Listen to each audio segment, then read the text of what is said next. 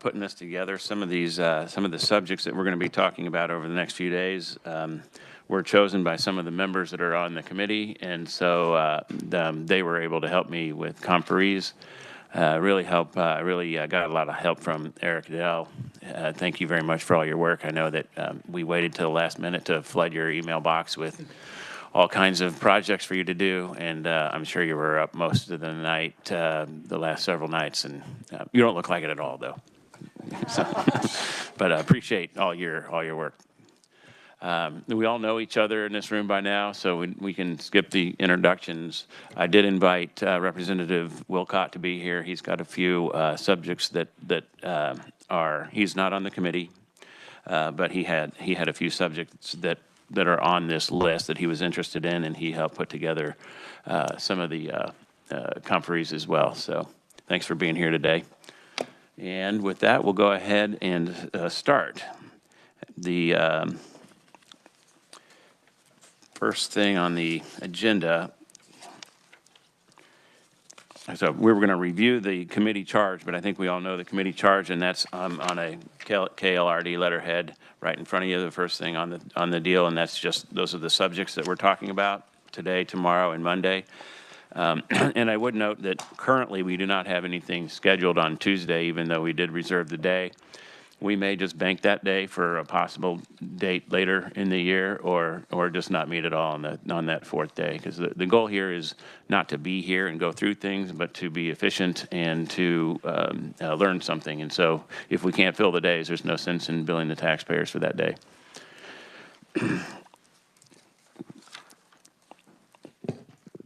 So we'll start with an introduction to cryptocurrency.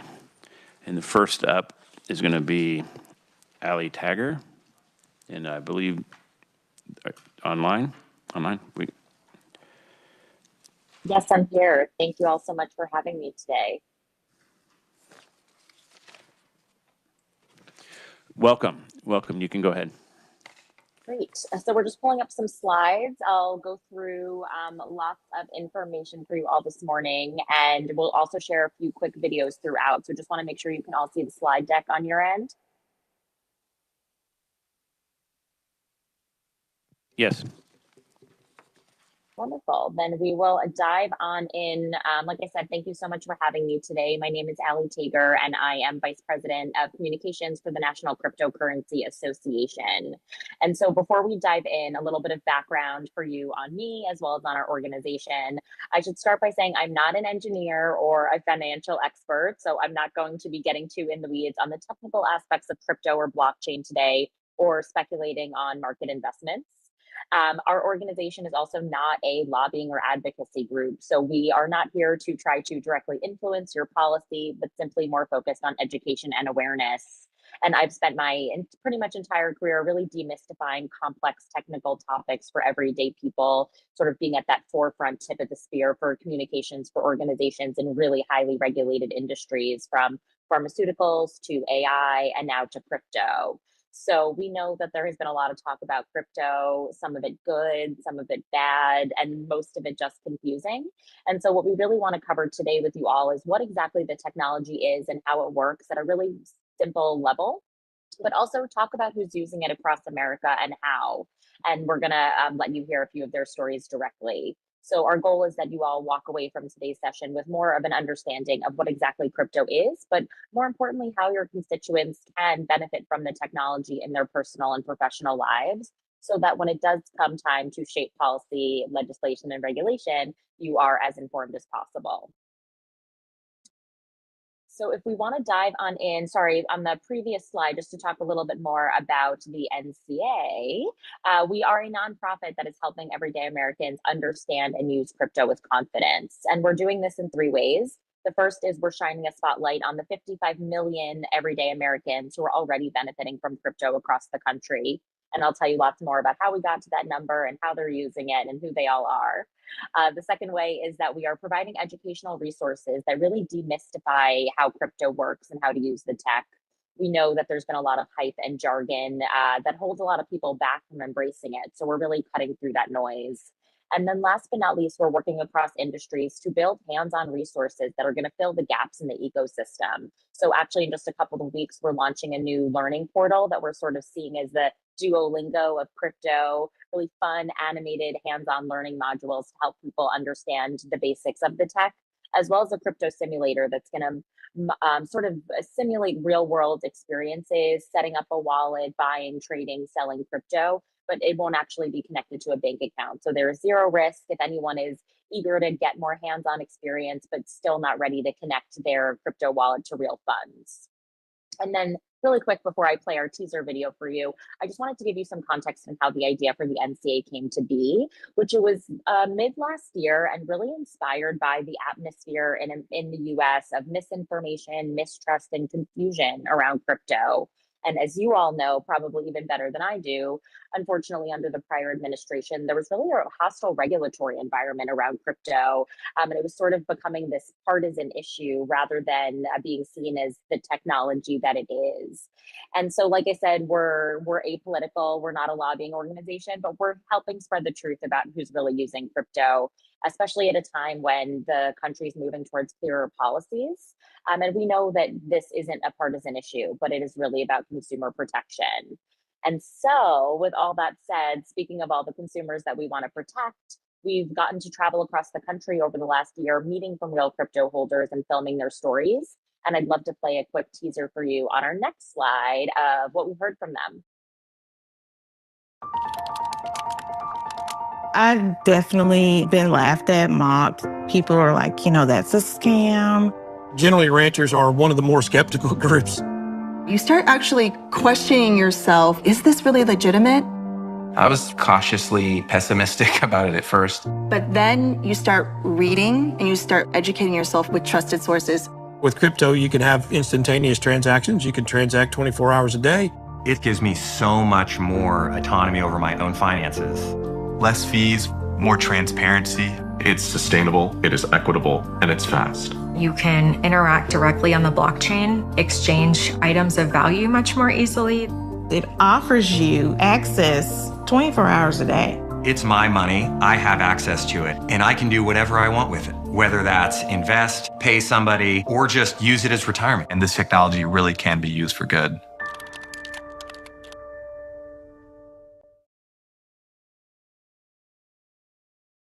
Great. So that was just a quick snapshot of some of the crypto holders next door, as we like to say. And we're actually going to show you a bit more about each of those folks coming up.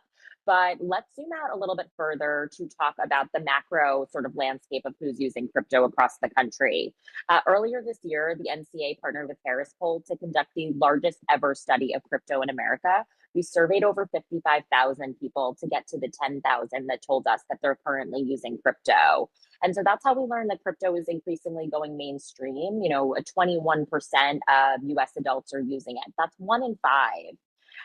And we've also heard that 76% of crypto holders say that the technology has had a really positive impact on their lives. And actually, that same 76% also trust crypto as much or more than they trust traditional banking. 73% of crypto holders say that they believe it's important for the US to become a leader in crypto, which matches President Trump's agenda to make the US the crypto capital of the world. And about that same 73% also said that they want to see smart regulation when it comes to crypto policy in the US, as long as it doesn't stifle innovation. Writ large, this group is curious. 81% of crypto holders say they still crave more information about the space. They're eager to continue learning and growing and using the technology in more and more ways. And that curiosity theme rings true with non-crypto holders as well, which we'll talk about a little bit later on. But sticking with holders, what we also heard is that crypto really doesn't have a type. I think for most of us, when we hear the term crypto, we probably picture a young, white, wealthy man working in tech or finance, living in San Francisco or New York, who's really just using the technology for getting rich quick and going to the moon, right? And I think that stereotype and that myth has held a lot of people back. But the data paints a really different picture. What we found from our survey is that actually crypto is not just for the bros. A third of crypto holders are women. We also found that it's not just for young people. Actually, more crypto holders are over 55 than under 25. We also found that when it comes to professions, nearly as many crypto holders working in the construction industry as they do in technology, which is actually almost twice as many that work in finance. And when it comes to income levels, many don't belong to higher income brackets. In fact, just over a quarter of crypto owning households make less than $75,000 a year. And about 40% of crypto holders actually have $5,000 or less that they're holding in crypto. So the barrier to entry when it comes to the monetary amount to get started is actually quite low. And we also heard that crypto holders are spread across regions, in every state, across cities, suburbs, and rural areas. And they span political party lines. You know, I know we talked a little bit about sort of crypto being perceived as a bit more of a partisan issue. But what we found is roughly a third identify as registered Republicans, roughly a third Democrat, and roughly a third independent. So understanding the sort of diversity of the crypto holders, we wanted to dig a little bit deeper and share a few stories with you. Two folks who you just got to meet in our teaser a moment ago, but they are using the technology in really different ways. And so if we go to the next slide before we play the video, I want to tell you a little bit about Karen, who is a single mom to 4 kids living in South Texas. And she taught herself to trade crypto as a way to gain sovereignty and hope and free herself from a financially restrictive, but unfortunately abusive marriage. She was in a relationship for 20 years and she was not allowed to work outside of the home. She was not allowed to access her own bank accounts. Loans were being taken out in her name without her consent or approval. And unfortunately, she was being failed by the traditional systems, from the police officers to the lawyers to the judges, who unfortunately weren't able to protect her or her assets. And so she taught herself how to trade crypto to give herself that bridge for herself, her family, to stay safe and escape their abuser. But also with crypto, no banks are sending you paper mail, no credit card transactions are showing up on your Chase account. So her partner was unable to find her, which ultimately gave her not only full ownership and autonomy of her assets, but also that anonymity needed to keep her private and keep her and her family safe. So with all that said, we can play Karen's video. Crypto gave me hope. It gave me freedom. It gave me a way to rebuild. Hi, I'm Karen. I live in Texas. I'm a crypto trader. I'm also a single mom of 4 beautiful, crazy, wild kids. So it's a busy, beautiful life, but I wouldn't have it any other way. My former life, I was very financially restricted. So I knew that I needed to do something really major and radical to change my life financially and personally. I just didn't know how to do it. Crypto gave me a way to learn about financial sovereignty, privacy, and also how to rebuild my finances from the ground up. What I was able to do in the long term is I was able to pay for my kids' private school tuition. I think if you're a parent, one of the greatest things you can do is to be on that financial education journey with your kids. But the easiest way to do it is through blockchain technology and crypto. If I didn't have a vehicle to exponentially create change, both financially and personally, I don't think I would be here today. I wouldn't be in this house. I wouldn't be so close to my 4 beautiful kids. And the real reason why is having a more secure financial life gives you more options and gives you more choices.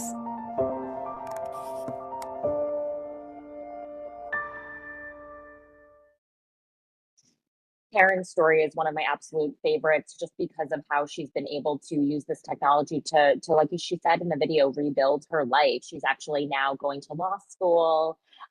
And she shared with us some more stories that did not make it into the final edit of our marketing campaign, but where when she did finally escape her situation, you know, she was able to keep her crypto with her on sort of a little cold storage device, we call it, which is like a USB stick. So she was the only one who was able to access her funds. And when she was getting a divorce, you know, the court said, your funds are marital funds and they're his funds now as well. And it was an uphill legal battle of many, many years where ultimately she prevailed, because no one can force you to give up your crypto. You need a lot of sort of personal protected information, passcodes, and details to share in order for anybody to get in. And luckily she was triumphant and she prevailed. And Now she has a beautiful home, beautiful family, and safety. So I think when I meet crypto skeptics in the wild and people who see it as just a vehicle of getting rich quick or just for young guys who want to buy Lamborghinis, I often tell them about Karen because we're so proud of her. And she's really an inspiration to so many people. And then maybe not as emotionally hard hitting, but still also incredibly useful and interesting is Jake's story, who you also saw in our teaser video. Jake is a former firefighter who now owns his own small construction business in Northern California. And like with Karen, crypto has given Jake more autonomy, control, and freedom. So we can quickly play his video before we talk more about all you can do with crypto.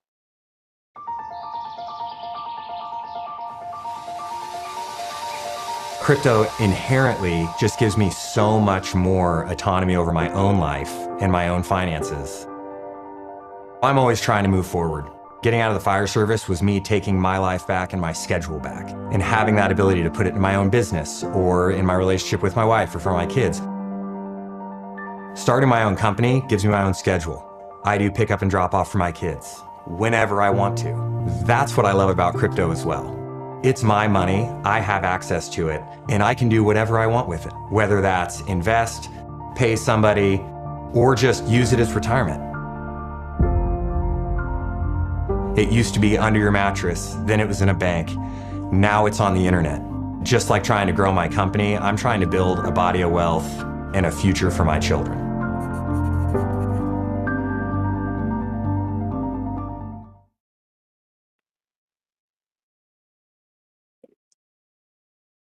So now that we know who is using crypto, let's talk a little bit more about how, starting with investing, saving, and earning. So people like Karen and Jake, who you just heard from, and also more than half of crypto holders in America are using crypto as a way to diversify their portfolio and see it as an investment alternative.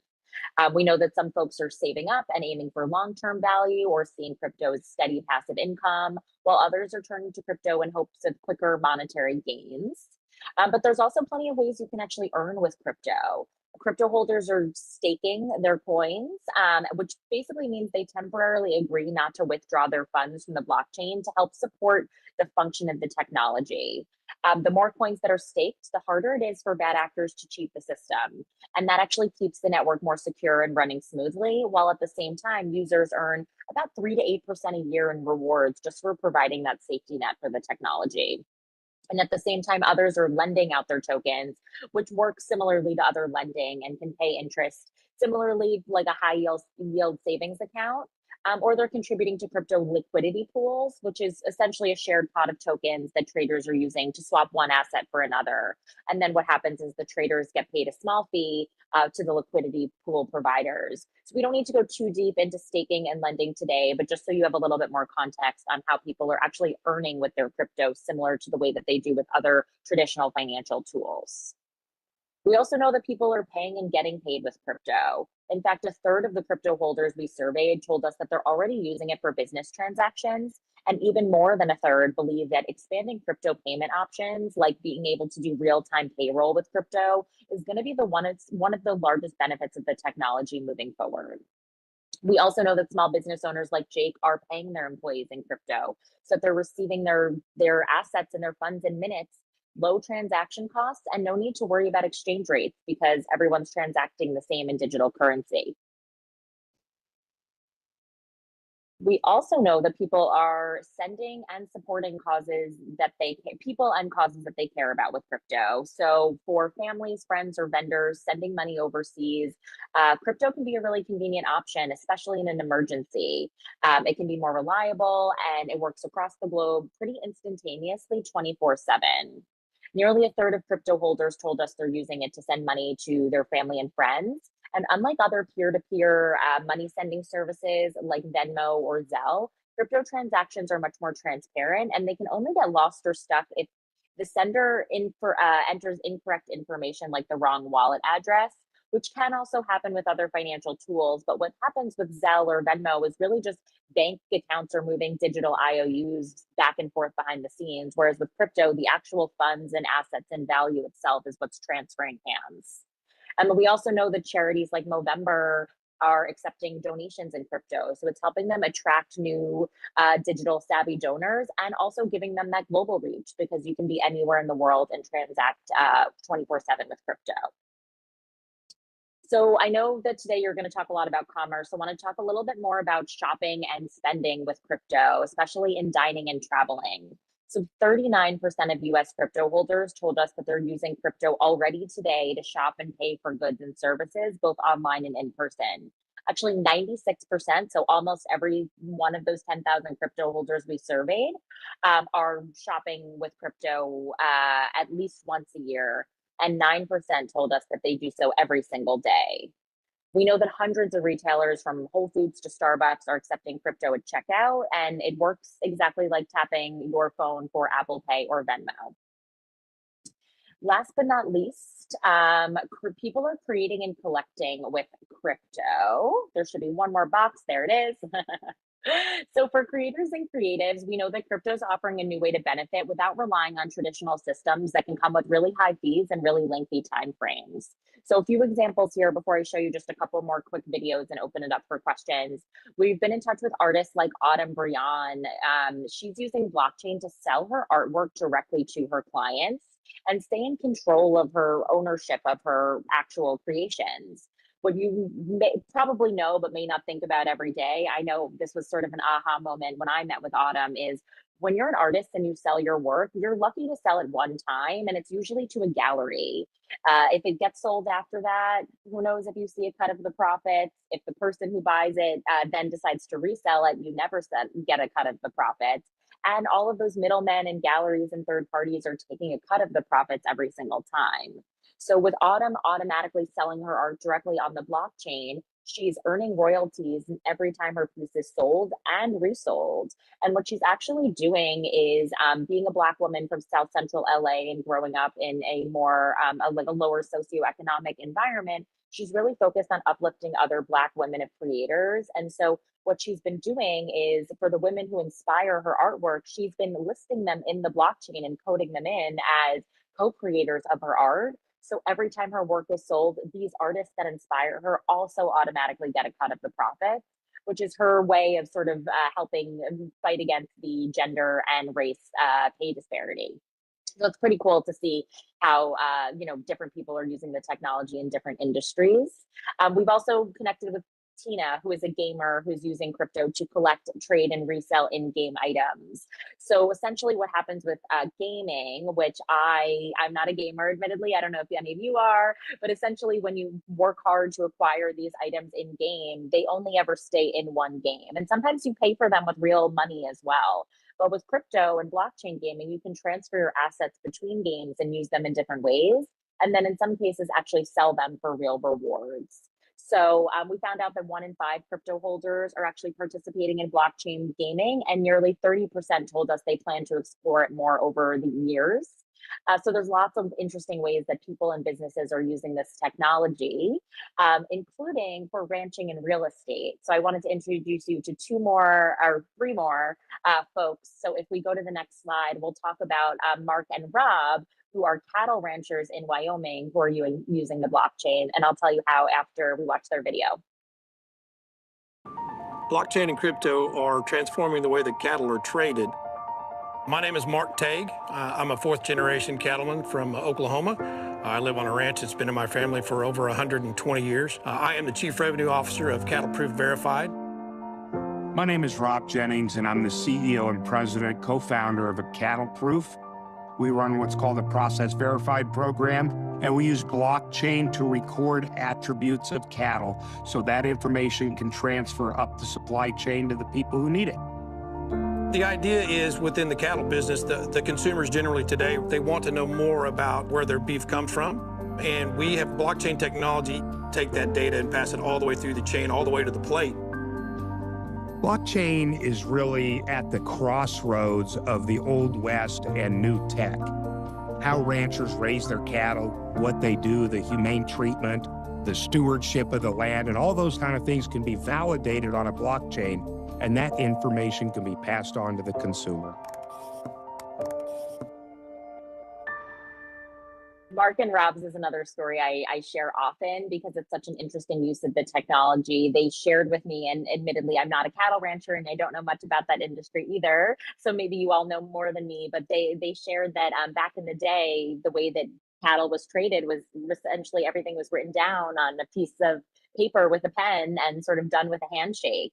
But what I did not know is that apparently fitting and fraud is a big issue in the cattle industry where subpar beef is being mixed with higher quality and higher caliber beef, and consumers today are increasingly wondering about the supply chain and the life cycle of they're purchasing from any sort of business, but especially when it comes to the food we're putting into our bodies. We also know that retailers are facing a lot of pressure today because of this to back up their sustainability and animal welfare claims. And with blockchain, that makes that proof not only tangible, but auditable. So what Mark and Rob are doing is they're actually putting little RFID tags on their cattle's ears and tracking them through their entire life cycle. So you can see how big was the cow's parents. So you can determine roughly how big this cow is going to be and how much meat it's going to yield, or where is it going for like butchery, and what grocery stores is it ending up in. And so what can happen now is you can actually, as a consumer, go into your local grocery store and see a QR code on a package and scan it and find out the entire history and journey of that cattle. So when there are claims like, grass fed or never ever, a hormone free antibiotic, never ever given sort of chemicals or what have you, you can actually verify all of that because they're tokenizing cattle as a digital asset, which we'll talk a lot more about tokenization and assets in a moment. But essentially, it's not just the currency, like the crypto tokens and coins that you use as more like money, but you can actually do this with other assets like Autumn is doing with her artwork and like Mark and Rob are doing with their cattle. And so basically when a disruption hits, like for instance, mad cow disease, they can actually trace that right back in minutes versus in days or weeks. And this technology is also helping with any, like I said, outbreaks or recalls if there's ever any issues that need to be tracked or traced. So it's really becoming a tool for risk management for this industry. And if we go on to the next slide, we'll talk a little bit more about Brandon. I'll let you hear his story, and then I'll tell you a little bit more about him. My name is Brandon Franz. I'm a father, a husband, and a real estate investor, and I live in Omaha, Nebraska. I have a great wife, Tracy. With her, my high school sweetheart. I have 3 teenage daughters. They're very competitive, they're scholars, they're dreamers. Overall, we just want to build a secure future that we can trust and live peacefully in. Crypto has opened up so many more doors just in my personal investments, my business, and my family. Tokenization of real estate on the blockchain is changing it to make it more of a system that is inclusive to everybody. Property tokenization is very similar to maybe like a pizza, right? At some point, you can go order an entire pizza. Other times, you might just want a slice. When I first saw real estate tokenization, I thought, wow, it would be a blast to own a piece of real estate in all 50 US states. And so it's allowed us to have more of a control of our time and most importantly, control of our future destiny. I love the idea that I can go anywhere I want and have the sovereignty to spend my money the way I choose.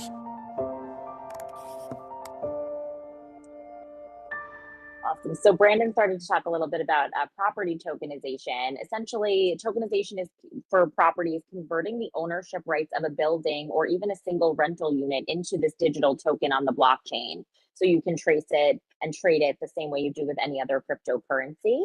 And so every transfer, every purchase, every sale is timestamped and visible to everyone, so that this record is open and transparent and really hard to tamper with. And so Brandon, he is in Omaha, Nebraska, and he wanted to invest in property in other states, but it was really, really hard for him for a lot of reasons to break into these other markets. And as we know, especially right now with the economy being as tricky as it is for home ownership, it's given more people a way to invest in homes for the first time ever, because like Brandon said, you can buy a slice of it instead of buying the whole thing. And so Brandon actually now owns a piece of property in 26 out of 50 states, and he and his wife Tracy are working to acquire slices of property in all 50 states. And so that is everything from a multifamily home in Texas to a rental space in Florida to a student housing project in Arizona. So commercial and individual real estate is being tokenized on the blockchain, and it's a new way to like with cattle, a new way to sort of solve old world problems. So I know we've talked a lot about now who is using crypto and how, but wanted to take a quick step back in our last few minutes together to talk about how the technology works. And so I'm going to play one more video for you that hopefully does a much better job of explaining the tech than I would, and then we'll unpack it a little bit more before I open it up for questions. Letters take days. All that just to say hello. But email and texting, that's instant communication. Powered by complex networks that make it seem like magic. How does that all work? I'm not really sure, and not sure I need to know. How about money?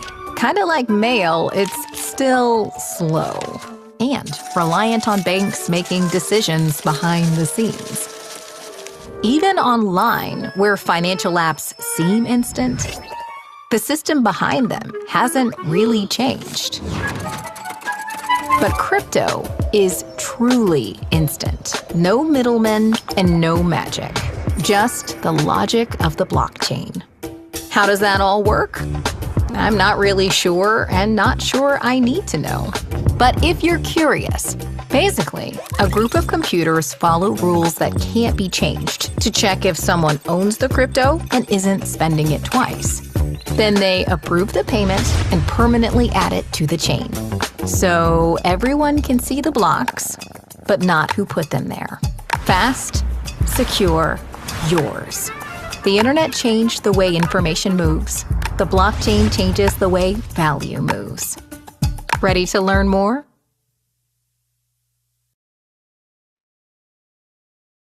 So hopefully that did a nice job of summarizing the TLDR for you all on sort of what exactly crypto is. As you can gather, hopefully from our resources, we're really trying to keep it in an altitude that we'd like to say you could explain to your grandmother or your 10-year-old neighbor. Because we know that, again, this jargon and complexity surrounding crypto has held a lot of people back from embracing it. And at the end of the day, it's just a tool, and there's so many ways that it can fit into your everyday lives. And that's really what we're here to do, is help people understand that.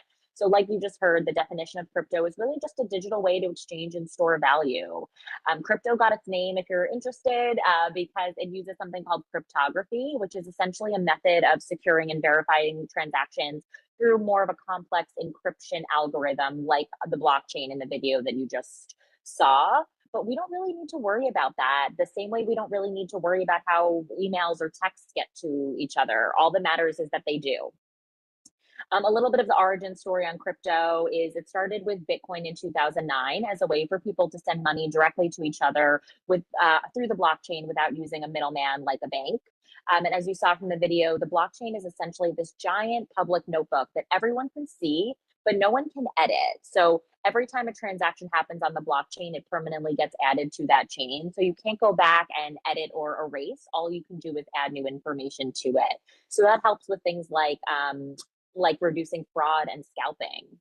And we also know that no single government, bank, or entity controls crypto. Instead, like many other assets, its value is coming from how much people actually trust and use it, the same way gold is valuable because its supply is limited. What's great about open blockchains that power crypto is they are public, meaning anyone can see them, and they're permissionless networks, meaning there is no CEO or one single keeper of the keys, so that anyone can build on them and they are completely accessible to all. And speaking a little bit more about the value of crypto, it really comes from how much people are trusting in the tool and coveting the asset, the network of users, and what people believe it's worth. The same way cash works, or the same way that people collect Beanie Babies back in the day. I think they're Labubu's, I believe, are the hot toy of the moment that people are paying thousands of dollars for. And so it's really just depends on supply and demand, and then the utility of the assets. But before we move on, I did want to spend a moment on crypto policy. As I said at the top, we are not a lobbying or advocacy organization. We are not here to attempt to shape your policy. But what we do know is that smart, clear, comprehensive rules can protect good actors and keep bad actors out. We did a little bit of digging with Harris Poll a couple months ago in terms of consumer sentiment across America around crypto policy. And what we found is that 2/3 of Americans say that it's important to understand how crypto policies will affect their daily lives. But at the same time, about 2/3 also lack confidence that policymakers really understand crypto and understand its impact, which is part of the reason why I'm so happy to be here with you all today to help you all have a better understanding of the technology and the impact it's having on real people. We know that the deficit in trust with crypto is more than just a perception problem. We see it as actually a warning that without clear and consistent rules, consumers could be left exposed and responsible innovators might face uncertainty. At the same time, that means the US risks ceding its leadership to global competitors who might be moving faster and providing more regulatory clarity. We know that 2 in 5 believe that clearer crypto rules will positively impact their day-to-day finances. And they also say they want lawmakers to take action on comprehensive legislation that protects not only them, but also protects America's leadership in digital assets. So our perspective on policy is that it's not about being for or against crypto. It's about whether one of the fastest growing areas of financial technology can operate with predictable oversight the same way that banks and credit cards and other payment systems do. So if we go on to the next slide, we'll talk a little bit more about the different types of tokens, since this is a question that comes up a lot. And then we're going to cover what's holding people back. So there are plenty of different types of crypto coins and tokens for different purposes. There are payment coins like Bitcoin, which are essentially used as cash to move value quickly, person to person or person to merchant. There are stable coins, which you're probably familiar with. They are, an example of this is PayPal's PYL-USD coin. And these are designed to stay at a set price, usually around $1, and their value is pegged to other real world assets. So it could be the US dollar, it could be euros, it could be gold. And this makes it easier for sending, spending, or saving. And I'm sure, as you all know, the Genius Act created a comprehensive regulatory framework for stablecoins and was the first major piece of federal legislation to advance crypto policy across the country. There are also utility tokens like XRP that can unlock features or memberships inside apps, games, or services. So with XRP, it functions as a currency bridge, giving fast, low-cost cross-border payments and for paying transaction fees on the XRP ledger, which is a blockchain technology. Then you've got your ownership tokens, and this is how you prove you own a digital item. So it could be art, like with Autumn, it could be real estate, like with Brandon, it could be cattle, like with Mark and Rob. And then last but not least, you've got meme coins, which are like Dogecoin. And these are playful, community-driven tokens that we think of as more of digital collectibles, sort of like Pokemon cards, where they can be fun to collect. And if you want a piece of pop culture or to tap into an internet trend or meme or sort of go viral, but they're very, very volatile. Their prices can swing a lot since their price is all based on the popularity of an internet meme. And so we don't see these as having real world value or utility the way the other tokens do. But no matter the token type or what your need for it is, we advise all crypto newcomers to follow the same healthy habits that they use when trying anything else new. So just like when you're going to the gym for the first time after a while, you want to start small. The best way to learn is by doing. So you want to slowly learn the ropes and not try to break a record the first time out of the gate. We also want to make sure we're using reputable partners and platforms and avoiding buying coins just because they're trending on social media.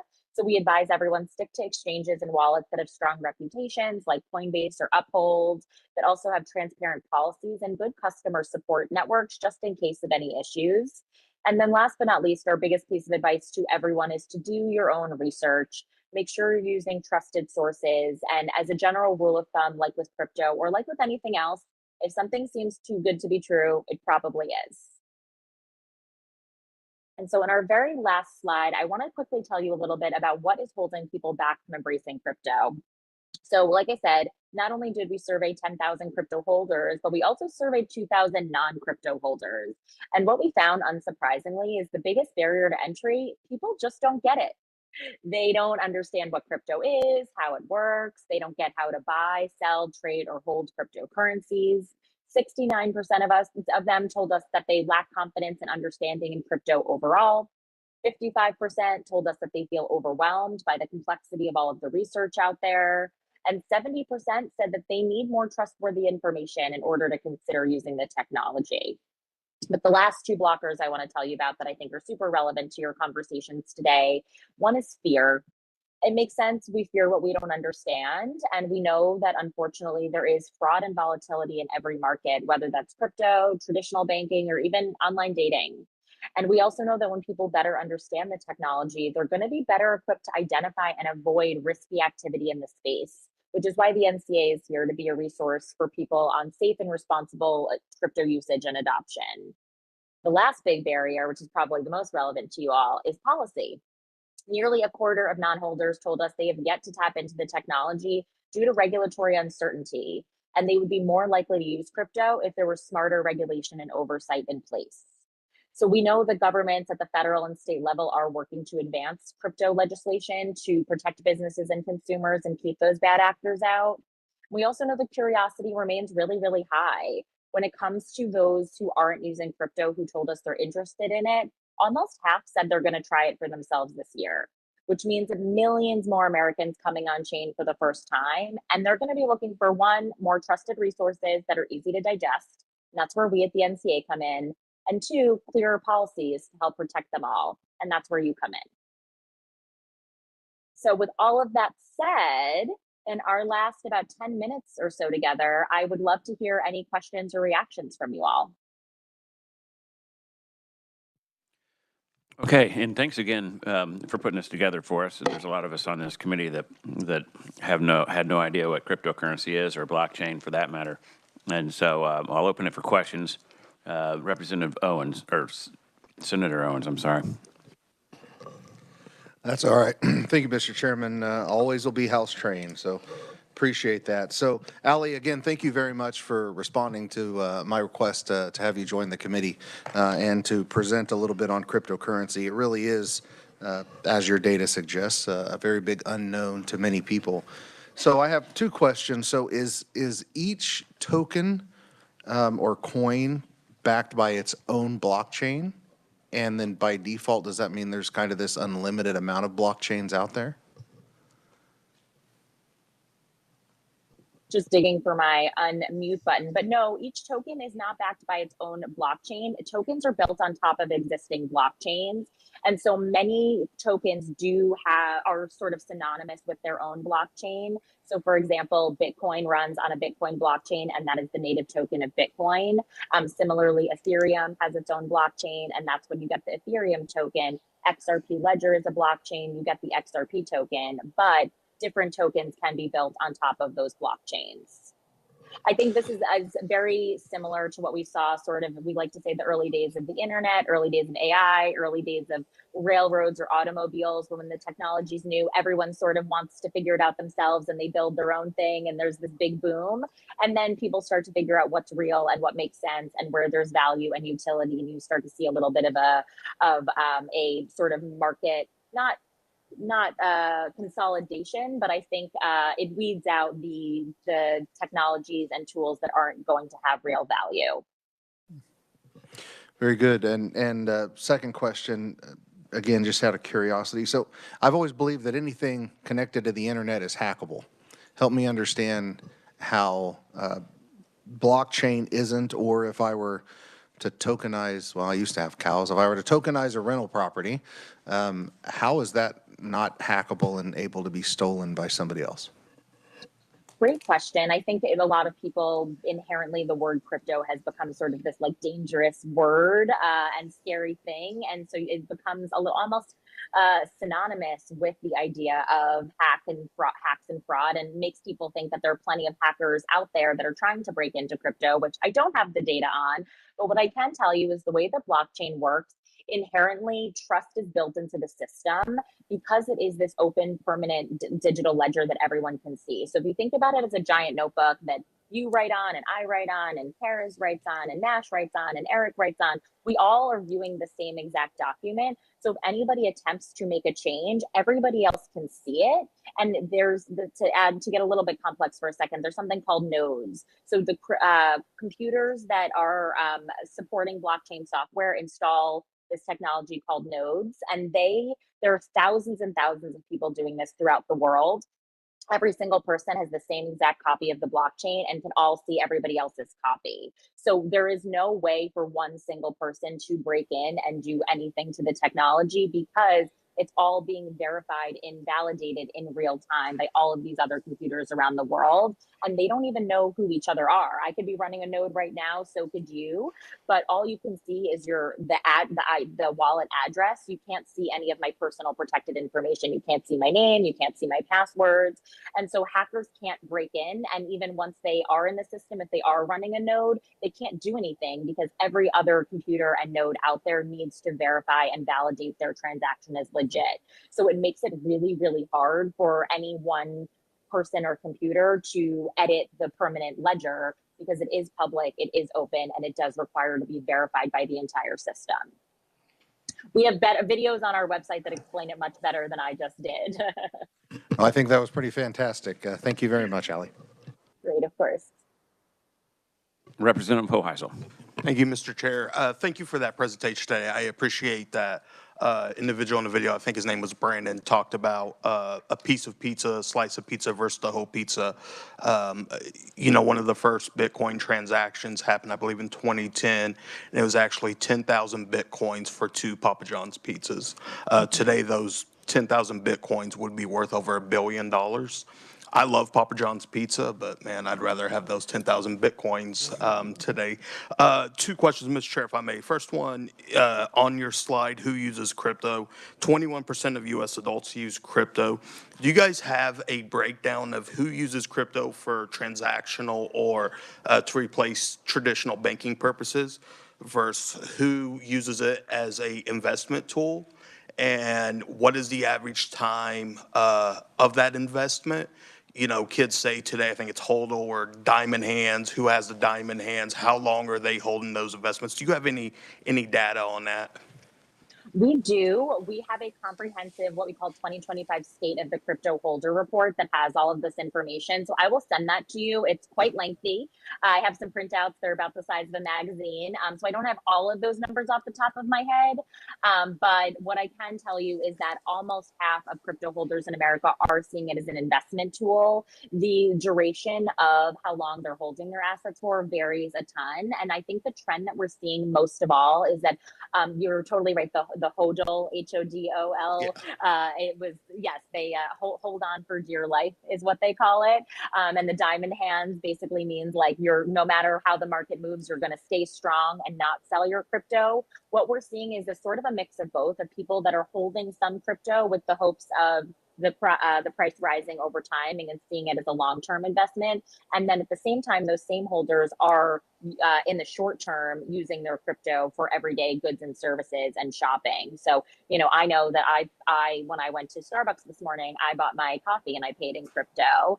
I know that my friend Hunter, who's a content creator in LA, is paying his team of 90 video editors around the world in crypto. But at the same time, we're both holding some for long-term investment gains. So I think similarly, the way you think about other monetary tools, my Chase bank account, I've got some in my savings, I've got some in my checking, and I've got my 401k. So it's sort of another way to diversify assets. But all that is to say, the short answer is yes, people are using it in both ways, and we do have data on the exact breakdown. So we'll get that over to you all. And then we're going to be running the same survey of 10,000 crypto holders in Q1 of next year. So we'll have year-over-year data to see any shifts or new trends in how adoption of the technology, but also usage of the technology. Thank you. I appreciate that. Second question, kind of piggybacking on Senator Owen's second question about safety.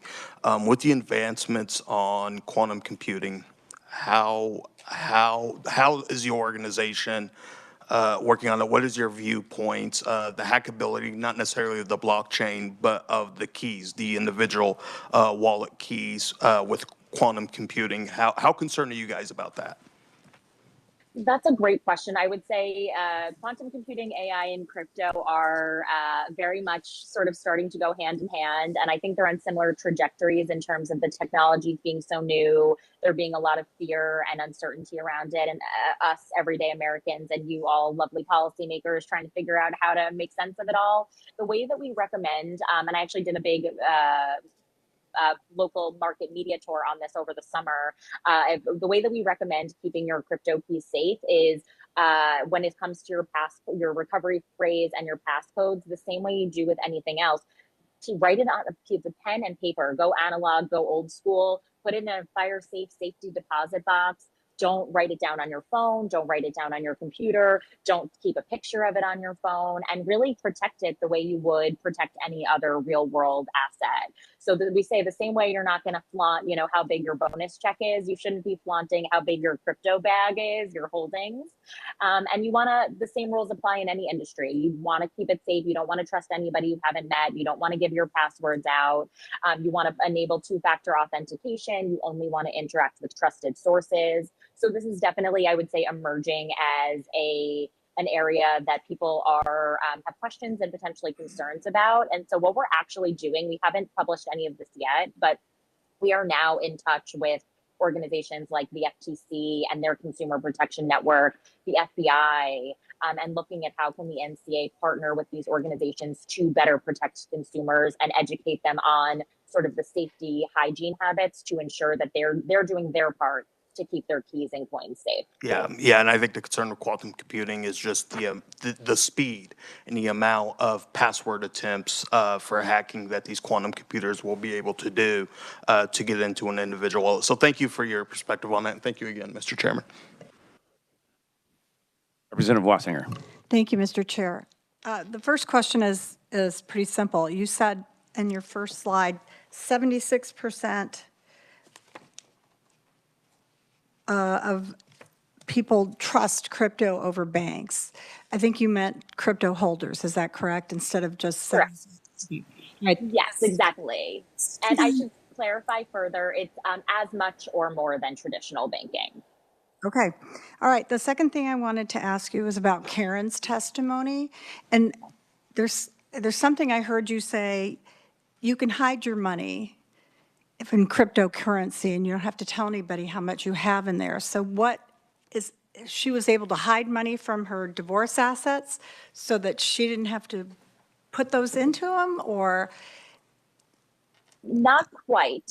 So not exactly hide, but by that I mean the same way I don't tell you how much is in my bank account. That's my private information. And so what would happen with Karen is her husband would go to work and he did not allow her to work outside of the home. And so she taught herself how to trade crypto to give herself a little bit of a piggy bank that were her own funds, because she did not have access. He had 90% of their joint marital funds he controlled, and she got 10% of that. And so with crypto, he did not know how much crypto holdings she had. And so I'm not a lawyer, so I won't speculate on like the division of marital assets. But what I know is when she finally fled the home with her children, with just the clothes on her back, she had her cryptocurrency on a USB stick. And so it was just hers, and her husband didn't know about it. And he couldn't force her to give it up the way that he did with almost everything else that they had. Okay, I do see a little problem with that. So thank you for your answer. Thank you, Mr. Chair. Yeah, of course. Representative Shu. Thank you, Mr. Chair. Thank you so much for your presentation. I think one of the commonly used benefits of I think what you're trying to get across in your videos is kind of like its use as democratization of money, of wealth, of currency. But I think increasingly it shows that a vast majority of holders of crypto are now institutional investors and governments and individual investors who are just holding like vast quantities of crypto. So I guess my question is, at this point, how is that kind of any different than the traditional use of fiat money as a holder of wealth? Yeah, absolutely. I think a couple things. We definitely think of crypto as just another type of asset, right? We don't think of it as a replacement for fiat or other types of currencies, but I think that they all have different roles to play. So for example, with crypto, I'm just digging for my notes on this. When it comes to commerce, for example, crypto transactions are faster, they're more secure, and they're cheaper, right? There's fewer credit card transaction fees, there's fewer foreign transaction fees. And so what money is getting where it needs to go quicker, and the intended recipient is able to keep more of it. So we certainly by no means want to suggest that crypto will replace banking and other currency, but it is people ask, are you all in on crypto? And on a personal note, I diversify my assets. I hold crypto, but I also have fiat and other holdings. And I think that it is a way to sort of safeguard against potential things like I said, cross-border payments can be a hedge a little bit against things like inflation. But I believe the future is digital. I believe the future of everything is digital, and money is sort of the next frontier of that. And we're seeing this beyond money as well with tokenization, like with Brandon, like with Mark and Rob with the cattle, like with Autumn and the artwork. And so I do believe that more and more assets are going to continue to get tokenized, and that we're going to be tracing these and trading these the way that we do with other currencies. It's just going to give us more ownership and control and ensure that there's sort of fewer third parties along the way adding time and fees.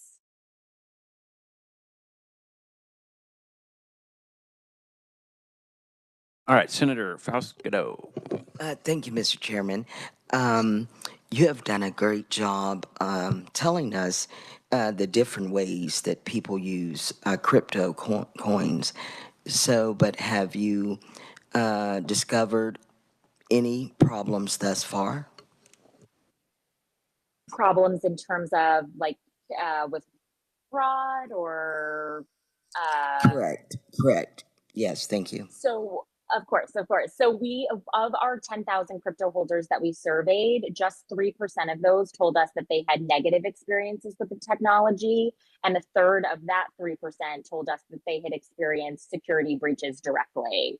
And in some cases, it was sending crypto to the wrong address and being unable to get it back, sharing their protected information with people that unfortunately they shouldn't have trusted, those sorts of things, phishing emails, the same way that you do with other issues you experience with other banking methods, similar with crypto.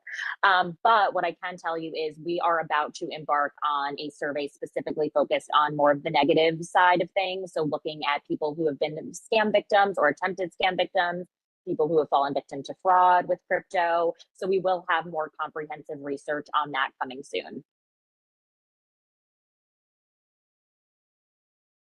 Senator Clamp. Thank you, Mr. Chair. To layer onto Representative Hsu's comments, I thought those were good comments around, if I look at from a, do you feel that as the market stabilizes and crypto becomes more stable, that the day trader that we saw who's probably trading on the dramatic volatility of the currency, that's going to be a less attractive? And then the second part of that question, of the 21% that you talk about that are aware and are appreciative of crypto, I wonder what percent even know they're a part of crypto because it's part of a 401k or some type of retirement. And do you have that information? And if you don't, in your next 10,000 person questionnaire, you may want to ask that just to understand the awareness of people that are probably in this number that may not be aware that they're participating. That is such a great question. I really like that build for our 2026 survey. We did specifically ask people, do you currently as an individual owner hold crypto, which is how we got to the 21%. So the cohort that you're talking about, that's probably much larger that don't even realize it. I will think about the right way to ask that question in the survey, because you're right, it could potentially be even bigger and they just don't know it yet. But to your point about the sort of investment, like the market movement and the investment alternatives, as much as I would love to be an investing expert and or have a crystal ball and be able to tell you sort of how the future of the market's going to move, unfortunately, that is out of my area of expertise. And so I can't really speak to how the market stabilization will impact traders. I'm sure they know more than I do about what this is going to mean for their long and short-term investments. Representative King. Thank you, Mr. Chair. Ali, quick question. When you pay your employees with crypto, how do payroll taxes, and when you buy work, how do payroll taxes work? And then when you buy goods and services, how does sales tax work? Yes, so we have a post on our website all about tax implications of crypto. Similarly, I'm not an accountant or a tax expert, but what I can tell you is that right now, generally in the US, the IRS, as you all may know, is treating crypto like property, similar to stocks or real estate. And so anytime someone sells, trades, or spends crypto, it might mean that they own capital gains tax or entitled to a capital loss deduction. And so, like with everything else, when it comes to filing taxes, we recommend that crypto holders keep their own records, track all of their transactions, and familiarize themselves early with the filing forms. And certainly that they consult a licensed tax professional for guidance, because this is so new. And I think collectively everyone is figuring it out. And so the more we have clear, smart policies on exactly what the tax law should be, and more people who are getting certified in becoming dealing with crypto taxes specifically, I think the better it will all be for American consumers and businesses. Thank you, Mr. Chair. Representative Clayton.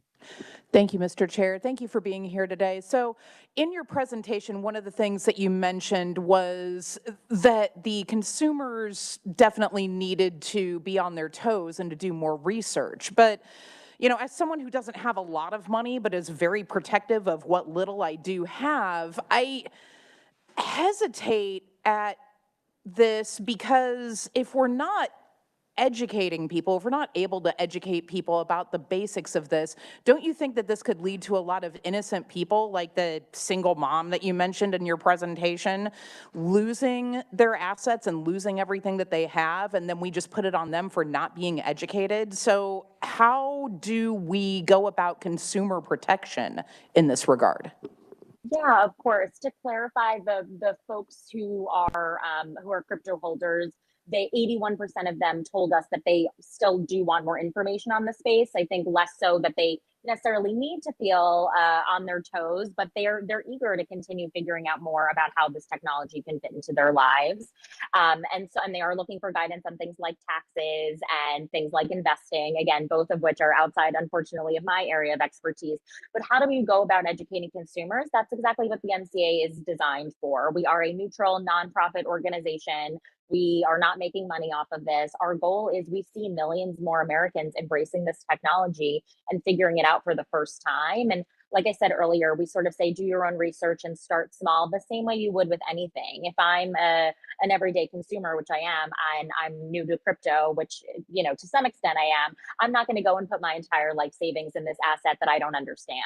And so I think the same general rules apply with anything with money. You want to make sure that you're starting small. You want to make sure you're verifying your sources. You want to make sure that you're asking questions and that you're educating yourself on the basics before you take any action. But the good news is that's exactly what we are aiming to do. So on our website, we've got you've seen some of our videos, like 1 minute snackable, simple explainers that anyone can understand on how to set up a wallet, how to spot scams, how to make transactions.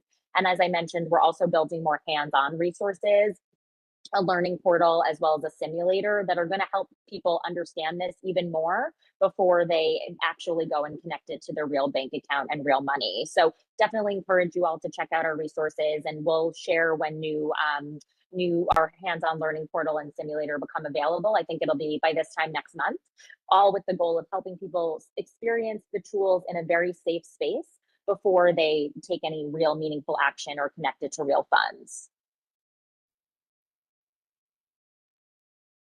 Okay, so I've got a couple of quick questions. Is the blockchain technology susceptible to like a massive virus, or is this, the way I understand it now, is it backed up on so many computers that it wouldn't matter? Exactly, it is the latter. And so if one computer gets a virus, the rest of the nodes are going to reject everything that it is doing, which makes it incredibly tamper-proof. Okay, and then can you use blockchain technology to protect your identity? You know, like for example, there's a lot of politicians in this room that would like to be able to prove that they did say or didn't say something that's on the internet. So is there a way to would you do that with a coin or just with blockchain technology and have it just be you? Yeah, that's a great question. So the way that it works, blockchain in and of itself, the technology can protect your identity because it is transparent in the sense of everyone can see the different like wallet addresses, which are essentially sort of, for all intents and purposes, think of them like an IP address. So I can see that, well, I'm just going to make this up, but like folder 742 mute button AI assistant 37, it's a random words and letters and combinations that make, unless somebody knows what your information is, they won't know that it's you. So every transaction is public and open for everybody to see, but they can't tell who those sort of IDs are attached to unless you tell them. Does that answer your question? Kind of. I'll pursue it offline though. We're almost out of time. I have one last question. With the advent of all these new data centers that are coming on and the supercomputers and they're getting faster and bigger, will they be able to say mine more bitcoins and drive the value of them down because there's more of them, or how's that going to work? Yeah, so the interesting thing about Bitcoin in particular is because there is a finite number of it, it could only, I think, I believe 21 million coins. That is all that will ever be available of that, which is part of the reason why it is sort of seen as digital gold. It was the first cryptocurrency, and because it does have this limited supply, it is more of a finite resource, whereas other cryptocurrencies don't work that way. But there are new, like you said, data centers, supercomputers, more and more folks that are becoming these nodes, and in some cases, it's individual consumers that are mining for crypto. And in some cases, it's supercomputers and mining centers that are doing it. And so ultimately, we will hit a point where all of the Bitcoin in the world that can ever be created is created and is out there in the market. And I don't know what that's going to do to the market. I think similarly, the way I think about how gold prices rise and fall, that's sort of what we're seeing with Bitcoin. Whereas other cryptocurrencies don't operate that way. Some of them do have a cap in terms of how many tokens will ever be created, but some don't. And so I wish I had an answer for you in terms of what this is going to do to the market. But again, I am not a finance expert, nor am I a data mining expert. So I think let's keep a close eye on it. We'll certainly be tracking it, and on our website and on our social media pages, we're trying to share kind of up-to-date information on all of these moves.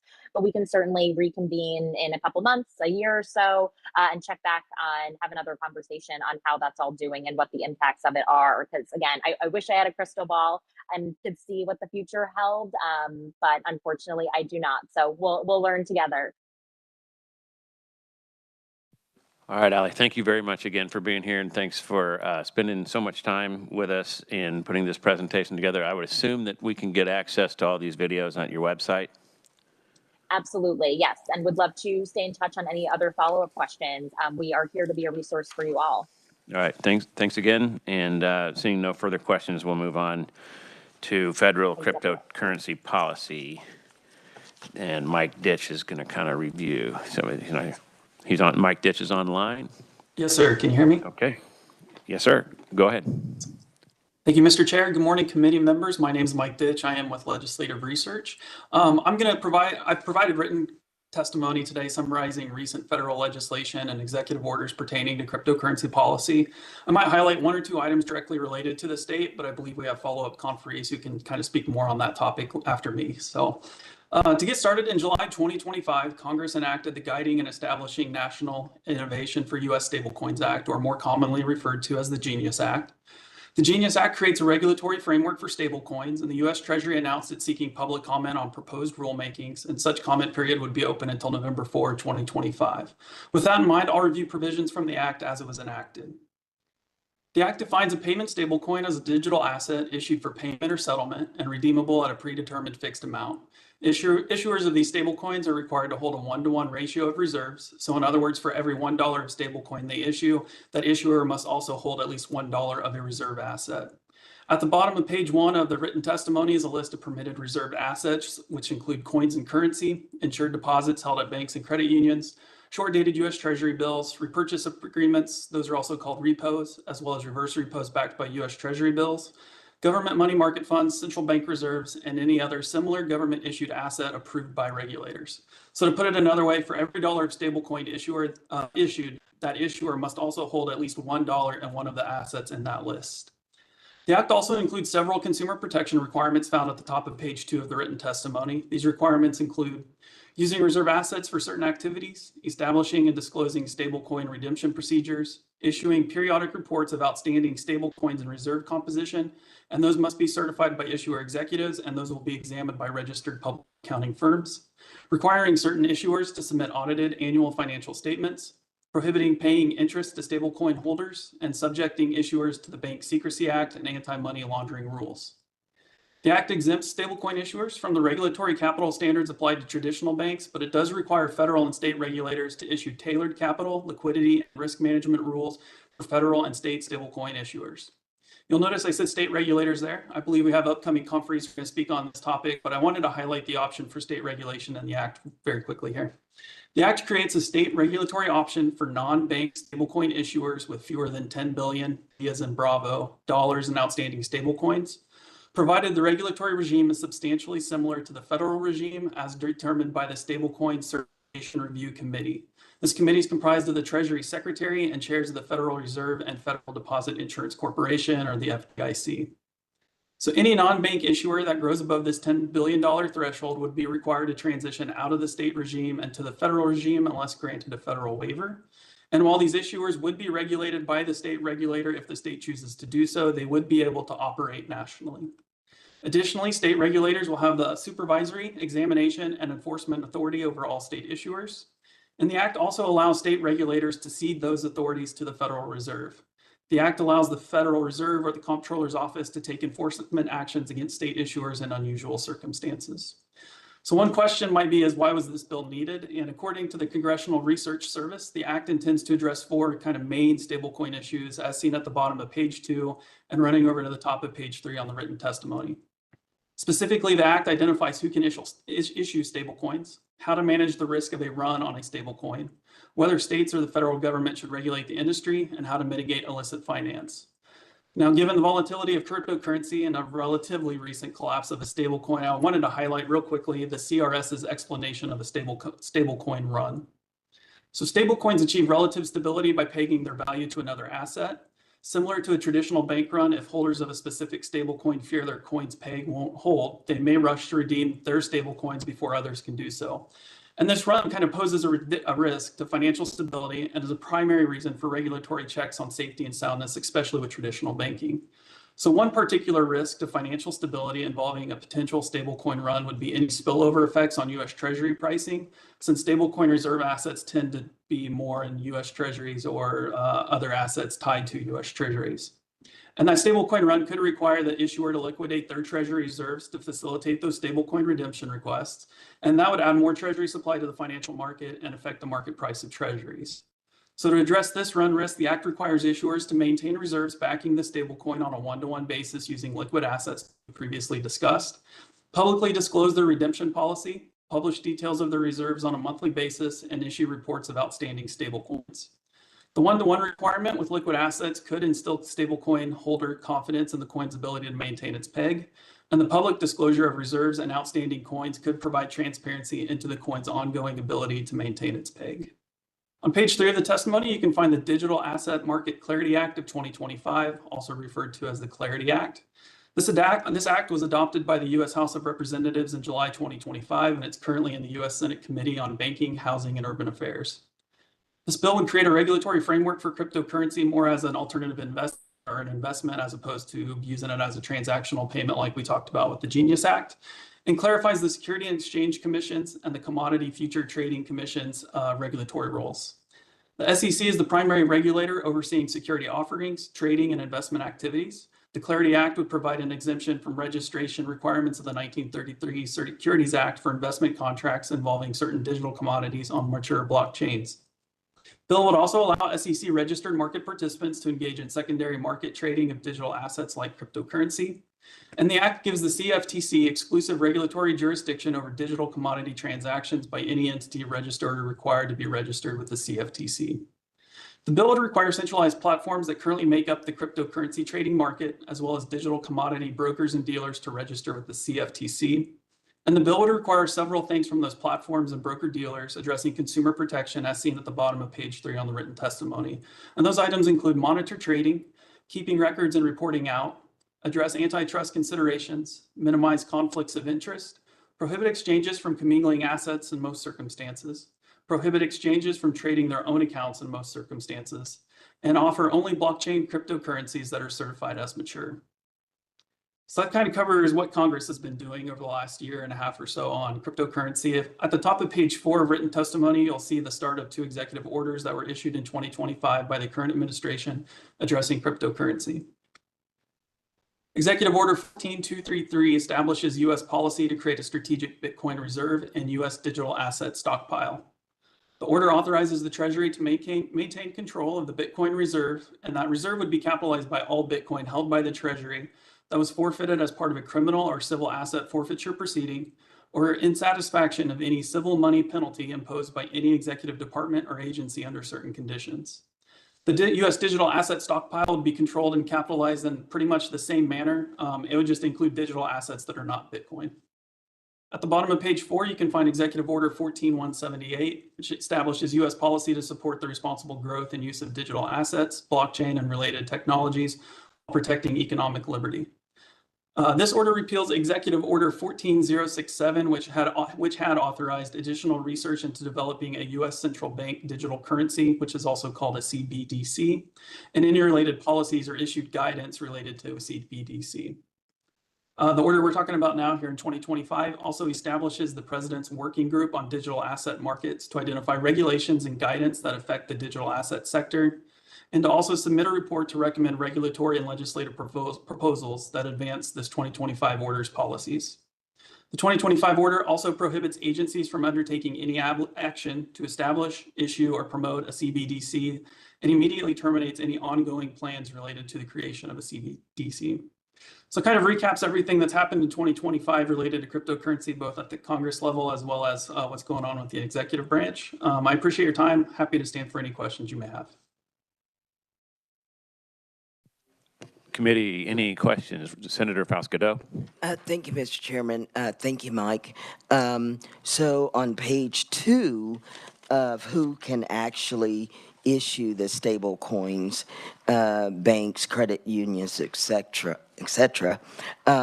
So how do they feel about it? How will it affect those banking institutions? The understanding I have of the act as it was enacted is that there's kind of 3 main entities that can issue stable coins. You have banks and credit unions. You have non-banks and credit unions, but they're kind of financial firms, so to speak. And then you have these non-bank entities that could issue stable coins. The act itself, if I recall correctly, it'll allow banks and credit unions, if they want to issue those stable coins, they could. They're going to still be under the regulatory regime of the appropriate banking supervisor at whatever level it is. For those non-banking issuers, I think the review committee that I had mentioned, they will review anybody who would like to issue that's not a traditional bank or credit union. And I think they have to come to a certain consensus or a unanimous agreement on whether or not they will allow that specific issuer to issue stable coins. Does that answer your question? Mr. Chairman, if I may, so how does it benefit them, or how does it affect them negatively? I'm sorry, who would them be? The financial institutions, have they weighed in on this act? I don't have the answer to that question. I'm sorry. Thank you. Representative Wassinger. Thank you, Mr. Chair. Mike, can you give us the definition of mature stablecoin, Bitcoin? I mean, the companies that keep saying you have to be a mature company. What qualifies as a mature company? I would need to look into the act to get that exact definition for you, but I can follow up with you and get that to you. Okay, great. Thank you so much. Thank you, Mr. Chair. Okay, seeing no further questions. Thank you, Mike, for being here, even though you're just on the front lawn.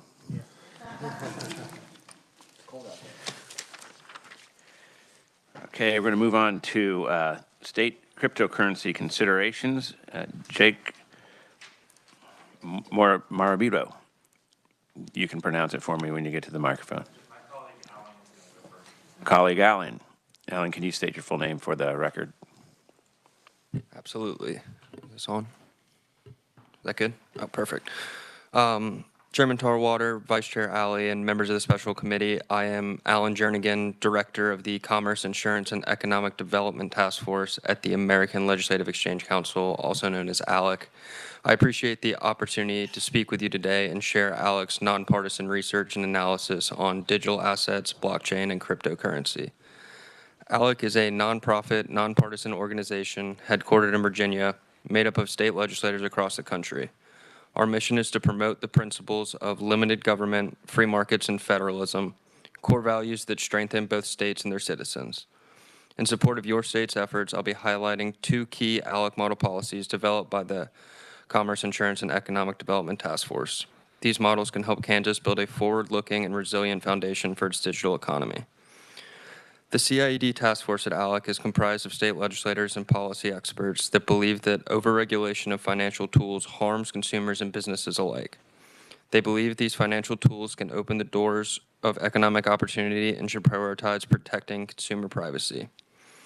Cryptocurrency is continuing its rise in our modern-day society. Bitcoin now has a market cap exceeding $2 trillion, higher than companies such as Meta and Tesla. You can use the cryptocurrency in a similar manner to other purchasing options at retailers such as Home Depot and Whole Foods. It allows anyone in the world with internet connection to store and exchange value. Cryptocurrency is here to stay, and it has left federal and state governments to implement oversight. With any emerging technology, there are always concerns about individuals that look to capitalize on these developing landscapes for their own nefarious intentions. There are currently many enforcement measures and laws that provide sound protection, but it is key for states to lead on the constantly changing landscape without stifling innovation. As mentioned in previous presentations, many of the topics discussed today are issues that are being addressed at the federal level. This gives states like Kansas an opportunity to become a national example of principled policy solutions that promote limited government and free market solutions. A CBDC, or a central bank digital currency, is not the same as other crypto, which are decentralized forms of currency that are not issued by the government. A CBDC is a purely digital form of money that is issued, controlled, and regulated by a central bank, or the Federal Reserve in the case of the United States, and it would be a direct liability of the Federal Reserve. CBDCs would allow the Federal Reserve to increase surveillance on financial transactions and give government unprecedented insight and control over the finances of Americans. In 2022, President Biden signed an executive order which called for the federal government to explore and research the potential use of a central bank digital currency. President Trump has since signed an executive order directing federal agencies to terminate these CBDC initiatives. There's no guarantee that future administrations will hold the same stance. Last year, the United States House of Representatives passed the CBDC Anti-Surveillance State Act, which would have prohibited the Federal Reserve from directly or indirectly issuing a CBDC in the United States. At least 9 states have followed Congress' lead and passed reforms to prohibit CBDCs. There's an opportunity for additional states like Kansas to further protect their citizens' financial privacy. The ALEC Reject CBDCs and Protect Financial Privacy Act, one of the ALEC essential policy solutions for 2025, opposes adopting and developing a CBDC and resolves that state agencies will not accept or require CBDC payments. This model policy protects the current banking and financial system as well as the rights and liberties of individuals and businesses. Currently, private banks are regulated by market competition and government regulation. However, if we move towards a singular CBDC, this competition would dissipate in the hands of a singular institution. The next model policy that I would like to discuss was a reform that was actually passed in Kansas. ALEC named former Representative Patrick Penn and Senator Stephen Owens as ALEC policy champions for their success in leading legislation that reduces barriers to innovation by bringing a universal regulatory sandbox program to Kansas. The ALEC Policy Champion Award recognizes state legislators that advance policy solutions built on the pillars of free market, limited government, and federalism in their states. This reform makes it easier for innovators and entrepreneurs to test products faster than current regulations allow, while also protecting public health and safety. Programs like those enabled by the Kansas reform have already seen success around the country. Arizona and Hawaii, for example, have successfully implemented regulatory sandboxes in the fintech space. In 2020, Hawaii created a regulatory sandbox known as the Digital Currency Innovation Lab. It was created to explore regulations and potential economic opportunities created by cryptocurrency. Following the conclusion of the sandbox in 2024, several recommendations ensued that focused on deregulation and helped make Hawaii a more attractive destination for businesses. Innovation leads to greater liberties and economic mobility and creates brand new technologies, some of which fall into heavily regulated fields. To ensure that innovation can occur, benefiting society as a whole, another one of ALEC's essential policy solutions for 2025, the ALEC Universal Regulatory Sandbox Act, similar to Kansas reform, establishes a framework for innovators under the observation of regulators to launch and trial innovative products, services, and models, while temporarily bypassing laws and regulations that may conflict with this technology. This primes Kansas to be a leader in emerging technology and industries for years to come. Just recently, the federal government has looked to follow states like Kansas' lead, as Senator Ted Cruz introduced the Sandbox Act, which would create a federal regulatory sandbox program. Outside of these ALEC policy solutions that I've shared, there's another policy idea moving in the states that the committee should be aware of. One idea introduced in several states enabled state investments into cryptocurrency through cryptocurrency reserves. New Hampshire, for example, passed a first-in-the-nation bill that enables the treasurer to invest up to 5% of the state's total funds into cryptocurrency with market caps exceeding $500 million. Currently, only Bitcoin meets this threshold, but it opens up the door for other cryptocurrencies like Ethereum, which is not far behind. New industries and opportunities have placed Kansas in a unique position to continue to lead on innovation. With strong reforms in place, the state is well positioned to continue to attract businesses and protect consumers as technologies and products continue to develop. By prioritizing consumer protection and a light touch regulatory approach, as well as following the Jeffersonian principles of limited government, free markets, and federalism, Kansas can serve as a nationwide example of sound cryptocurrency reforms. Thank you for the opportunity to speak to the committee this morning, and I look forward to answering any questions.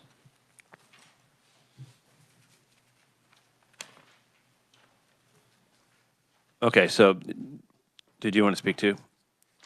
And yeah, we'll let you both go before we open for questions. Thank you very much. So my name is Jake Marabato. I'm the senior director of ALEC's Communications and Technology Task Force, as well as our Energy, Environment, and Agriculture Task Force. So my colleague Alan covers the cryptocurrency and digital assets issue more from a financial services and commerce lens, whereas I'll be talking more from a technology and innovation lens. So between the two of us, I'm sure we'd be happy to answer any questions about what type of state legislation has been moving, and I'll provide a snapshot of that shortly. So building off of what Alan was saying, ALEC members have played a critical role in shaping the governance of emerging technology and telecommunications policy over the years. And the same is held true for digital assets, as states increasingly consider how to separate the signal from the noise in the cryptocurrency community. In recent years, inaction at the federal level in Congress, combined with a ping pong of federal rulemaking depending on which administration is in power, has made it difficult for innovators and businesses to confidently adopt these tools. While President Trump and the current leadership at agencies like the Securities and Exchange Commission may have a more optimistic stance about the role of Bitcoin and digital assets in our nation's financial ecosystem, there is no guarantee that a subsequent administration will not upend the table once again and enact a regime of burdensome regulation. Therefore, states like Kansas are in a unique position to provide that regulatory clarity within your jurisdiction on the pressing tech policy and regulatory questions of our time. Whether it's navigating policy questions surrounding artificial intelligence and its use across the economy and the government, to digital assets and whether they should be used in state investment funds or for everyday consumer transactions. ALEC found that out of hundreds of digital asset bills filed in 2025 at the state level, at least 30 of them became law this year. My colleague mentioned several examples of market-oriented, light-touch policy solutions that make Kansas a leader in digital assets ecosystem. Perhaps equally as important is what not to do in this space. Some states like New York are pursuing a different approach by heavily regulating the technology, proposing new and discriminatory taxes on its use, or even banning crypto mining operations in certain situations. As the digital landscape evolves and the barrier to entry for digital assets and cryptocurrency continues to fall, states should balance the need to protect consumers from emerging threats, primarily by modernizing and updating existing laws, not creating more regulatory burdens. Instead of jumping the gun with punitive regulations like what New York has done, a better approach is to provide some measure of certainty to the digital asset industry and promote responsible adoption. And that can be done with ALEC's model of Smart Cryptocurrency Rules Act, which lays the groundwork to foster digital asset innovation at the state level. ALEC's Smart Cryptocurrency Rules Act has 5 main components. First, our model policy establishes key definitions in your state code for terms such as digital assets, cryptocurrency, virtual currency, and mining.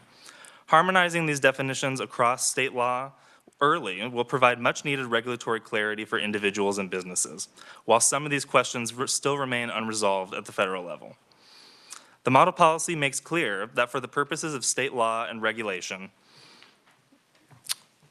virtual currencies and digital assets are considered to be personal digital property and therefore should follow the rules established by your state's property code.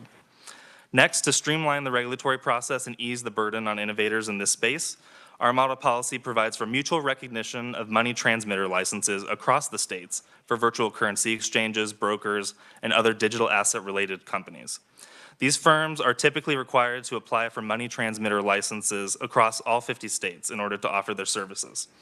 Instead of mandating that emerging crypto and digital asset businesses submit to a duplicative licensure regime before they can even open their doors, our model offers a more permissive approach that allows businesses who already have an active money transmitter license in one state to begin services in this state, provided that sufficient proof is provided and accepted as a reciprocal license within 30 days. Finally, the ALEC model expressly preempts all municipal or county-level regulations and restrictions relating to digital assets and declares that public utilities should not penalize, discriminate, or otherwise differentiate between crypto mining and other commercial or industrial zoned uses of electricity. Turning to another example of how states can encourage innovation in emerging technology, states are increasingly considering legislation that recognizes an inherent right to compute, either in statute or by constitutional amendment. First signed into law in Montana earlier this year, and is the subject of ongoing conversation in New Hampshire, ALEC's model right to compute recognizes the fundamental right of your state's citizens to privately own or make use of computational resources for lawful purposes. Any government restriction on the lawful use of technology must be narrowly tailored and fulfill a compelling government interest. Whether it is novel artificial intelligence tools, digital assets, or a future technological innovation that we haven't even dreamed of yet, the right to compute puts the onus on government to prove why new regulations limiting otherwise lawful use of technology is necessary. However, I encourage you not to misinterpret the right to compute as a blank check for tech companies or bad actors to get away with harmful or illegal conduct.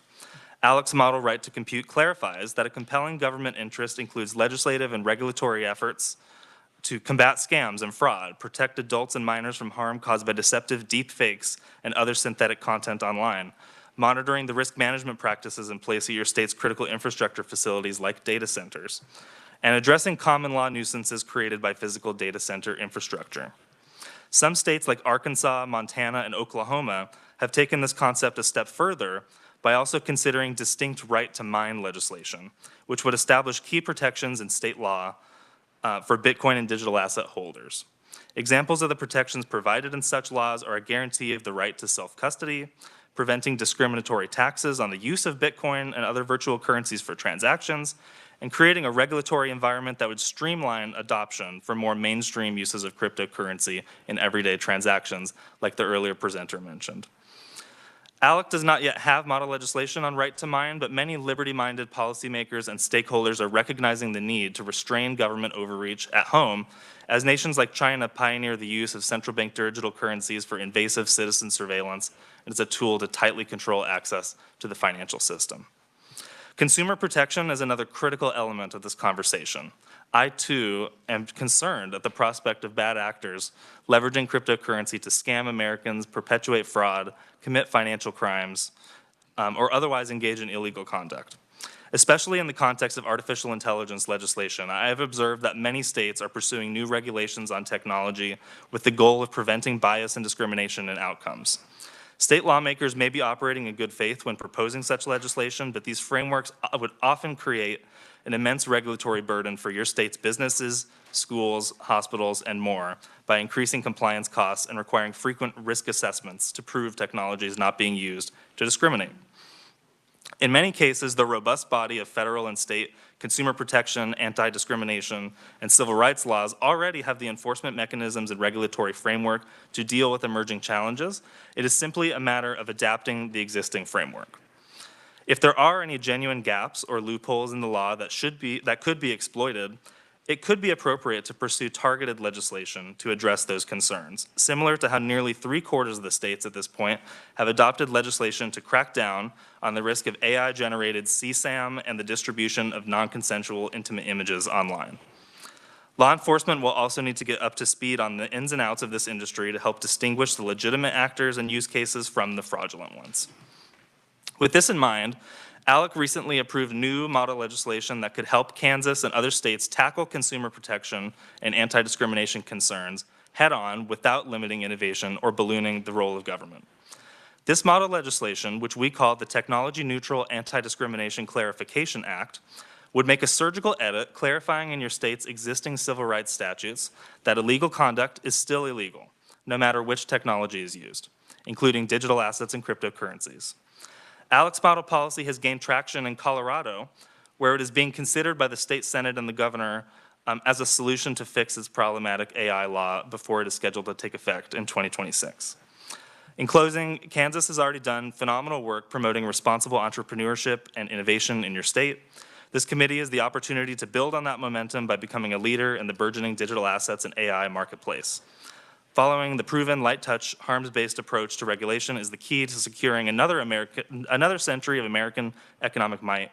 Thank you again for the opportunity to speak this morning, and Alan and I are welcome to answer any questions. Thank you. Representative Hostiles, first up. Representative who? Thank you, Mr. I'm Chairman. the chair. I can call you whatever I'd like. I appreciate that. Thank you, Mr. Chairman. Thank you both for being here today.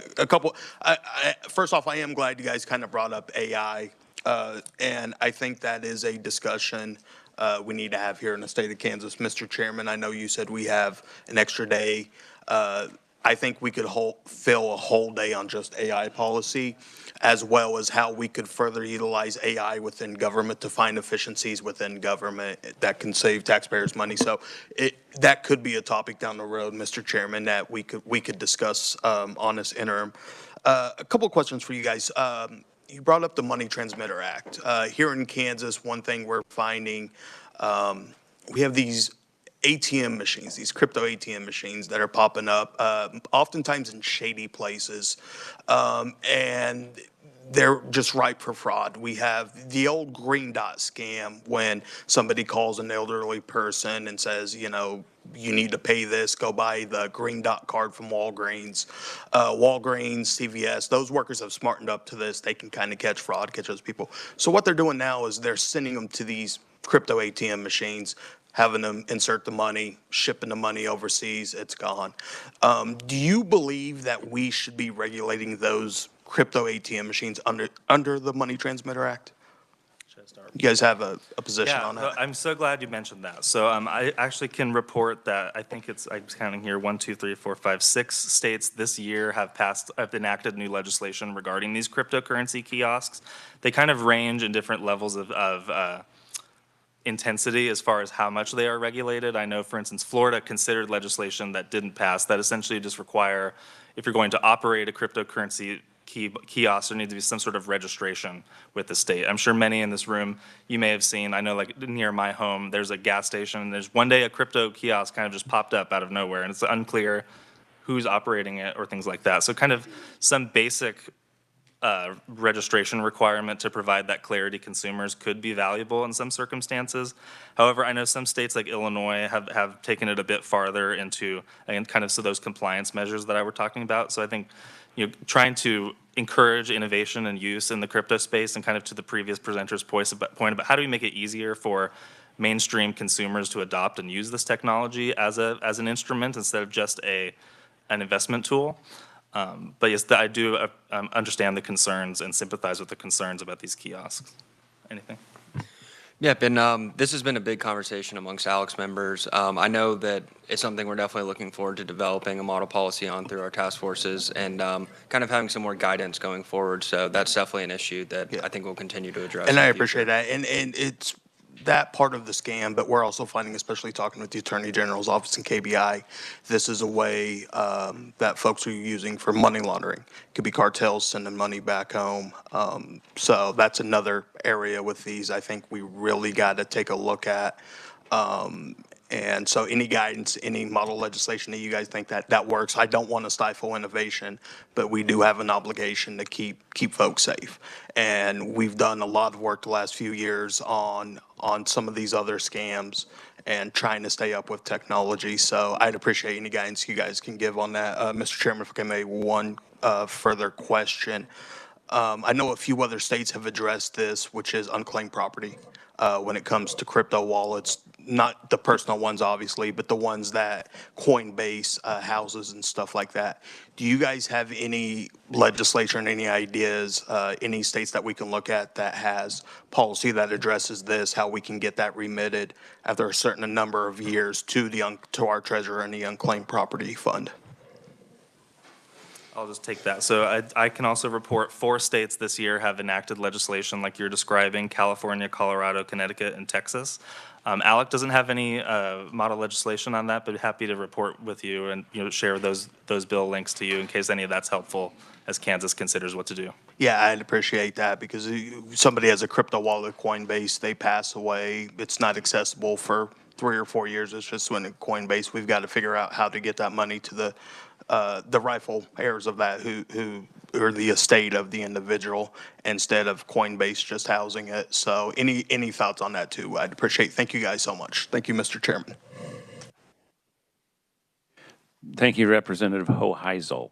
And I'm sorry for the word salad earlier. So, Senator Owens. Thank you, Mr. Chairman. So thank you both for being here, for your willingness to share what other states are doing, because it seems like in some ways we're doing a few things right, maybe not even intentionally thinking in the crypto space, but in a lot of ways we're a bit behind.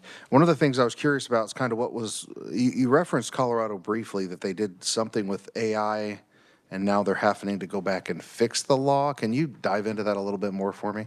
Yeah, I'm happy to do that. So one thing, and I'm glad you guys are thinking about studying AI further, because over 1,100 state-level bills across all 50 states have been submitted on artificial intelligence. Congress has been at much of a gridlock over the past couple years on this issue. The Biden administration put forward a lengthy 100-page executive order, much of which was rescinded, and it's on the President Trump's first day returning back to office. So states have been leading the charge as far as how and whether AI should be regulated. And there are some good examples, like what Utah is doing to build in-state expertise within the legislature and within the executive agencies and the governor's office, and promoting innovation similar to the regulatory sandbox idea. Other states, like what Colorado did, was they passed this massive omnibus legislation about anti-discrimination and bias, like I was talking about. It was scheduled to take effect February of 2026. But increasingly, I think as kind of an unintended consequences of what they were trying to do, which was essentially require, if businesses or individuals are going to be using artificial intelligence tools to make what they call consequential decisions, and think of things like housing or applying for a job, like there's certain protected classes established or categories established in the legislation. What they realized was that would encompass a lot of things like government services, universities, hospitals, like I was mentioning. And so they came back for a special session in September, attempting to fix it, couldn't find a compromise, so they ended up punting over to August or June of next year. And ALEC's model language is in the mix as a possible fix here, which is, again, I think everyone's recognizing if conduct's already illegal under these discrimination and civil rights statute, AI isn't meant to be a free pass to allow you to all of a sudden commit illegal conduct. So it may not be a super satisfying answer, for some who want to make a mark and write a big piece of AI legislation, but maybe just a small corrective fix, similar to how a lot of states have been tackling AI deepfakes, which is using existing laws and existing legal frameworks to solve a tangible, concrete issue. So encourage you to maybe not look at what Colorado's doing, because they kind of have, they're having to go back and fix it, but hopefully it'll get into a better place and can serve as a better example in the future. Very good. Thank you. Thank you, Mr. Chairman. Representative Clayton. Thank you, Mr. Chair, and thank you both for being here. So I have a question. Do you know, will the next ALEC meeting I plan on attending, I'm a member, will that have a task force that meets to discuss the right to mine model legislation? Because one of my concerns is consumer protection. I'm all for free enterprise, right? But Bitcoin mining causes electric rates to go up. It uses a great deal of water. It's just the way that it is. And usually the people who end up footing the bill are regular, normal consumers. So any idea as to how to sort of get a best of both worlds situation from that? I'll go first, then I'll do the energy stuff. Sure.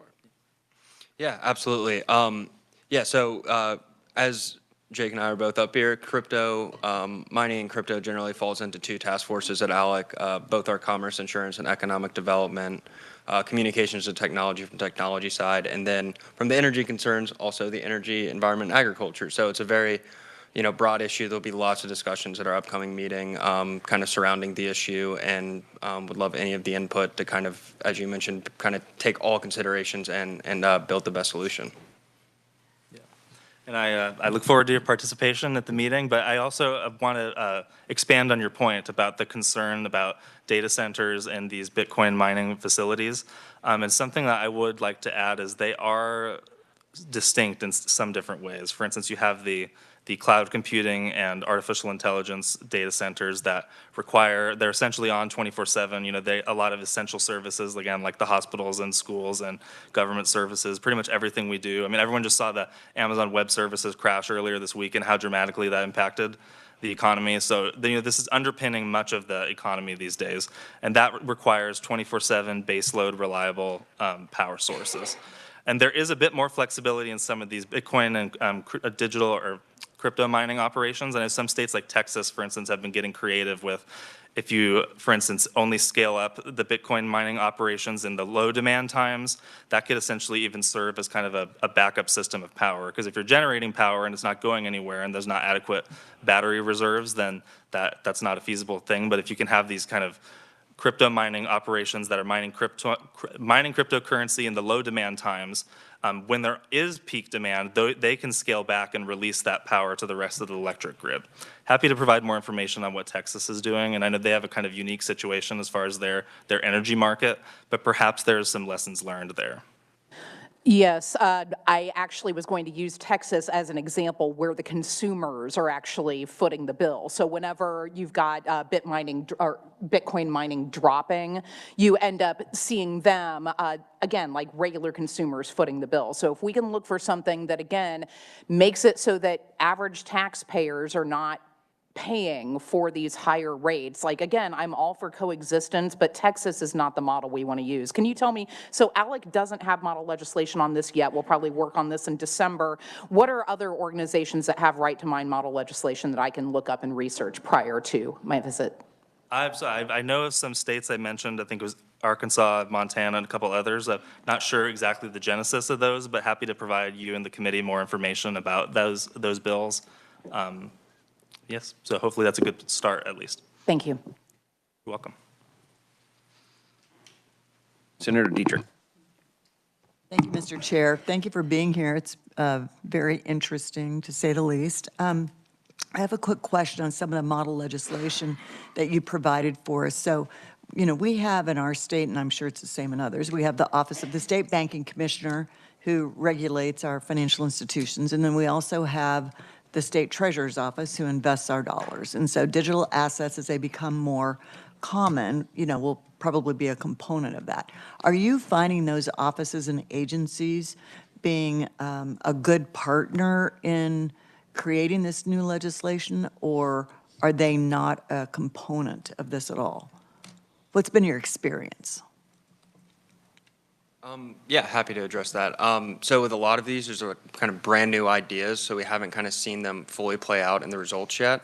But I know that kind of through enabling certain offices to take actions, there's definitely kind of working with them and making sure that they have the bandwidth to be able to do so. And I've kind of been working with them and their strategic investments kind of as to what the best step forward for the state is. So if you're kind of referencing the cryptocurrency reserves, like New Hampshire, they found the best practice to be to utilize the treasurer's office to make those investments for them. I know that there are several states that have kind of looked at it in a variety of different opportunities and options. Arizona, for example, kind of took more of the unclaimed property kind of route and is using that to kind of build up their reserve. So it's really kind of a menu of options, and I think they are working with the offices to kind of develop that, but I can't speak exactly to the ins and outs of kind of how that was created and came to be. Thank you. Really, the only reason I'm asking is because sometimes our legislature, and I'm sure this isn't the case in other states, we don't always stay in our own lane, and sometimes we overextend ourselves, and I just wanted to make sure that the experience has been in other states that we work cooperatively with these folks who have that authority or regulatory I guess I'll just go back to authorization, you know, to be able to make sure that we're protecting our consumers, protecting our state funds, and making good decisions based on a kind of a cooperative arrangement. Yes, and just to build off of that, I recall watching how this legislation was moving through Utah, and I believe their state treasurer or that authority in the state of Utah was part of the hearings and presumably was working, you know, with the legislature. So that is a positive step. And I think, as my colleague Alan mentioned, a lot of these laws do have guardrails in place as far as either a certain percentage cap on how much of digital assets can be included in a fund, or for which funds can they be used, and often a market capitalization of which coins can be used. Sometimes they pick a high threshold like 500 billion that essentially only covers Bitcoin.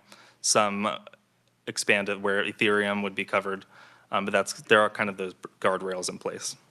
Mr. Chair, the guardrails piece is what I was looking for. Thank you. Back to Representative Hoheisel. Thank you, Mr. Chair. For a second time, I was worried what you were going to call me this time. You can go a lot of different ways with my last name, let me tell you.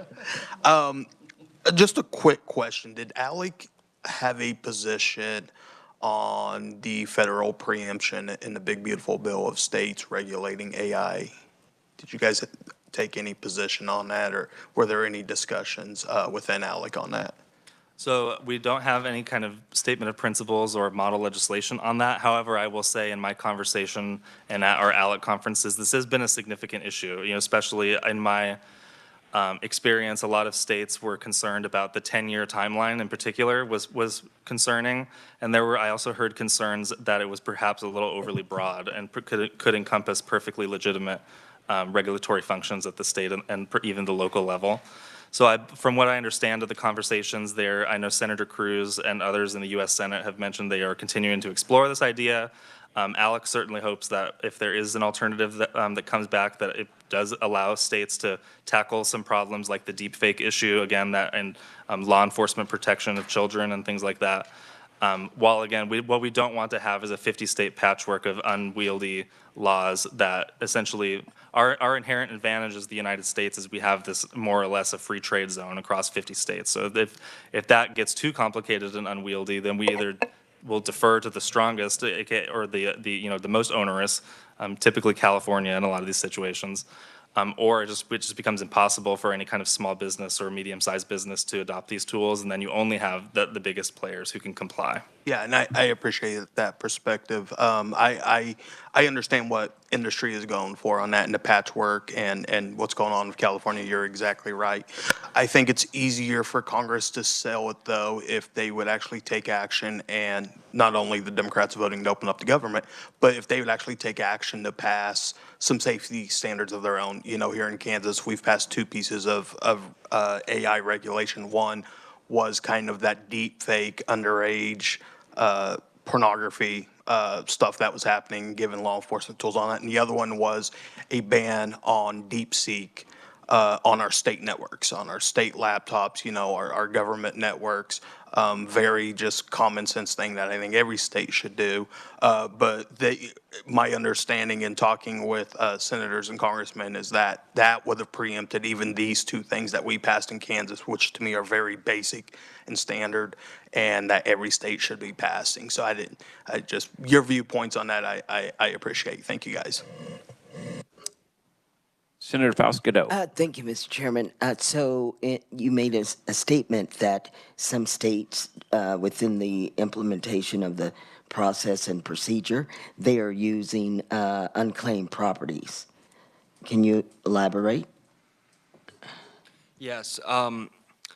I'm not overly familiar, but I know that the Arizona model, similar to creating that crypto reserve, rather than enabling the state to invest, they were taking some of the unclaimed property and using that as kind of the basis for the state to hold, rather than liquidating them as a cash value and hold them as their current kind of coin or token.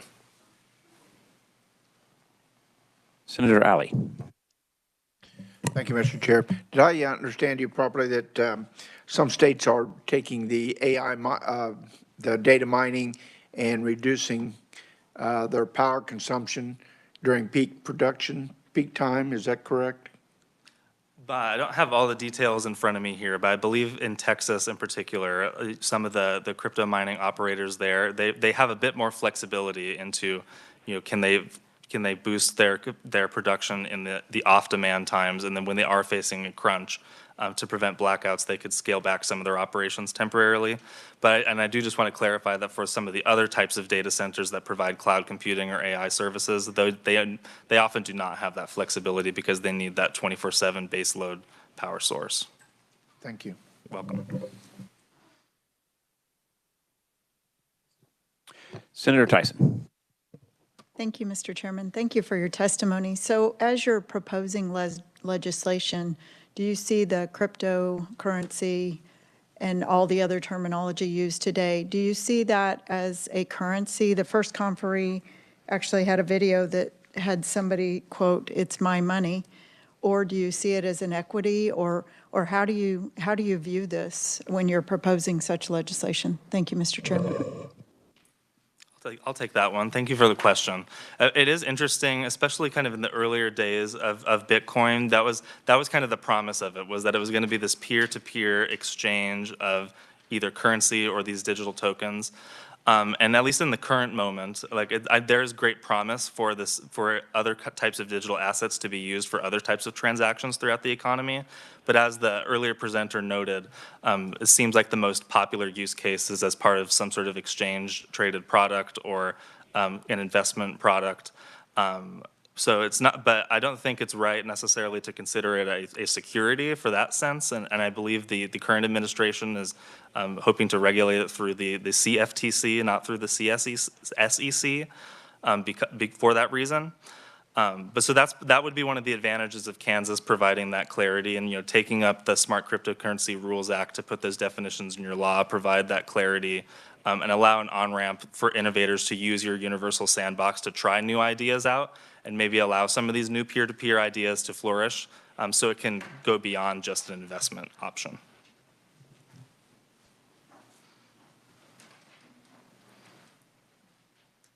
Okay, so Jake, on page 8 of your testimony, you talked about creating a regulatory environment that would streamline adoption of more mainstream use of cryptocurrency in everyday transactions. Could you kind of elaborate on that?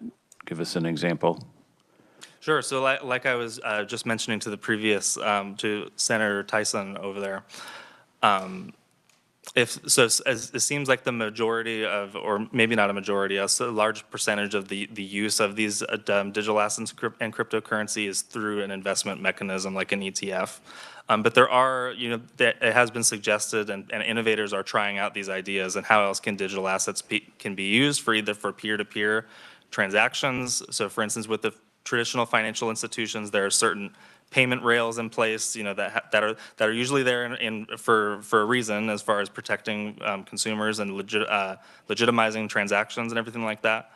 But perhaps this new technology could be an alternative, either in the financial system or Elsewhere, blockchain technology could be used as far as in other kinds of emerging technologies and more the technology space. So I don't quite know exactly what the latest innovations could be, but if you guys provide that clarification in your law, then you could help encourage those businesses to set up shop in Kansas and make your guys' state the leader. Representative Hoheisel. Thank you, Mr. Chairman, for a third time. Something just popped into my head. What is the federal? I can only imagine what was just said. What is the federal government doing in regard to meme coins and rug pulls? I mean, it's ripe for scams. I see them every day on social media. There was a young lady last year that went viral for a reason we won't say on this committee.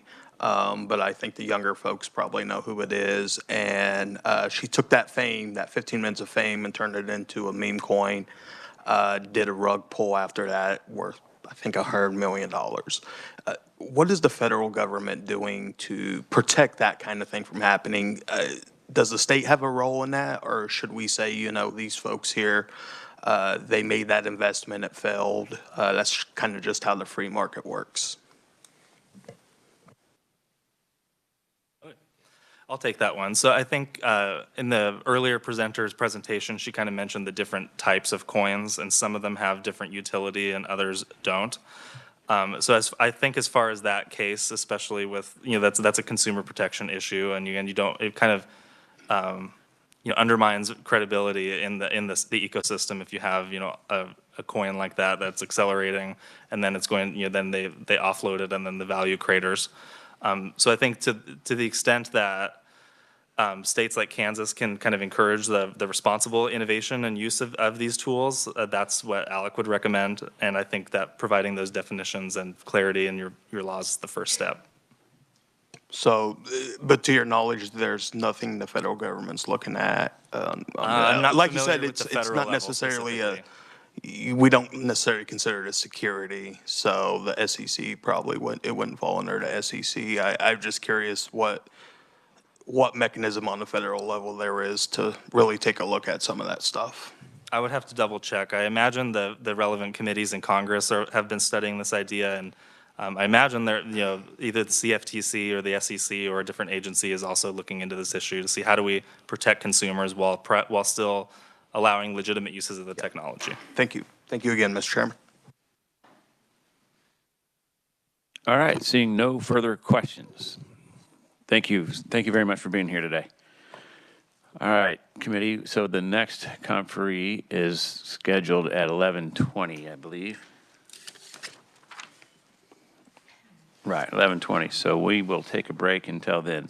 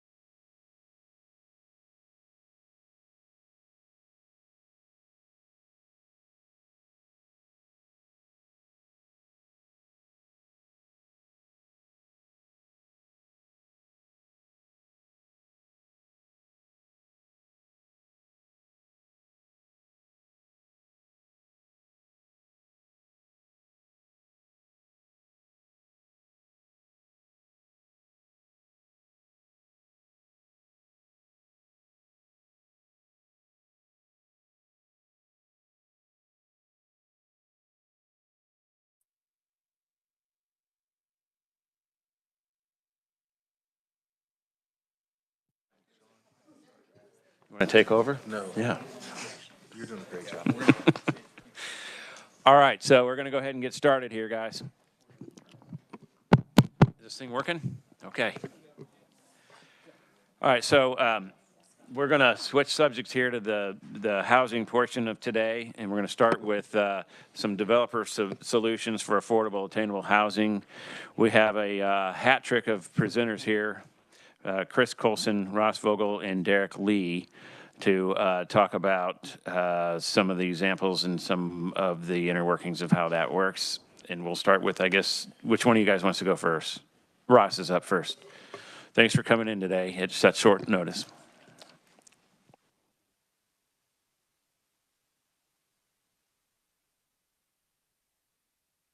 Partners, Heartland Housing Partners, and we're excited to talk about making the American dream possible in Kansas of home ownership. The reality is home ownership has become difficult in Kansas and a lot of places like Kansas, in almost every corner of Kansas besides a few areas.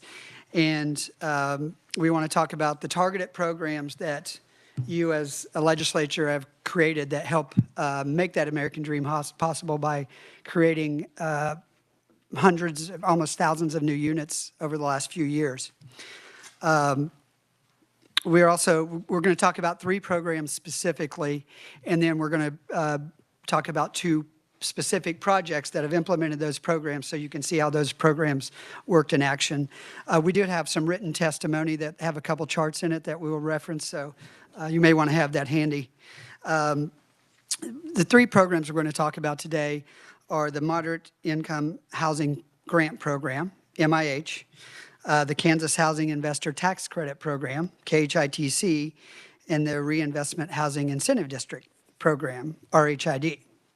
I mention those acronyms because housing is difficult, but also housing policy is difficult because it's become an alphabet soup of acronyms. And recognizing you all are busy every day dealing with a lot of issues, I will tell you, all those acronyms, I have developers and builders that have worked with these programs for 3 years that still get the programs confused. So don't feel bad if you get them confused as well in your busy times here. And by the way, not only these 3 programs, there's about 12 other programs that have acronyms as well. So to specifically tell you about the 3 programs, the Reinvestment Housing Incentive District, once again RHID, is a statutory tool that local governments can commit future real estate tax revenue streams to pay for eligible infrastructure costs and some other costs to reimburse developers. Infrastructure has become, like everything in housing, infrastructure has become incredibly expensive, and one of the reasons we have a lot of headwinds in housing. The next program is the Moderate Income Housing Grant, a program that was implemented by this body in 2012. Our company often refers to it as the best government program we've ever seen. They've done a great job of mixing the need for oversight, but also the need to flexibility to make projects work. And that's a highly competitive program. I'll mention one thing about that. That program's been funded until 2012. It didn't get funded during the last legislative session. And then the last program we're going to mention is the Kansas Housing Investor Tax Credit program, which is a unique program. We don't believe it's anywhere else in the United States in this form. But what it does is put capital from oftentimes banks to help projects that otherwise would not be able to be developed. And that program's been around 3 years and been highly successful in developing a lot of units. We talked about the acronym, all the alphabet soup of acronyms. Later in this meeting or later today, I think you have a presentation on the Low-Income Housing Tax Credit Program, LITEC, for instance. That's a critical tool to support affordable housing of below 60% area median income. The programs that we're talking about today, their focus is area median income between 60% and 150%. And just to give you some context there, 60% of area median income for the state of Kansas is about $48,000 for 2 people. 150% of area median income for 2 people in the state of Kansas, around $117,000 for this year. Those numbers obviously go up a little bit every year. Why do these programs matter? First of all, the legislature in 2022 expanded these programs, and the Kansas Housing Resources Corporation, who implements these programs for you all, has done a fantastic job of not only administering these programs, but creating interest in the programs. Quite frankly, when all these programs passed, I was like, man, that's going to be a lot to do. But they've done a great job of administrating. And also, you know, they've hired great people to administer the programs. They brought people from the public sector. One of the program directors for the KHITC and MIH program, she's a former banker, so she underwrites new housing projects like a banker would, and that's part of what has made these programs to be so successful. But hoping that housing is going to work doesn't get it done, and interest in the programs doesn't get it done. And the reasons, there's a lot of reasons for that, but construction and infrastructure costs, including material and labors, have risen dramatically. On the second page of our testimony, there's a chart, and this is just Kansas. These are homes that have applied for the Moderate Income Housing Grant. And you can see since 2021, the homes that applied, the cost of the units that applied in 2021 was $179,000, and in 2024 that was $232,000.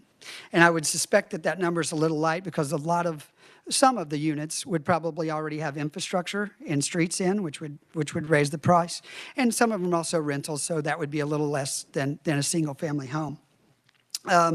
Interest rates have climbed dramatically as well. Bankers aren't willing to lend in projects where housing hasn't been built in a long time. So we face a lot of headwinds in trying to get projects done.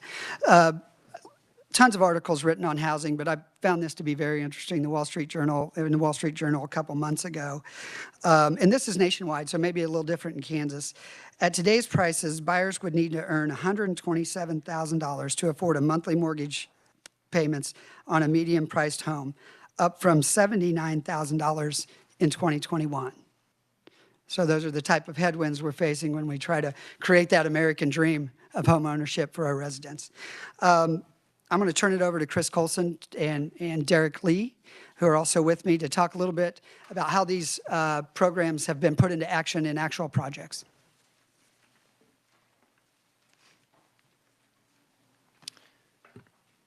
Thank you, Mr. Chairman. Thank you, committee, letting us speak today.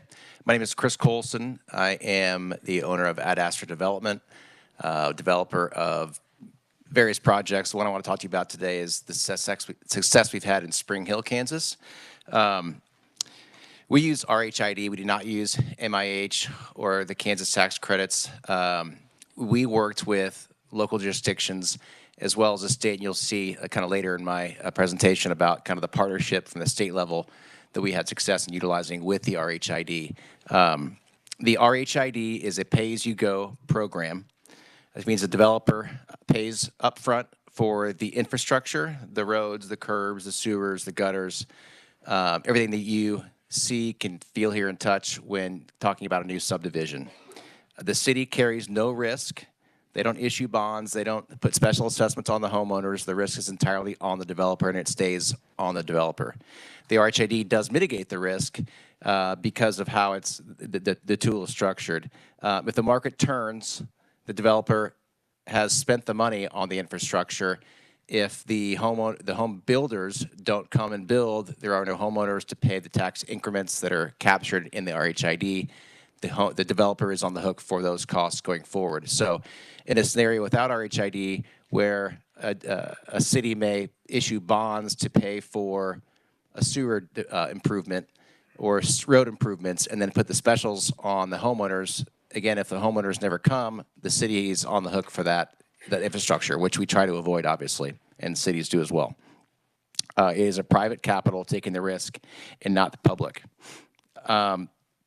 What makes RHID so powerful in terms of it working for all parties is it's a pay-as-you-go tool. The clock on the RHID runs from when it is approved, not from when the building permits are issued, not from when certificate of occupancies are issued. The clock starts immediately. What that means is the developer at Astra in this scenario is incentivized to develop the lots quickly. we are then in turn incentivized to sell the lots very inexpensively to a home builder who can build the lots quickly and in bulk. We sell the lots in tranches of anywhere from 30 to 100 lots at a time to the national home builders, regional home builders who can put up the 50, 60, 70 in a year and can have those lots on their balance sheets while they develop them. Going back to the timeline and how it works for the end user, again, to get these off our books and to get the risk off our plate, we sell for wholesale prices in bulk to the home builders. The home builders buy them in bulk. They then have to build fast. They have to sell inexpensively to the home buyers so that they can get these lots off their plate. So it's a self-fulfilling prophecy in the pricing and how it works. The developer can't hold on for retail pricing on our lots. It just doesn't work that way with how the RHID works. So we're incentivized to move quickly and move to get the end user, the home owner, into those homes at the cheapest price possible at an attainable price. In Spring Hill, we're successful in doing that. We were able to develop homes. Now we've built, the home builders have sold 102 homes since mid-2024. We have delivered 195 home lots since that time period. And the homes are selling in Johnson County for starting at $289,000. $289 to $325 is the price point you've seen in that subdivision. Again, that's as Mr. Vogel pointed out, I don't think anybody feels that that is affordable housing. We feel that this is a tool that's used to help Kansans recognize their American dream. We feel it makes it more attainable. We found that in talking to jurisdictions that there's a real need for these cities to have a product where their citizens who grew up in their city, they love their city, they want to stay in their city, but they want less maintenance. They want to stay in this city, but there isn't a price point within the city which they can afford to sell their home and still stay in that community. This provides that need for them, and it fills that gap for both them and the first-time home buyers who are doing well out of college and making $80,000, $90,000 a year, can afford $300,000 homes. Now, what we did, which is unique in Spring Hill, we utilized the RHID in addition to another tool called the BASE grant. I'm sure most of you are familiar with that funding we utilize in the state of Kansas from the federal government. This is an example of how the state can partner with the local jurisdictions, like with an RHID, with a grant like the BASE grant. We had not only the internal infrastructure need in the subdivision, we also had a very heavy lift of a collector road called Webster Road. Webster Road was a 1.25-mile collector road that the city had desperately needed and wanted for a long time. It not only unlocked our 200-plus acres in our section for development, but it also created a connecting point to hundreds of acres to the northeast of the city of Spring Hill that without Webster Road could not be developed. The city didn't have $7 million to build that road. And so for a developer to come in and build the first phase of infrastructure at, $5, $7, $8 million of infrastructure plus be requested to spend $7 million on a collector road that only partially benefits them was a tall task. So we worked with throughout the application process and applied for a grant, for the BASE grant, for $2.5 million for that $7 million collector road. We were awarded that grant, which allowed us to then work with Spring Hill to bridge that gap, that $4.5 million gap. And then what we did was we said, okay, we had BASE grant for the $2.5 million. That $4.5, the city lets issue a bond for that $4.5. I'll build the road, and then I will pay those special assessments going forward in perpetuity as a developer and not have them on the end user, the end home buyer. Because as I'm sure you've seen, if you put special assessments on a $325,000 home, all of a sudden when financing it, it becomes really a $400,000 home. It just doesn't work. So we endeavor to keep the costs on us, developer, and we were able to do that because we got the BASE grant to be the catalyst for Webster Road. We built the road, which again unlocked our corridor, and then 2 or 3 more corridors as you work your way clockwise north to east in Spring Hill. So it's super successful. The city's been very happy, and we are paying those specials already from the increment. As we pay them up front, and then we apply for the increment from the future taxes from those homeowners to reimburse us for the costs. So just an example of how you can use RHID with a state assistance like a base grant. It can be very successful. Again, with targeted state or federal support on the big offsite infrastructure items is where that partnership can come into play. I'm not saying that an RHID can't work without those things, but in the instances where there is a huge offsite infrastructure lift, maybe there's 3 miles of sewer that you need to get to where you're going to develop, maybe, and the city really needs that sewer line built so they can unlock more areas for development. Maybe it's another collector road. There are several different items that can be for these off-site infrastructure lifts that the state partnership could go hand in hand with RHID. So that is my experience with RHID. I'd encourage this body to continue to support RHID and continue to explore other avenues to partner with developers, cities, counties, and work with school districts as well, because they do have a seated table, and try to figure out ways we can help, again, make the American dream for Kansans possible. So thank you, and I can answer questions now or after Derek speaks. Yeah, so we're going to wait until all three of you present, then we'll ask questions. Thanks. Thank you.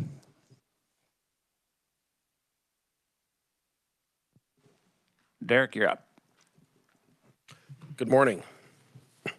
Chairman and committee, I want to thank you for allowing us to come in and speak with you today. I'm going to speak about a development in Lindsborg, Kansas called Stockholm Estates. In 2019, city officials had reached out. We had not had new housing in a couple of decades. Population was declining. Our school system was dropping in numbers.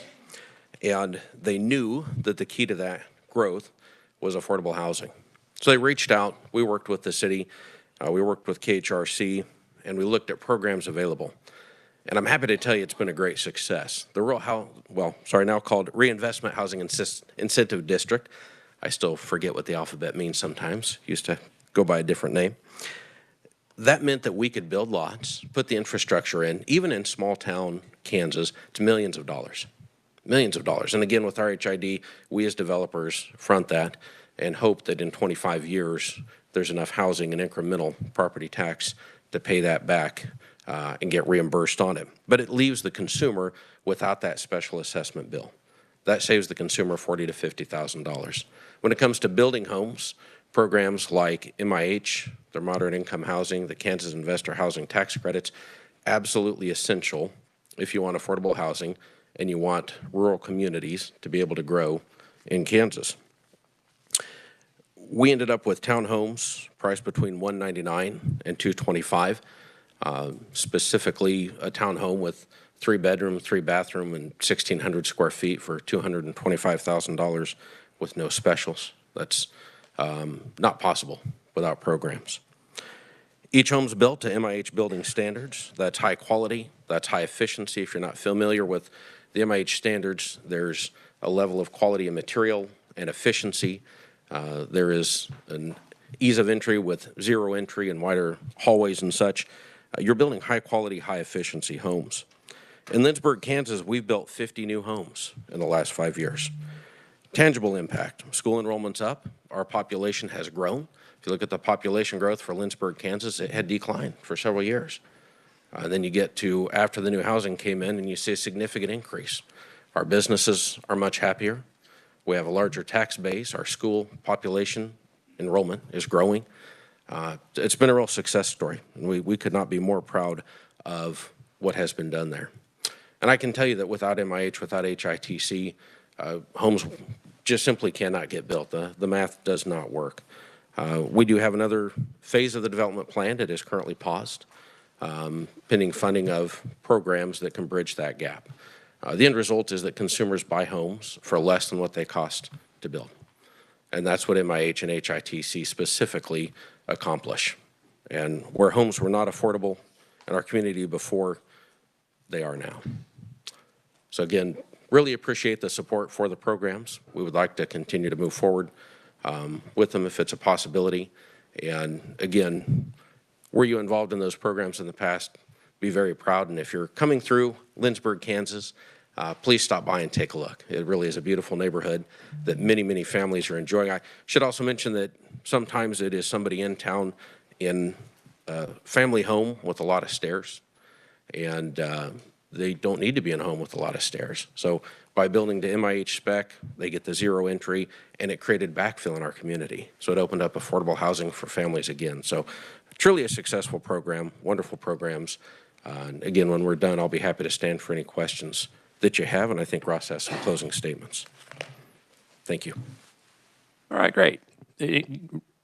Ross, you got more? Yeah, Great. just was going to talk a little bit about, we talked about the programs, but specifically highlight the success of the programs. There's a couple charts on the back of our presentation. The first one is a chart on the Moderate Income Housing Grant Program, and what it shows are the number of applications, the applications that were funded, the applications that weren't funded, and the amount. So you can see, since, and this doesn't have all of 24 yet in it because we're still kind of getting through 24, but 1,536 units have been funded by the MIH program since 2021, an investment of $361 million in the state of Kansas. The KHITC program is the next chart. 517 units. This is just 2024, by the way, and not all of 2024. 517 units were funded by the program, and you can see that that was $80 million in development. And just to make one thing clear, sometimes it's just RHID, not very often, but oftentimes these programs are married together, and that's essential to getting some projects to work. Not every project, but some projects to work, especially in much smaller communities or in special situations.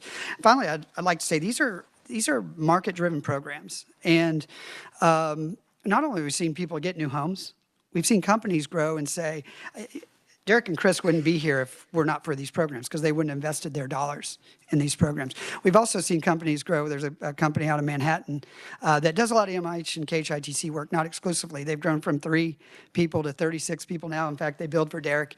And that's just one of many success stories that have been created because of these programs are out there and people's interest in creating the American dream for Kansas.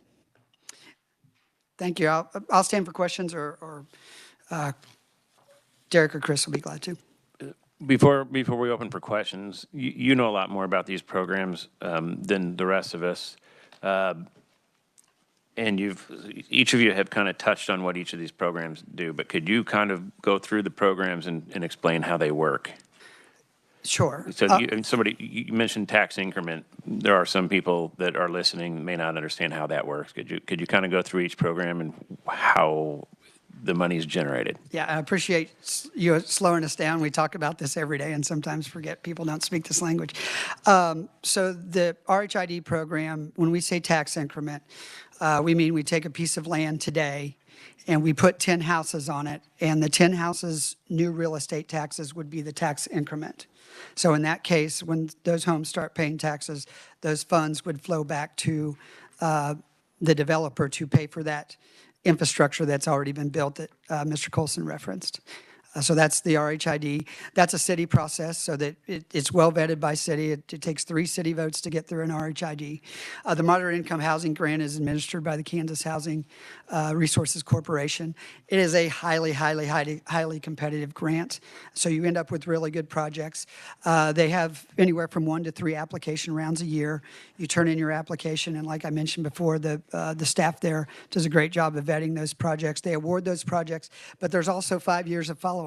So I rue the first of every month when I have to do all my reporting for the projects we work on, but they are well vetted, and there's good oversight on those. And then finally, the tax credit, once again, highly competitive program. Often it'll be paired with MIH, and the rounds will run at the same time through the Kansas Housing Resources Corporation. You turn in an application, you're awarded the credits, but you don't receive the credits until you spend the money, the amount of money of credits that you receive.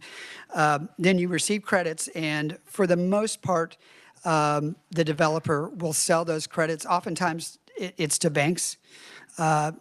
Banks use it for their privilege tax often, so banks will invest, and we're in much higher numbers than we even thought. Those tax credits are selling kind of at a low of 91 cents, but up to 95 cents. I hope that wasn't either too much or too little information. I think that was right. On that last one, though, the Kansas investor tax credit, the investor is usually the developer, or is that sometimes a bank that might be funding the developer that gets those tax credits? Yeah, it's interesting terminology, and it's a good question. The initial investor in the project is the developer or the builder. So the sticks and the infrastructure and the land and all those things. And then the tax credit investor is either them, they could use that developer could use it for their own tax liability, or often it's an outside buyer that would come and buy those tax credits. So you have a $30,000 tax credit and they will pay, $28,000. The buyer, the investor will pay $28,000 for that tax credit. Okay, we'll go ahead and open it for questions now. Representative Hoheisel. Thank you, Mr. Chair. We're going to see how many different ways you can pronounce my name today. Thank you for being here. I appreciate you guys having success with our HID program. That's great to hear. Myself, Representative Hsu, who's the ranking member on my banking committee, and I believe it was Representative Laura Williams a few years ago, were leading the House negotiations on that, pushing through the expansion from the rural piece to the reinvestment piece, allowing it to go into cities with bigger population. My question, and it's several questions kind of molded into one. I see it successful, but I also think it's underutilized. Are we doing a good enough job as a state marketing this tool? The second part of that question is there have been, you referenced the local governments that can deny through a resolution these taxing authorities. So like a school board could even do that, or a county. I know there's an instance in Manhattan, pretty high profile project. There was another one, I think Leavenworth or Lansing. One of them got approved, one of them didn't. There was a project in Sedgwick County that didn't get approved. Is it a lack of information and understanding on those local government fronts? I know the one in Sedgwick County, a couple of our county commissioners had concern how they interpreted the statute was you guys would be reimbursed, the developer, whoever would be reimbursed for the entire 25 years and not until the debt is paid off. And our understanding of the statute is it's just until the debt's paid off, not the entire 25 years. So if it's paid off in 18 years, you don't get to pocket 7 more years of that increment you're catching. So are we marketing it good enough? Is there an educational component that we could do on the state level to help local governments better understand this? A lot of questions there, but really good questions, and I'm really glad you asked them. The Commerce Department and Kansas Housing Resources are doing a great job of marketing those two tools. So those tools are well known. You are correct.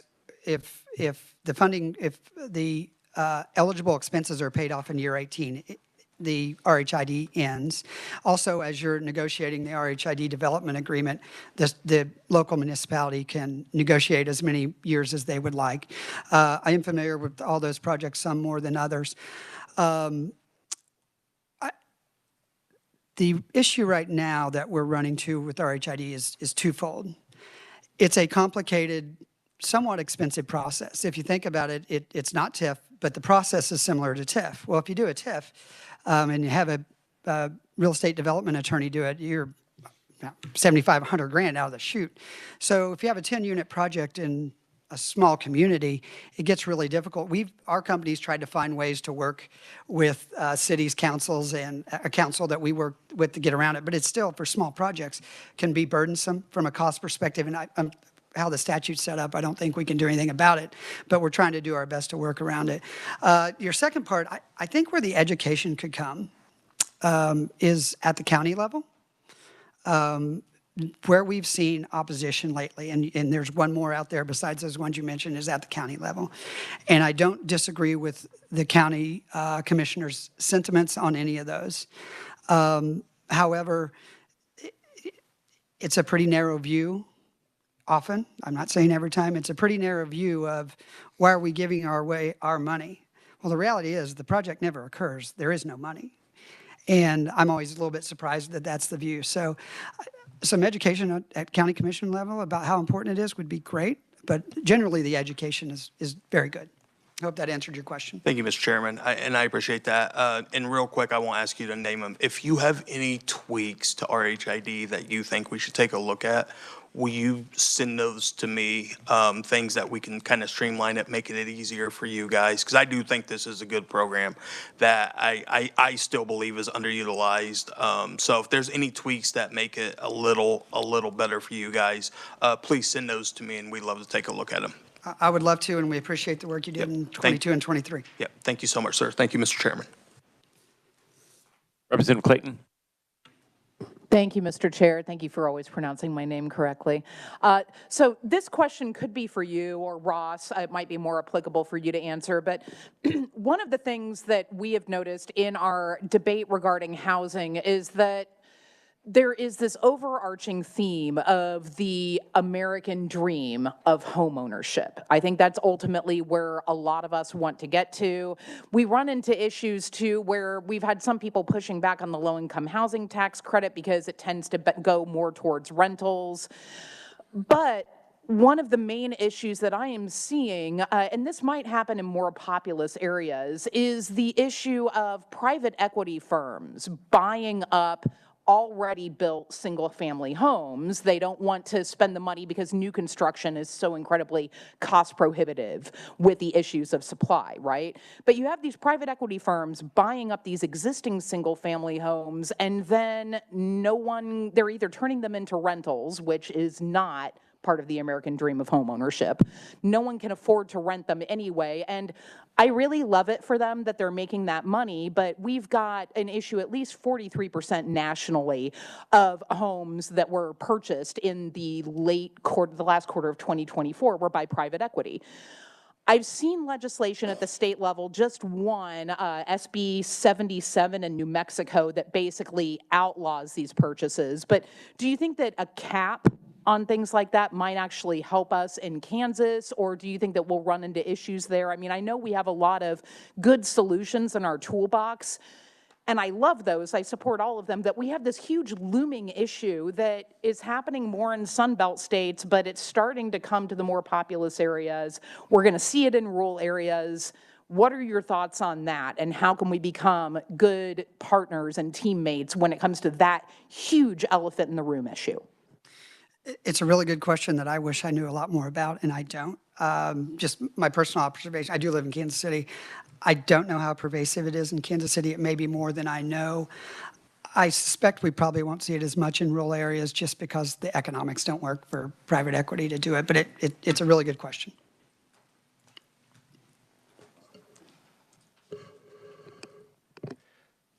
Senator Clint.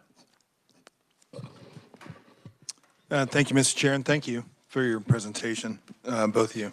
So I have a couple questions. One of the things you talk about is the county commission, and one of the arguments they have is the vast majority of their income comes from property tax, and this is, so how would you address that? And the other, maybe something that gives me a little pause, when I look at the RHID, the MIH, and the KHITC, and maybe Stockholm Estates, looks like they utilized all three. And some of the conversation that I have, it's like, you know, just give us the incentives and we'll pair them together as we need. And I'm curious, would you not have the builds you would have if you only had access to one? Because if I'm in building homes, and I do build some, I'm curious, it seems like when you can play in, even at the commercial side, we're just bundling all of these things together, and at some point, the communities are not receiving the benefits of what's intended from when do they start to pay back to the system these incentives that were given out?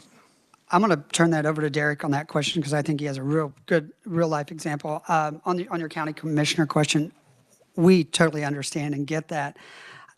On what I have seen, and I see a lot of projects, it's such a small amount of the overall budget compared to the need of housing. it seems to me a pretty easy argument, but I'm on the other side. So I certainly get where they're coming from.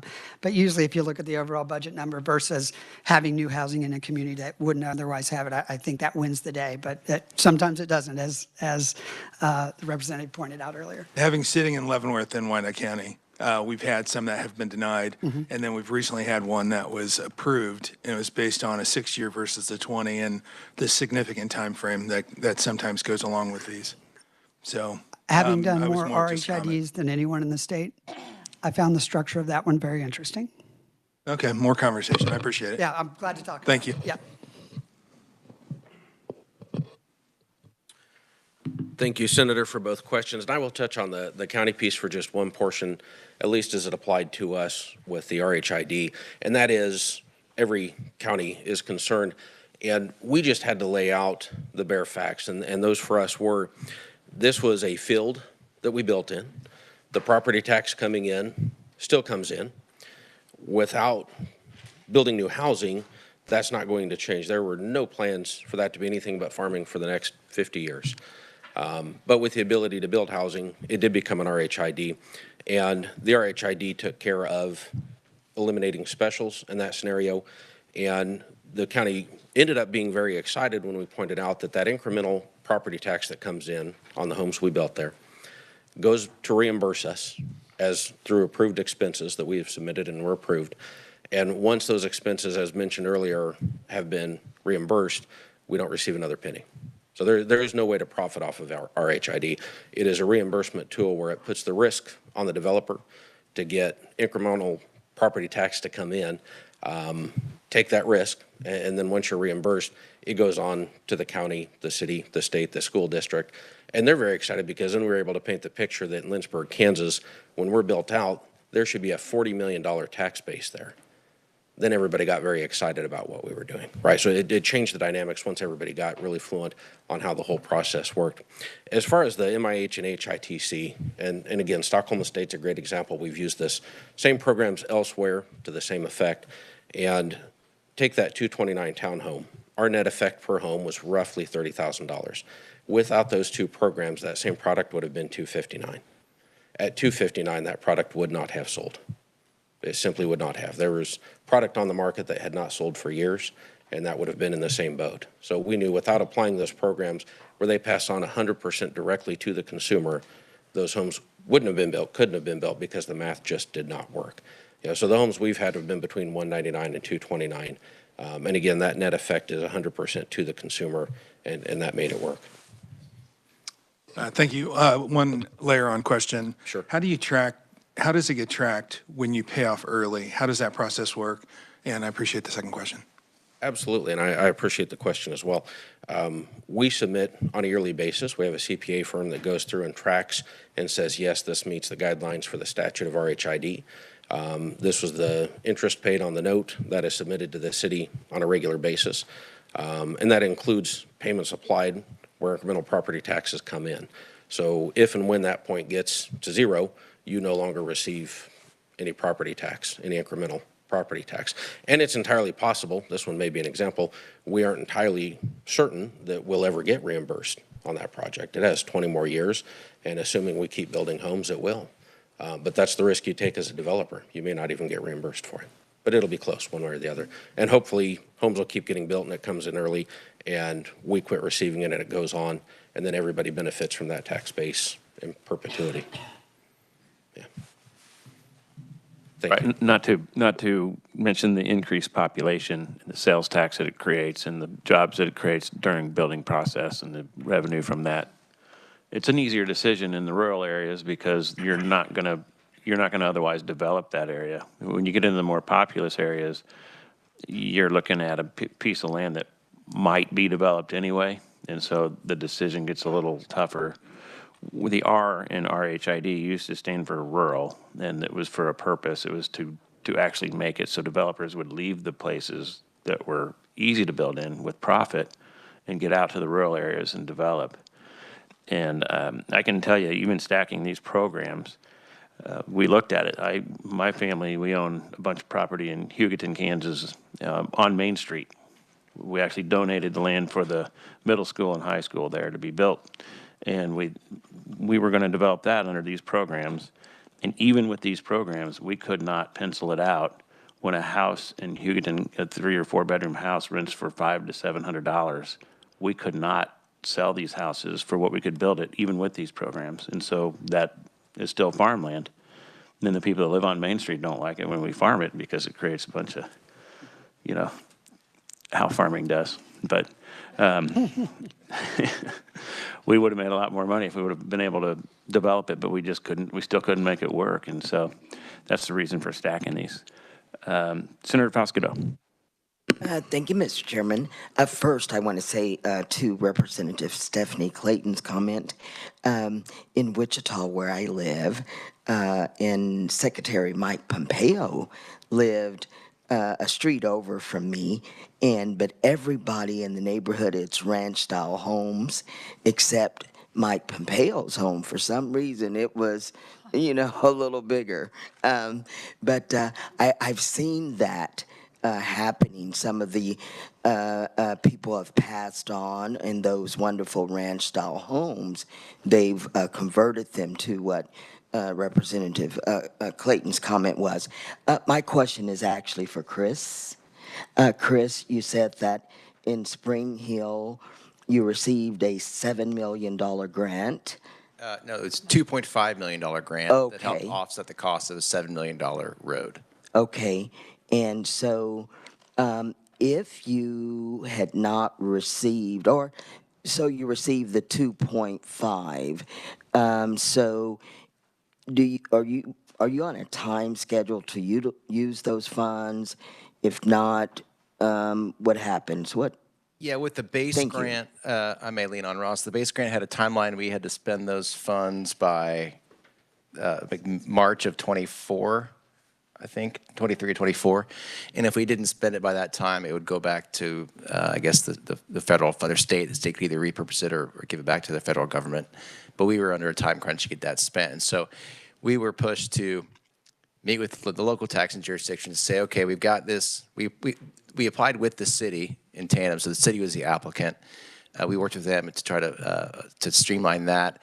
And then at the same time, we're working with the RHID process and hand in hand, so we could say, hey, look, you know, this grant, we can work together to get this grant. With that, we can utilize that to open up this corridor for you, and then with the RHID, we can start to develop the internal infrastructure for that. I hope that answers your question. And then to Senator Klemp's question about, you know, how the actual reimbursement process works, it is vetted, and as Derek said, you know, the development agreement that's created when the RHID is passed between the developer and the city stipulates not only the term in terms of the years with the RHID. Sometimes it's not 25 years. Sometimes it's 20. Sometimes you negotiate it's 19. Sometimes it's, I think in Spring Hill, it's 17 and a half.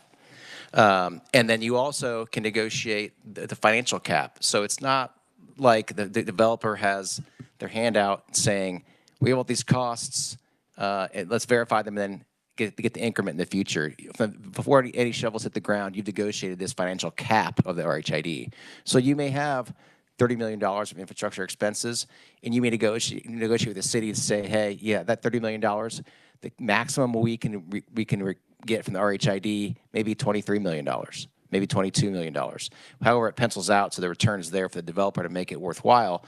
But you're capped at that number financially and the years. So whichever one happens first ends the RHID. So it's not an open-ended repeated submittal of invoices, and then you just keep getting increments in. So hope that answers both questions. Representative Hoheisel. Thank you, Mr. Chair. I just want to follow up real quick on something and kind of build off what you said, Mr. Chair. When we did expand it, to your point, the original program was supposed to be for rural Kansas to encourage development out there. And when we expanded it into higher populated areas, Wichita, certain places like that, we did put a square footage cap on that. So the square footage cap on projects, say in the city of Wichita, is 1,600 square feet, to encourage these to be used to build starter homes, kind of the 3-bedroom, 1-bath starter homes. as an entry level. So when these come into like the really highly populated areas, we did put a square footage cap on those. Senator Raleigh.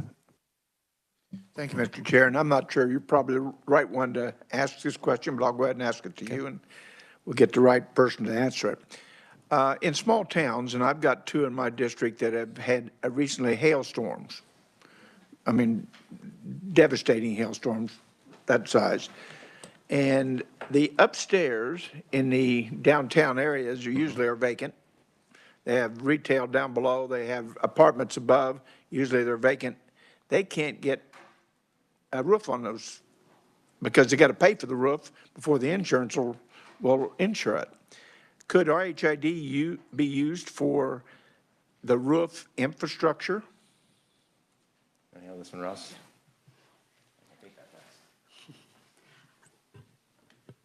So, and I don't remember which year it was, but this body, I think it was 18 or 19, expanded RHID to allow for second-story central business district new construction to be RHID eligible. We've talked about eligible expenses.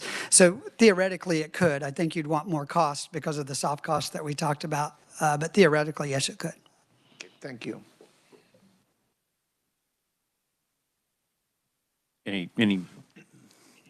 I've got just a couple of quick ones. So the cost of housing,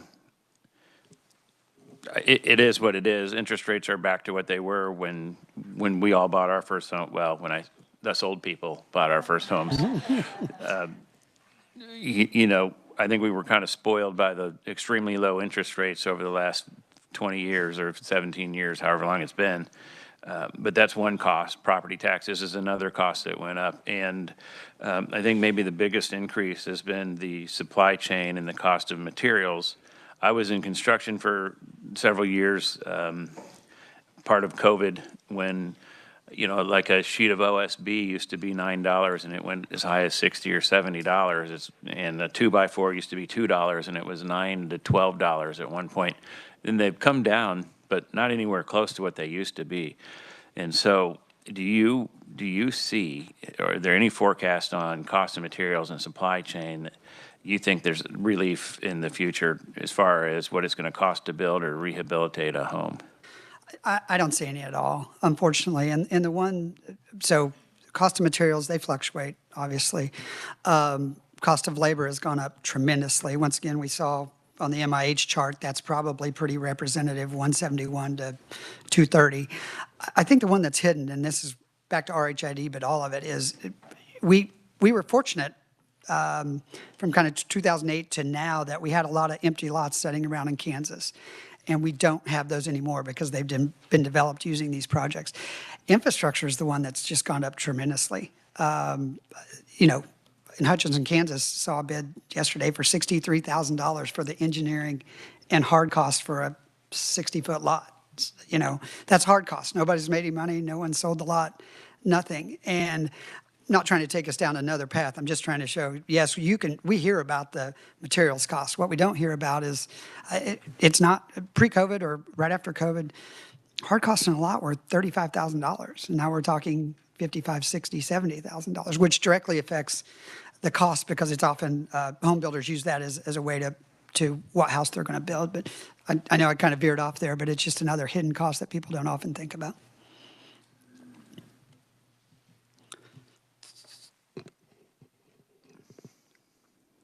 So the MIH, you mentioned that that's been funded since 2012, and it was not funded this year, and that money has expired. So what kind of things were you using the MIH grant fund for? Yeah, MIH is very flexible. We mentioned that earlier. So generally, it's used to put sticks in the air. If you know, those grants it kind of depends per unit, somewhere between 20 to 50,000, maybe a little higher in some cases in really rural communities per unit, and it just helps offset those costs that don't work with the market. So it's really flexible, although you are required to prove what you've spent before you receive that money. Okay, and so one of you mentioned earlier that you're actually able to sell these houses, or you are selling these houses for less than it costs you to build them, and that's as a result of these programs. Is that commonplace, or is that always Yes, the case? that is absolutely commonplace. We see a lot of projects. Derek's, they've been very aggressive because they wanted to help their communities. But it's very commonplace to say, hey, if we can break even or maybe lose a little bit of money, but the incentive help us to get to be financially whole, then we'll do the project. And I think one thing about that, the market has to respond. The market is responding. One thing that sometimes we forget when we're not looking at housing, that house that started has probably been in the work for 12 months before it ever started. So, you're 24, 30 months before you ever hope to see profit. So. I'm glad you mentioned that, because it triggered something I've been chewing on since last year's housing committee that we did. As you, as a developer, have this, say, 600-acre plot that you're building houses on, and as that goes up in value, and when you're building the houses and you're sitting on inventory, you're paying a lot more in property taxes as an expense, right? Even though you haven't sold the house. We have a few that are empty in one of our projects, and yeah, it's coming due here in December, and it affects everything that you look at, and projects moving forward. It's a big deal for certain, because once that house is there in this particular market, we're going to pay $5,000 a unit for our real estate taxes. Yeah. So, Madam Chair, Tax Chair, that's something we should look at. Thanks. Thanks. Any other questions? All right, seeing it. Thank you. Thank you very much. Thanks a lot, guys, really for coming in. Appreciate your time. All right, so now we might have gone a little long there, but it was good stuff. We're going to take a 20-minute break. The lunches are here, and I believe they're being provided today by the Realtor Association. Thanks for that. So it's staff and committee and Representative Wilcott, your lunches are here. We'll be back.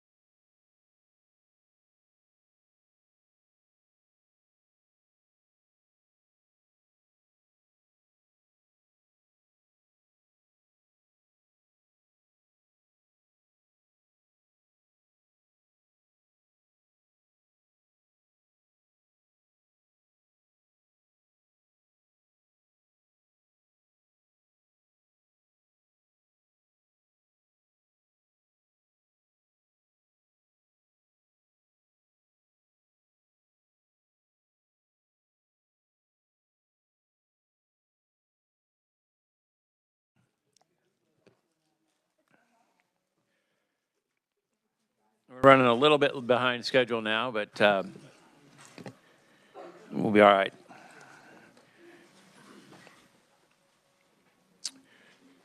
Habitat for Humanity is up next. Katie Killen. Welcome to committee. Thank you, Mr. Chair and members of the committee. My name is Katie Killen. I am the co-chair of the Habitat Kansas Advocacy Committee, and I am also the Director of Advocacy and Community Collaboration for Habitat of Kansas City. So the 3 counties that we serve in the affiliate I'm with are in Wyandotte, Johnson, and Leavenworth County, just to kind of put you where I sit in the state, but also work very actively with our folks at Habitat Kansas. So just a little bit about Habitat Kansas. It is our affiliate support organization, so it's really what coordinates all the affiliates across the state of Kansas. We have 14 local Habitat offices, and then we also support 16 different counties. While we only cover 16 counties, that is, the populations of those counties do make up about 2/3 of the population of Kansas. And so as we come together, one of those areas that we're working even more on is an advocacy. And so this year we will actually have a formal advocacy legislative agenda, and so you might be hearing from your local affiliates as well. You know, Habitat really focuses on home ownership, and together we really are trying to build a Kansas where everyone can call a place home. So just wanted to go over the few things that I will be sharing with you today, just to kind of ground the need in Kansas. I think all of you on this committee understand that housing is a very major topic. You had a special session last summer and fall. And then to let you know what Habitat is doing to partner with the state to really try to overcome some of the issues that we have.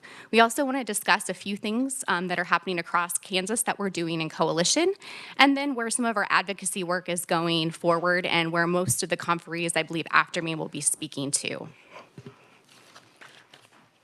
So just to outline the need, Habitat for Humanity International is a fact sheet for each of the states that we serve.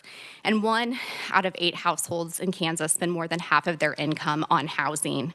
You can also see the dramatic increase that we've seen in our state for the median home value from 2018 to 2023, which is a 39% increase.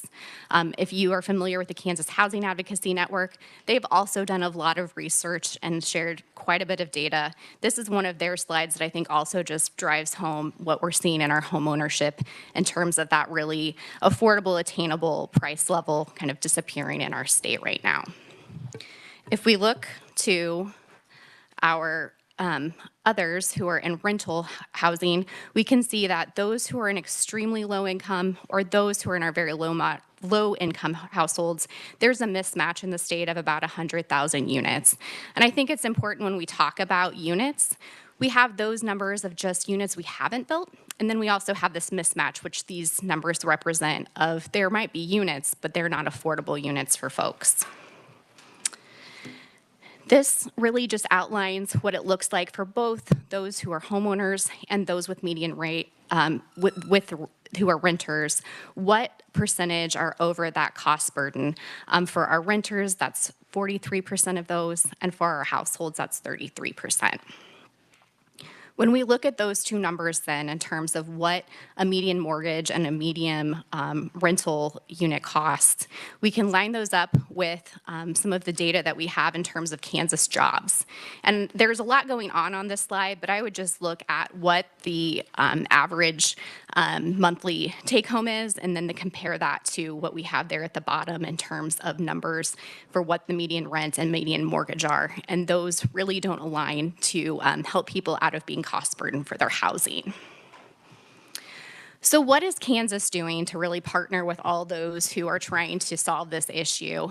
We've heard some of our other developer colleagues talking about how they're utilizing different state programs. In the state of Kansas, our Habitat affiliates in 2024 were able to support 35 low-income families across 12 counties in Kansas.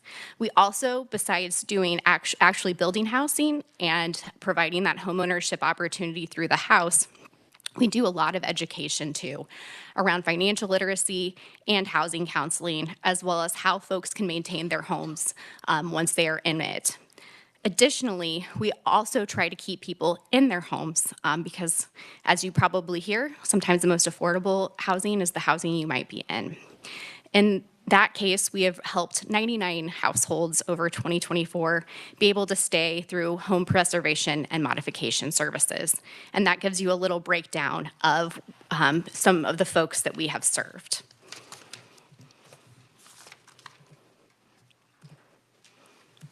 I don't know why it's not letting me advance anymore. There we go. Sorry. So I also wanted to touch on some of the things that Habitat is working on in coalition. And I would say these are actually activating things that are allowed in state statute. So one of the things that we have heard through the Kansas Housing Advocacy Network is the issue of abandoned housing in Kansas. And so really one of the, as we kind of came together to look at solutions for this, there really is something that's already in statute that we really just wanted to activate and educate more folks on. And so through the Kansas Housing Advocacy Network, Habitat has played a role in helping start a test pilot in Leavenworth to really just test out the statute, get more people familiar with that. This is actually housing litigation that I practiced when I was on the Missouri side. And so we have brought attorneys who are familiar with the Abandoned Housing Act litigation over to work with Kansas attorneys to really activate this and get them comfortable with this type of litigation, and also try to help them bring partners together. So to be able to use this type of litigation, you really do have to have a kind of a cadre of folks to help you. So when we launched this pilot project, we had local government officials, folks from the Kansas Housing Advocacy Network, neighborhood legal support, who practices this on the Missouri side and wants to bring it to the Kansas side, and also the Kansas Statewide Homeless Coalition. So really bringing a group together. We've had several other conversations with a few other communities over this summer. And we're also looking at how having Kansas Legal Services get involved as well. Another piece that Habitat has been working across the state with other nonprofit developers is really this idea of shared equity, and how do we continue to keep housing that was originally built with affordable housing affordable into the future. And so one of those is utilizing the community land trust model. This is a model that helps keep that affordable subsidy stewarded into the future and basically perpetuity, and really helps the next owner after the first owner has decided to sell the property. I believe it was Representative Clayton that made a comment about different equity firms coming in and investing in property. Community land trusts are one of those tools that can also help kind of curb that issue as well, and maintaining affordable housing stock. So this is something that we brought legislation towards the end of session through other habitats and with other. It was HB 2408, and something we'll continue to look at for this session.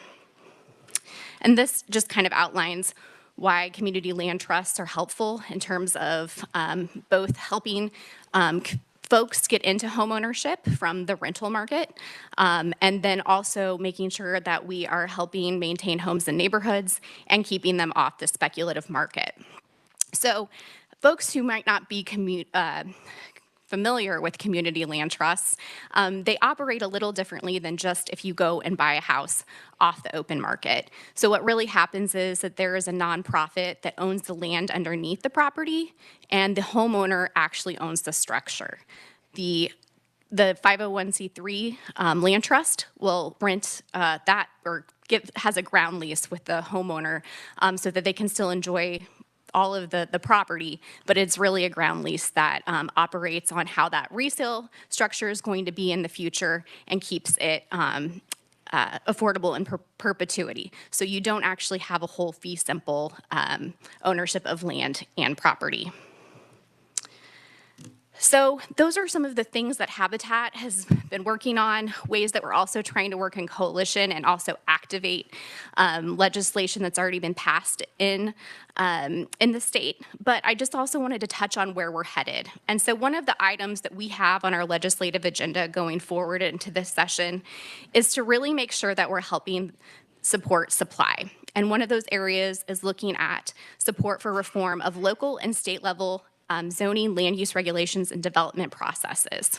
And I know several other conferees will actually be speaking to this after me, but I also just wanted to share that Habitat is a great partner as you're looking at this. We are active throughout the United States, and so we have a lot of things that we can draw on to bring examples for you. These are just a snapshot of some of the work that has been happening in 2025 with our affiliates.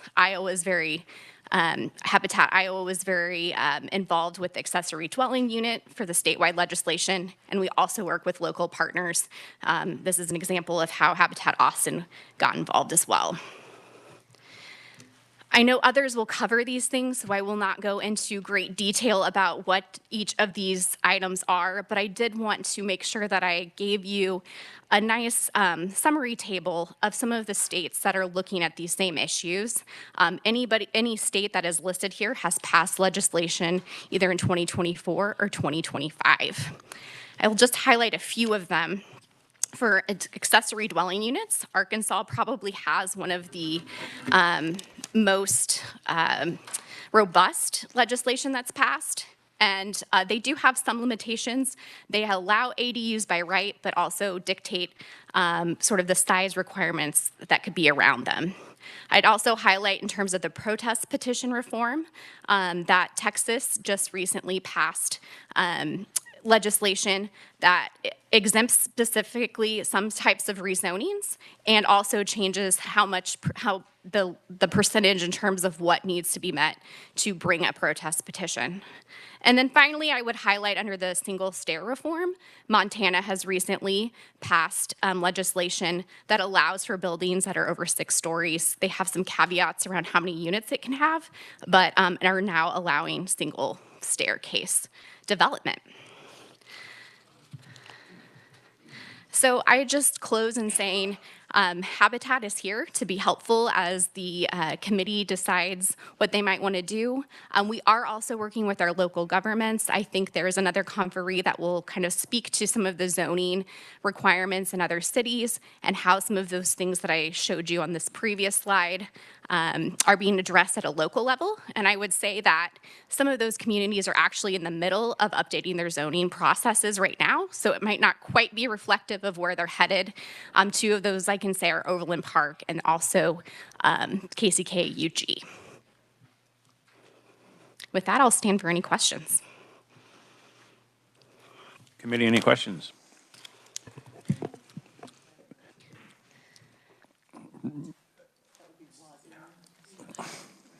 Representative Hsu.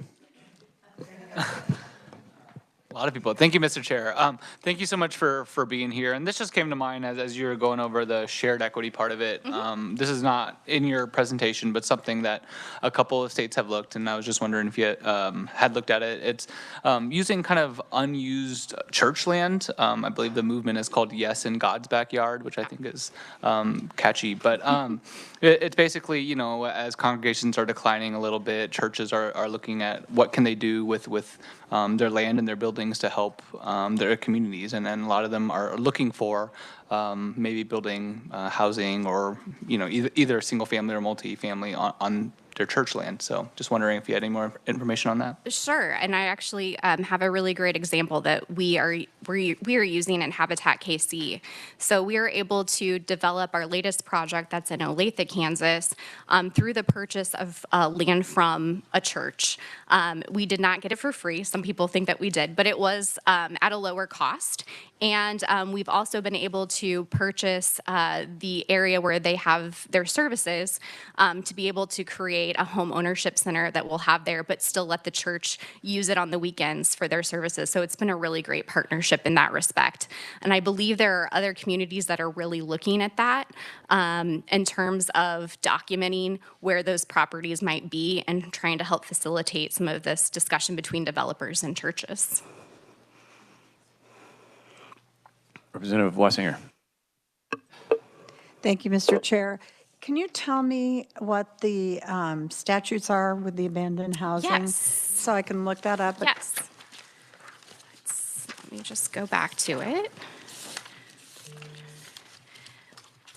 So it is KSA 12-1750, and then the spot that really talks about the rehabilitation is KSA 12-1756A through G. Thank you. Thank you, Mr. Chair. Representative Hoheisler. Made you a verb. Thank you, Mr. Chair. I think I need to keep a list to see how many different variations. Thank you for your presentation today, and excellent question from Representative Wassinger on those statutes, because I do think, as we're talking about affordable housing, especially in Wichita and the core, we have a lot of dilapidated housing, and getting in there and kind of building these houses back up, definitely one of the solutions we need to look at. Is it safe to say under the land use regulation reforms you have listed out here that Habitat for Humanity would support every single one of these reforms of every single one of these listed here? We are very supportive of looking at those. I mean, every kind of piece of legislation has its own little twists or nuances, so we'd want to look at them, but overall, those are things that we're supportive of in general. So if I could focus on just the minimum lot size reduction, to a place like you guys, I know you said you're kind of Northeast Kansas based, but as we'll see later, we do have communities that their minimum lot size is 7,000 square feet. Obviously, the houses you guys are helping build are not overtly extravagant. They're usually 3-bedroom, 1-bath. I've been on builds. I know Senator Owens and I went on a build together before. Definitely a great time. But what barriers, especially if you have communities that have a 7,000 square foot minimum, what kind of barriers does that put in place for somebody like your organization? So that really we really would have to work with that community to adjust what we're building and see if we can get any type of, change to that plat, see if there are overlays that might work on that. So far, there are instances where we'd like to build a little denser, but we were able to build out to the standards that they had, but certainly more flexibility in terms of building just a little denser. And I'm not saying on top of each other, but even decreasing that a little bit helps. So for sure, because you can get more units too on top of it in those areas. Absolutely. So. Do you find that local communities, when you kind of point out this problem, are they willing to work with you on that? So far we have found that in our area. And I would also say that Overland Park right now is going through an update of their zoning code. I actually served on their comprehensive plan housing choice committee, and that was something that we discussed quite a bit. So their comprehensive plan already recognizes that they need to change some of those things. And so now they're in the process of getting to their actual zoning code to make that kind of match what the comprehensive plan is now saying about housing. Okay. Thank you so much, and thank you for all your organization does here in Kansas. Well, thank you so much for coming and building with us. Absolutely. So. Thank you, Mr. Chairman. Senator Klemp. Thank you, Mr. Chair, and thank you. You're quite active in my area, so I appreciate that. In regards to the land trust comment that you made, sure, that is keeping homes affordable in perpetuity. That falls within a trust, just for my own edification. Sure. It falls within a trust, and then it's held there. So it's really a rent to the land tenant? Only. So they own the structure, but it is a rent to the land piece. So it really cuts the land and the structure into two separate ownership pieces. And so the land they then lease from the community land trust. Yep. So they're relocating due to employment to another city. What happens in that next transaction? Yeah, so inside of the ground lease that they're using for the land, there is a resale formula. And so that can vary. Our resale formula that we're looking at with some of our properties is one that kind of caps the appreciation of the land that has happened over time to 25%. They get all their equity that they have already put into it in terms of what they've paid on their mortgage, but it's really that land appreciation value that's capped. So in ours, it's 25%, so that other 75% rolls in to be able to subsidize the next home. Thank you, Mr. Chair. Senator Ali. Thank you, Mr. Chair. One of the things that in our smaller towns, they have taken the homes that need to be demolished, and the cities have cleaned up those lots, but they're held in the land bank with the cities. Or is that what you're talking about with the land trust? No, but sometimes land trust and land banks do work together. So land bank is exactly what you're talking about. They're banking that land for somebody for a future development. Under a land trust, it's actually providing the trust of the land as it's already being used. So they can work together because sometimes land banks will give that property to develop and it can go into a land trust. But those are two separate tools. Thank you. Senator Pasquito. Thank you, Mr. Chairman. So whenever I hear Habitat for Humanity, I think of former President Jimmy Carter. And Mr. Chairman, to Representative Hohausel, I actually participated in the first women's build with Habitat for Humanity with Kathleen Sebelius, former governor, and I served on the Wichita Habitat for Humanity's board also when we did a lot of building in South Wichita, and we've moved over kind of northeast now. So my question is this, a couple of, they'll kind of run together. So to sustain home ownership, so of that individual, that family that's put in that sweat equity to build, what if they can't continue to pay their mortgage, how are you trying to help them stay in the home? That's one question. And does Habitat for Humanity only build homes where the sweat equity is put in, or do they offer home ownership in other areas? And I actually serve on the Wichita, Kansas Legal Services Board, and we're trying to help individuals. It's a big homeless issue across the country, actually. And and what we have found on the Kansas Legal Services Board is that a lot of people, especially on Broadway downtown Wichita, because I went down there and talked to the homeless people actually, and it's found that a lot of them have money. A lot of them get Social Security benefits, et cetera, veterans benefits. However, if they have an eviction on their record, nobody will rent to them. Nobody will sell them a home. And so do you find any of that, the eviction part, and what do you do to help that new homeowner stay in their homes if they can't afford to pay the mortgage? And maybe you can ask the state to help you with that. So right now, one of the benefits to having a Habitat home is that several of our affiliates do zero interest mortgages. Also, Habitat KC actually services our mortgages and many of the other affiliates in the state of Kansas. So they're going to be interacting with Habitat. So we do everything we can to help counsel, to help find ways to keep that person in their home. And at least for Habitat KC, we haven't had any foreclosures in the last 5 years. So that kind of stand behind stewardship is something that Habitat really offers to their homeowners as well. I think I'm forgetting your middle question. I apologize. So do you, other than sweat equity to build? Equity. So there are different ways that folks can do their partner hours, as we call them, especially for folks who maybe they really just can't physically do those sweat equity hours. There are other ways that they can help. Sometimes that's volunteering at our restores. Sometimes that's through different education that they and their family members go through that can be put towards partner hours. There are lots of ways that we can work with families depending on what their needs might be. So actually, Mr. Chairman, thank you. So how do you work with, collaborate with Kansas Legal Services? So we are working with them in several different ways.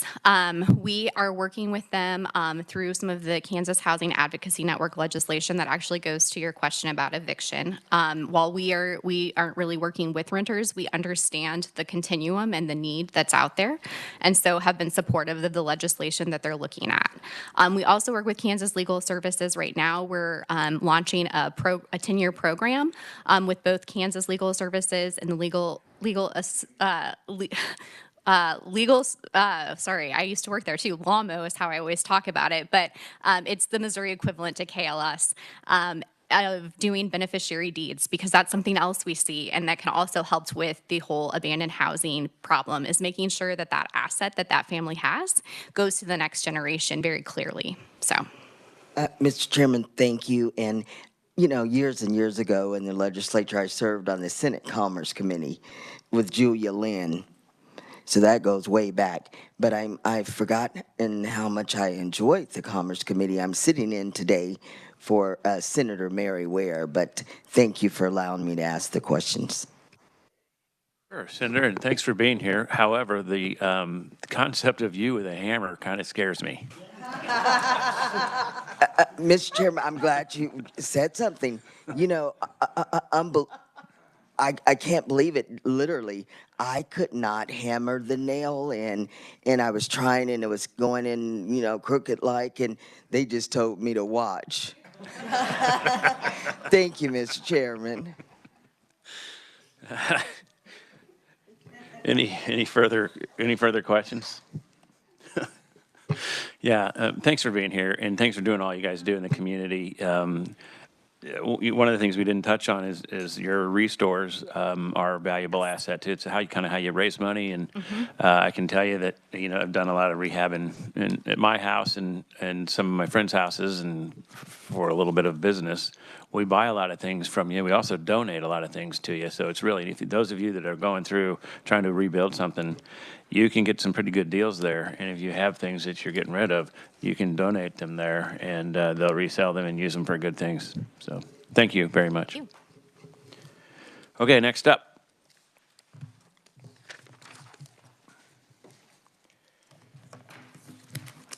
Ed Pinto. Thank you, Mr. Chair. He's a WebEx. Okay, gotcha. Yes, WebEx. Are you ready? Yeah. We're ready. Thank you, Mr. We can Chair. hear you.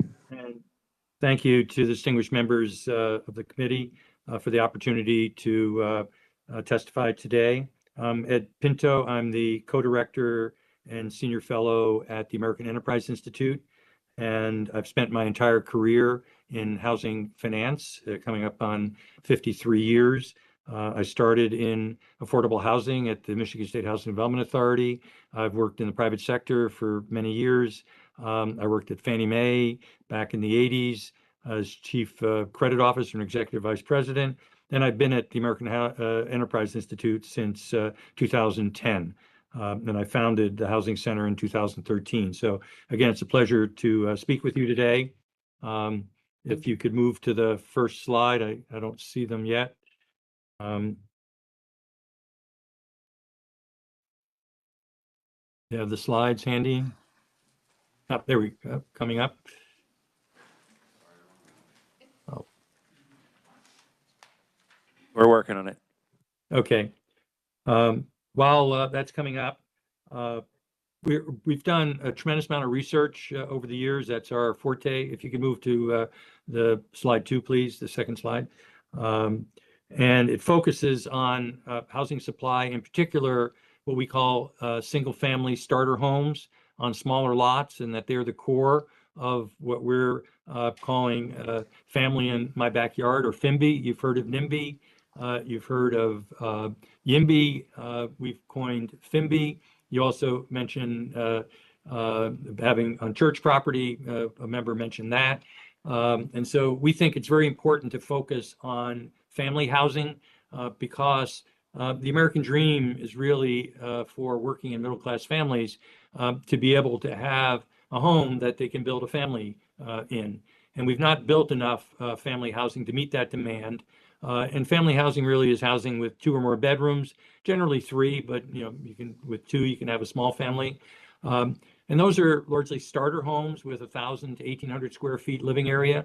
And those are increasingly out of reach due to, in large measure, local zoning and lot size restrictions that make it naturally affordable housing illegal or difficult to build.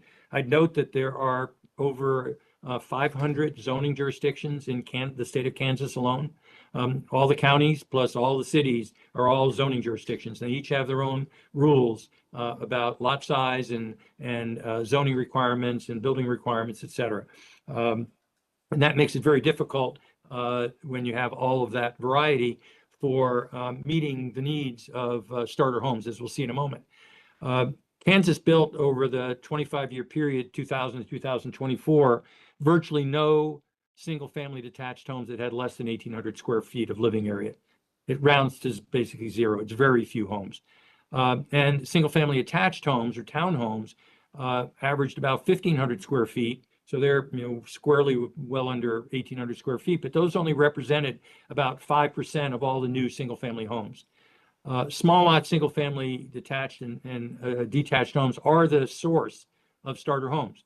How do we know that? Well, single-family detached homes built from 2010 to 2023 had a 91% home ownership rate, and they averaged 3.8 bedrooms, clearly family-sized and clearly homeowner. Single-family attached had a 30% home ownership rate. That's on the very low side among states. Normally it averages more like 70%, but in Kansas it was 30%, but they still averaged 2.6 bedrooms, which still puts them squarely in the range of family-sized homes. Residential apartment buildings with 20 or more units had a 2% home ownership rate and averaged 1.5 bedrooms. And so that becomes where the problem is, because there just aren't enough bedrooms. And as we'll see, the cost of those bedrooms actually gets to be pretty expensive. And so next slide, please. So the three most important factors that we have found for housing affordability, you've heard the saw that the three most important things in real estate are location, location, location. The three most important things in housing affordability are small lots, small lots, small lots. Small lots cost less. They're just less land and they cost less. And there was a question earlier with the Habitat witness that talked about this a little bit. We'll get more into that, but the lots in Kansas are quite large, as we'll see in a minute. But even small lot homes are family sized. And they're also less expensive because they're smaller. So not only do you have a smaller lot, but you have a smaller home on a smaller lot that's still family sized. And if you build a townhome, they're still family sized, but they're less expensive to build than a similar size single-family detached homes. They have less exterior walls, they have fewer windows, they're a simpler design construction. They're usually finished at a somewhat lower, more normal level rather than a higher level. And all of those things lead to greater affordability. We've looked at the housing market in Kansas at a very micro level, lot by lot, acre by acre, as new homes get developed and the existing homes that are on existing lots. And we divide the world, this pie chart that we show here, into three pieces.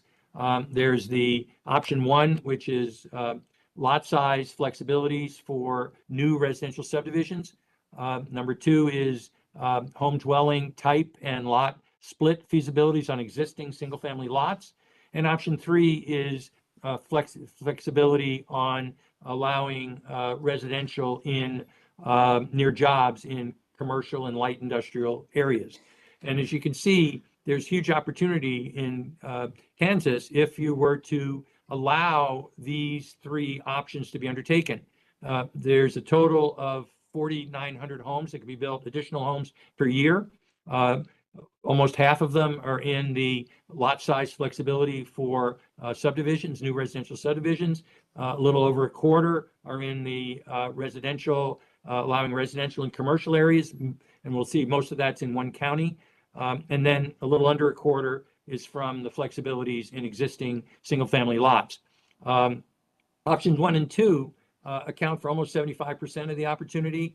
And again, that's all based on if you have smaller lots, you're going to have less expensive housing, and you're going to not only have that, but you're going to add a lot more housing at the same time. These three options work together in a unique way. It's very important in terms of builders, developers, and workers. Each relies on a different segment of the residential builder developer ecosystem. Large single-family builders build the large new subdivisions. They're largely larger builders. The infill that gets done under option two is done by very small builders. And The work that gets done in commercial areas is done by largely multifamily builder and urban townhouse builders. Again, there aren't that many townhouses in Kansas, but if they were to have more, they'd be done by somewhat the same builders that build the apartment houses. The builders who build the apartment houses are not the builders generally who are building the new subdivisions of single family homes. Next slide, please. This next slide goes through the lot size and home value scenarios. We actually looked at all of the new homes that got built in new residential subdivisions in Kansas from 2000 to 2024. And that adds up to about 75,000 homes that got built in new residential subdivisions. And you can see that the 72,000 is highlighted. And then there's 3,900 that were done as single family attached. And that adds up to about 76,000. What we also found is that the new single family detached that got built were built at 4 per acre. That's about 11,000 square feet per lot. There was some discussion earlier about, well, what about 7,000 square foot lots? The average in Kansas was 11. So you're having very large lots. The 500 zoning and land use jurisdictions in Kansas are setting very high lot requirements. So what we said was, just as a thought experiment, instead of building at the median, which was around 4 per acre or 11,000 square feet, what would happen if you built at the 90th percentile or 9th decile, which is 5.2 acres? You can see that even in Kansas, 5.2 acres is a pretty large lot. That's about 8,000 square feet. And so one of the reasons you're not getting more housing that's affordable is they're on large lots with larger homes. So we look at home size, you see that the home size on the 4 per acre is about 2,340 square feet, and the home size at 5.2 per acre is about 2,140 square feet. When you move to the single family attached, you see that even there, the actual ones that got built were built at 9.3 per acre, which is a very large amount of acreage for a townhouse. Again, Kansas is sort of unusual in that respect. And the size of the homes on those are quite a bit smaller at 1,500 square feet. So what we suggest is, what if you were to have smaller lots, both for single family detached, and you built more townhomes on smaller lots? If you made those changes, instead of getting 76,000 homes built over this 25-year period, which is about 3,000 homes per year, you would get 130,000 homes, which is nearly 5,000 homes per year. Well, that's a huge increase in the number of homes on the exact same amount of land. And the price of those homes would go from, in roughly today's dollars, 446,000 to about 414,000. And the townhomes themselves would be down in the upper 300s in terms of cost. And so you do get a lot more affordable housing and a lot more homes per year if you approach it this way. Next slide, please. That's option one. For option two, we're suggesting that you allow housing dwelling type and lot split flexibilities. In Kansas, we found that you could get about 1,100 more homes per year by allowing these flexibilities, which basically says you tear down, allow people, you don't require it, you just allow people to tear down older homes that can be replaced by a higher and better use. That higher and better use could be what we call a McMansion, and that's usually what's legal. Or you could legalize the building of 2, 3, 4 homes on that, usually townhomes or a duplex for 2 units, a townhome, 4 townhomes for 4. And you'll get a lot more homes that way. And we suggest that you get 1,100 of those. We've gone through the economics of doing that based on lot size and everything else. And that's the number we come up with. Next slide, please. The flexibility to build homes near jobs basically says if you allow the property owner to say, oh, I want to build housing on my property, it's zoned for commercial. We have a system in this country that largely says we zone, and zone X is for commercial, it excludes residential. Zone for residential excludes commercial. That's an artifact that goes back to the system that was developed in the 1920s but it is just an artifact of that system. You could have a system that says, we're going to allow residential in a commercial area where the jobs are, let people live closer to jobs, and let the property owner decide what that use is. And if you do that, we think you'll get, as I said, 1,500 more homes per year, and the residents can live closer to jobs and amenities and shops and other amenities. You cut down on sprawl. Local businesses gain more foot traffic and new customers. You expand tax base. All of these things, are positive things. So it's a win-win. Specifically, if you go to the next slide, we see that this is a map of Johnson County, and about a little over half of the opportunity for this particular change is in Johnson County. You can see Johnson County, suburban county, but very large population, and it has a lot of various cities. Those commercial areas are highlighted in gold.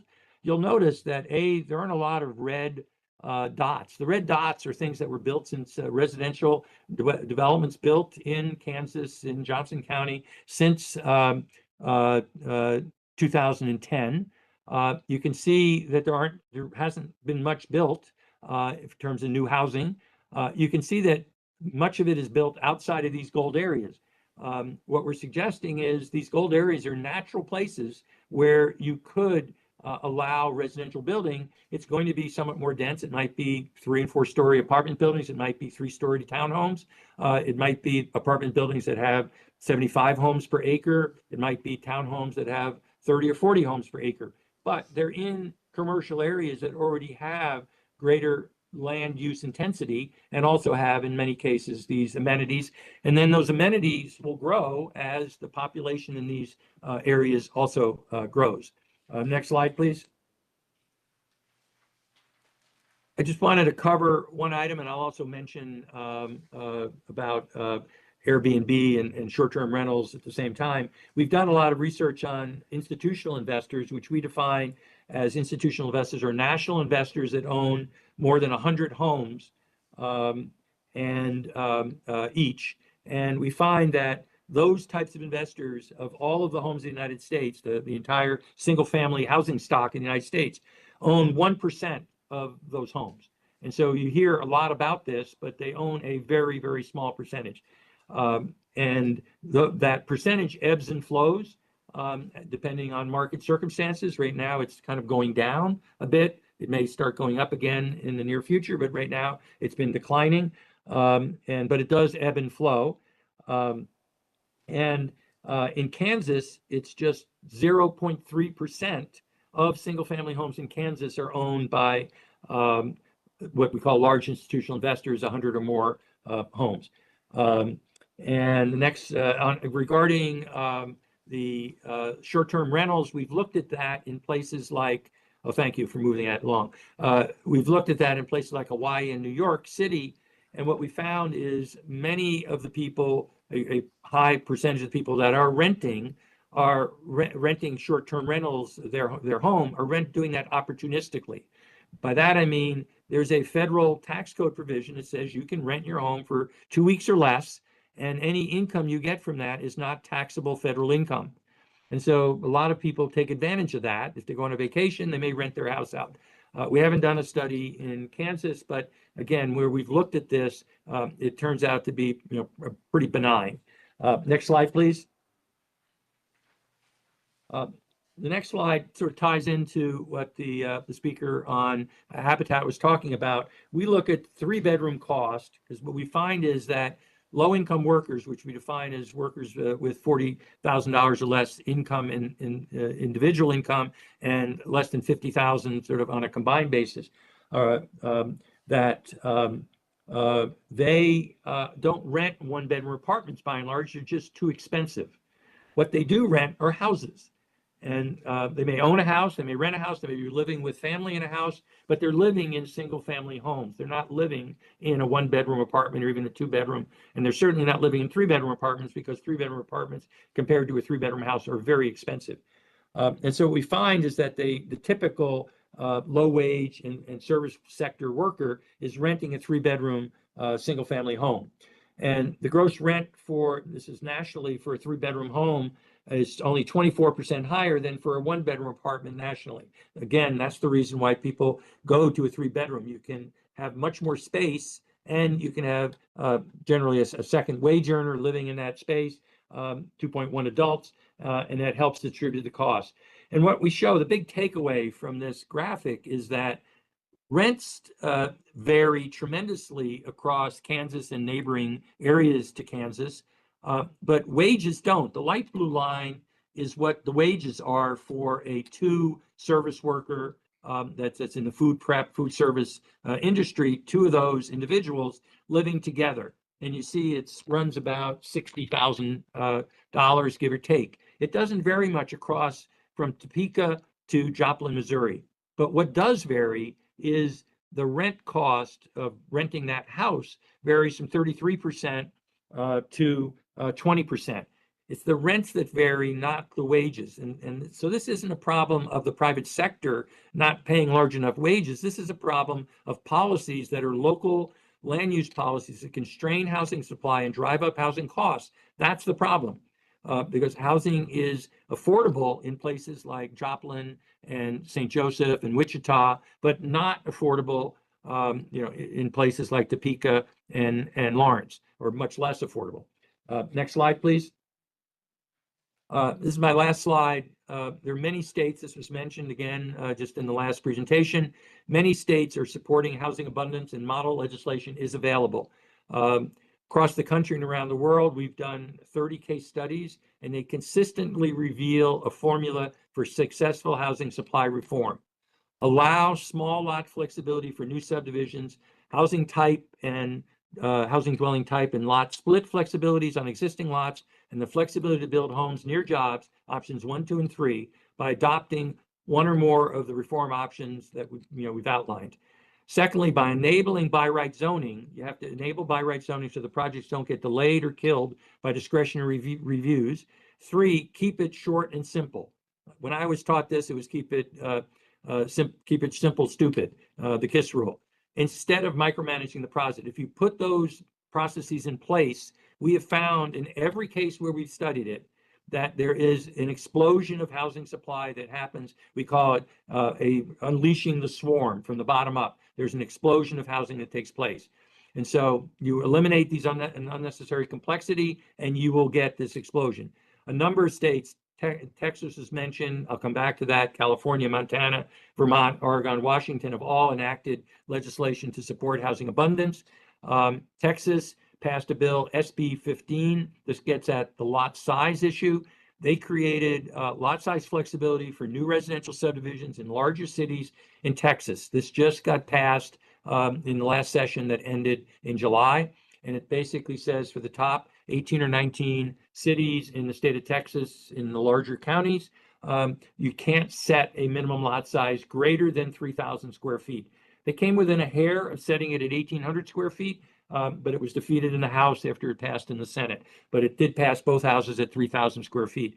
To my knowledge, that's the first state that has passed that type of legislation that at the state level that says to cities, you can't set an unreasonable lot size requirement. In this case, they defined it as 3,000, greater than 3,000 square feet. Secondly, they passed SB 840, which allows residential and mixed-use housing on all commercial and light industrial land, again, in these larger cities. Again, that was enacted a little earlier in July. I think it might have been May or June. Taking these together, these two bills implement options that I've described, 1 and 3. You can also implement options 1 and 2 through a single model bill, which we provide the link here, the AI Model Starter Home Act, which is based in some measure on the Texas example, but also it also covers the second option and in terms of existing reuse of existing lots. A second model bill, the AEI model multifamily mixed-use residential in certain zoning classifications bill, covers option 3, and again, it provides a model to do that. With that, I'd be happy to take any questions. Committee, any questions? Senator Fausto. Thank you, Mr. Chairman. Sir, during your Or is your name Ed Pinto? Ed, yes. Thank you, thank you.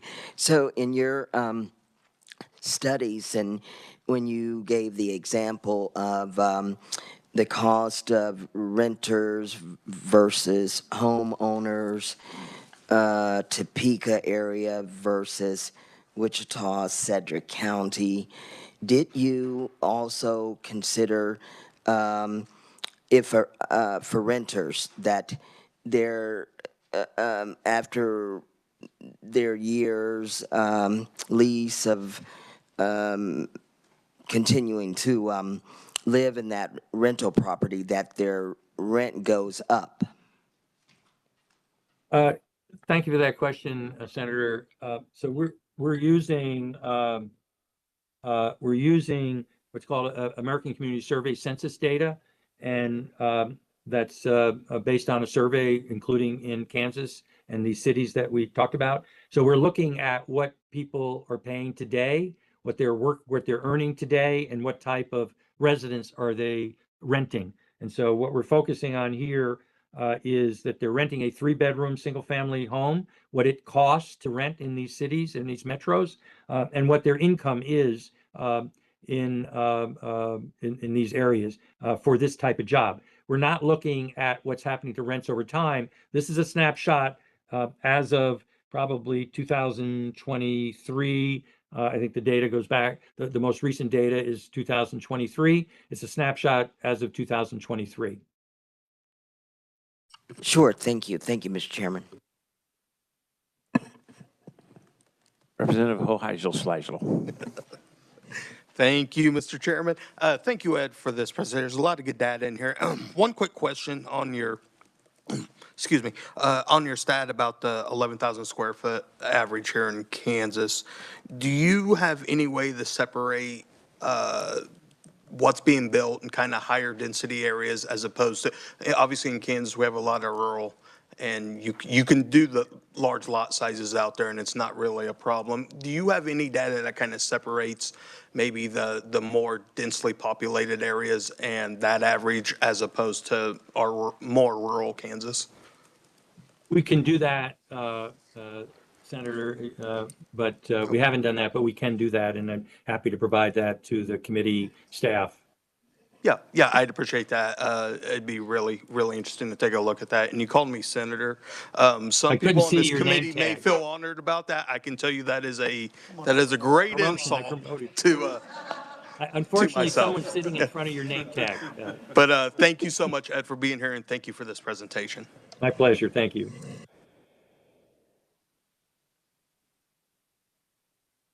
Ed, I got a couple of questions for you. On the Texas law for cities, the 3,000, I think you said 3,000 feet would be the maximum lot size. What if a developer wanted to develop an area and have larger lot sizes? Does it prohibit that? No, these are all flexibilities given to the property owner. Every one of the things I've mentioned is property owner flexibility. So it's a limitation of what the city can do.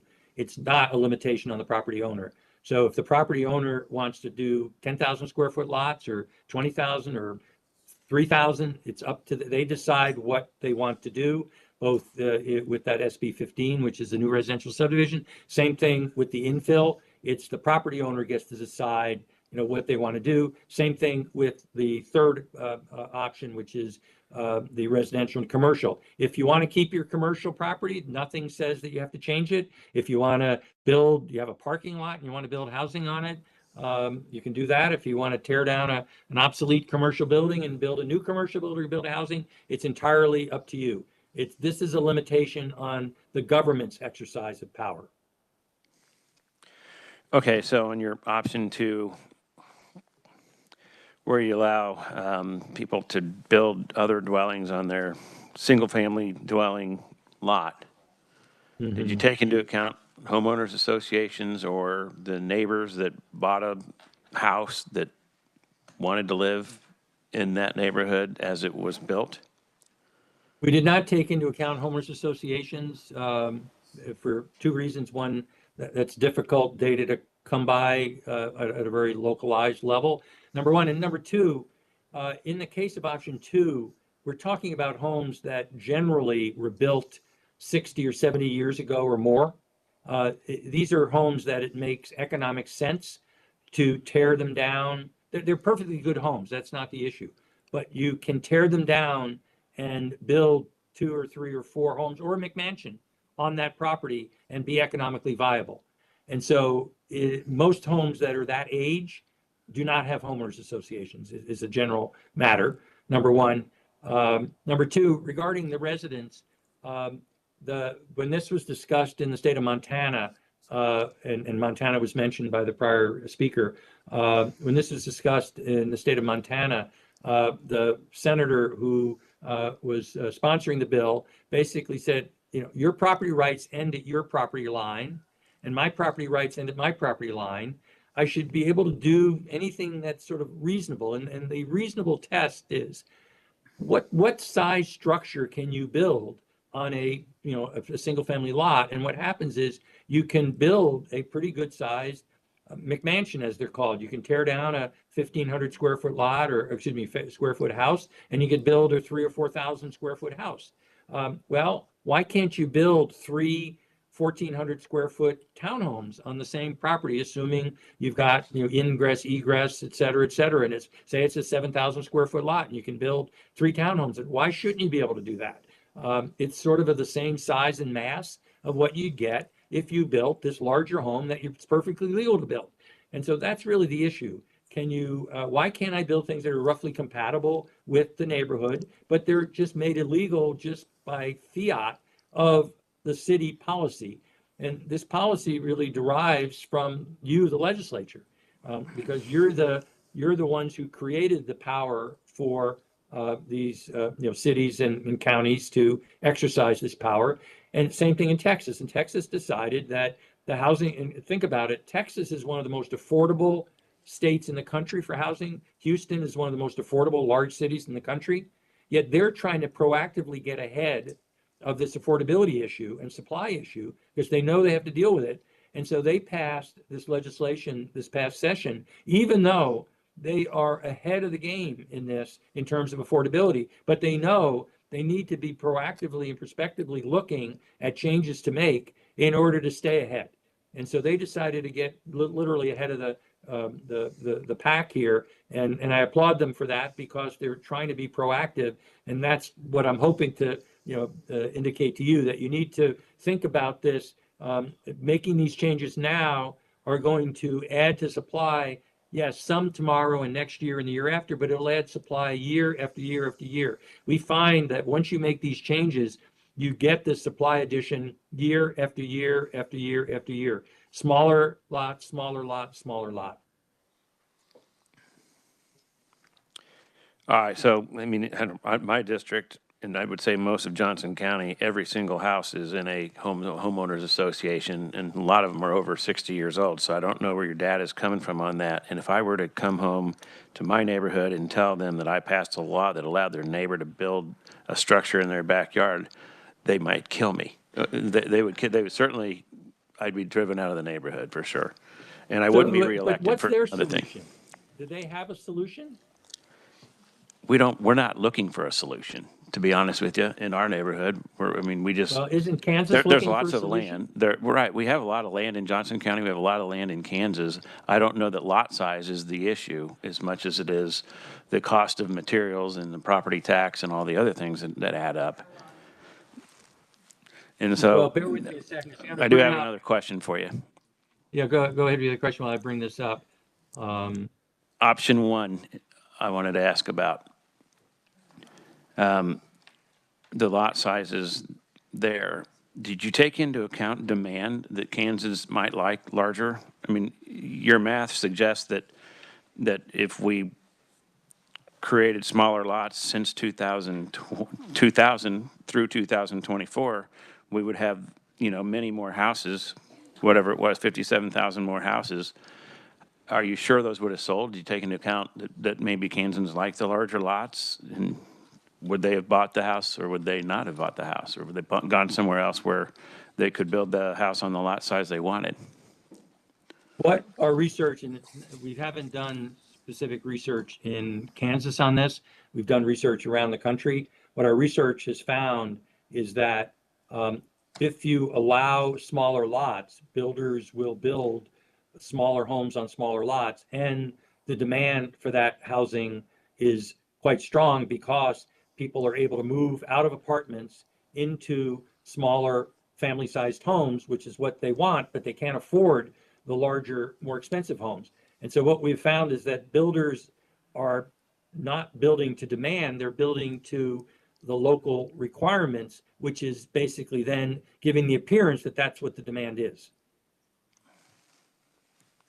But we're not suggesting anybody have to build anything. That was the question earlier. If you were to put in a minimum lot size on new residential subdivisions of, say, 3,000 square feet or whatever the number is, it doesn't say the builder has to build it that.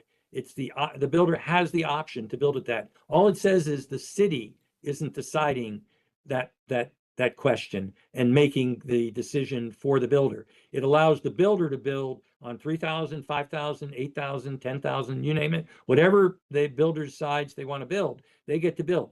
Our research shows that given options, the builders will tend to build on smaller lots when they have the option. That's not to say they're all going to build on exactly 3,000, but they're going to tend to build smaller homes on smaller lots because there's more demand for those homes than there are for the larger, more expensive homes. There's just more buyers in the middle.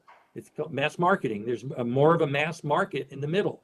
And so you can't meet the demand of that mass market because the municipalities aren't allowing that demand to be met through minimum lot sizes. Senator Alley. Thank you, Madam Chair. Mr. Chair, excuse me. I got a question for you. On your slide 7, which shows the commercial areas in, I think, Johnson County area, if that lot is zoned commercial, are you saying you don't have to go back to the planning authority to build residential on that lot? That's what Texas did, yes. We're suggesting that you follow the Texas example, which says, let the owner of the property decide if it's zoned commercial. You can also use residential as a lesser type of use than a lesser use than commercial, and let them make that choice. And what we find is you get a lot of housing that gets built that way. In this case, it's going to generally be apartments and some townhomes, but generally apartments under option 3. But that's exactly what Texas just did. Yes. So you could go from commercial to a apartment to a single family on that commercial lot if you so choose to do so. And what then becomes the driving factor is what's economically viable. Right. It's probably not going to be economically viable to build a single family home in this area that has commercial, but it is viable to build apartments or townhomes in such an area. And once you do that in this area, it's going to then, to the extent there are amenities in that area, which usually commercial areas have restaurants and various things, and various amenities, those amenities get strengthened, and you then get more amenities that get built or because there's more demand. And if you're missing a supermarket, there isn't a supermarket in that area. Once you start allowing more residential use in these areas, then you start having enough demand to potentially attract a supermarket. And so this is all just part of how an area can grow in a more balanced way by allowing people to live closer to their jobs. This is part of it, is you're living closer to where the people are working, because the commercial areas have a lot of jobs, and therefore allowing some residential to be built by the owner of the land to make that decision allows more people to be closer to their jobs. Thank you.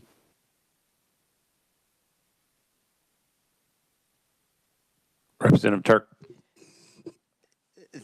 Thank you, Mr. Chair. I see a lot. I'm watching everybody's faces, and it's hilarious, by the way. I appreciate all these presentation. What your presentation was today, it was really enlightening. I love to hear it. I think here in Kansas, I really do wish, as do I'm sure most of my colleagues, we had some more acute Kansas-specific data.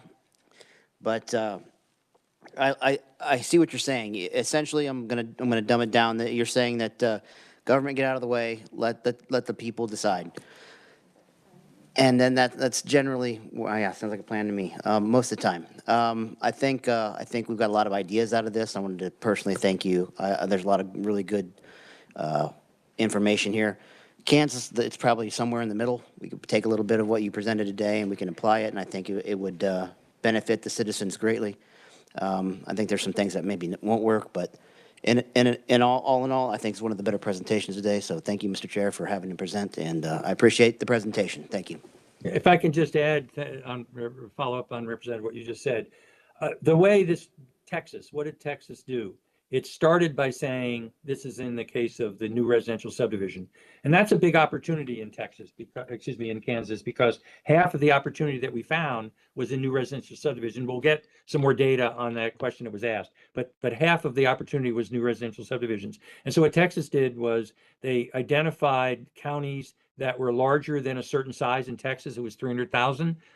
In Kansas, it might be 200,000 or 100,000, but whatever. You pick size counties, and then they picked size cities in those counties, and it ended up being 18 cities out of all the cities in Texas, and there were 200 and something counties. But they basically said, we're going to focus on these counties and these cities, and that's where a lot of the new residential construction is happening, and we're going to require that there be, not to have these large minimum lot sizes. And so they basically rifle shot what it was for Texas. They decided to avoid option 2 entirely, even though Houston and Austin had passed those types of changes. Houston in the case of 1998, Austin in the case of about 3 years ago. They decided not to take on the objection that was mentioned in Johnson County, where they'd run you out of town. And they decided not to do that. And then they focused on option 3, which said, okay, we're going to take those same 18 cities and we're going to say you can do residential overlay by right, by choice, in these areas that are commercial. Those don't happen overnight.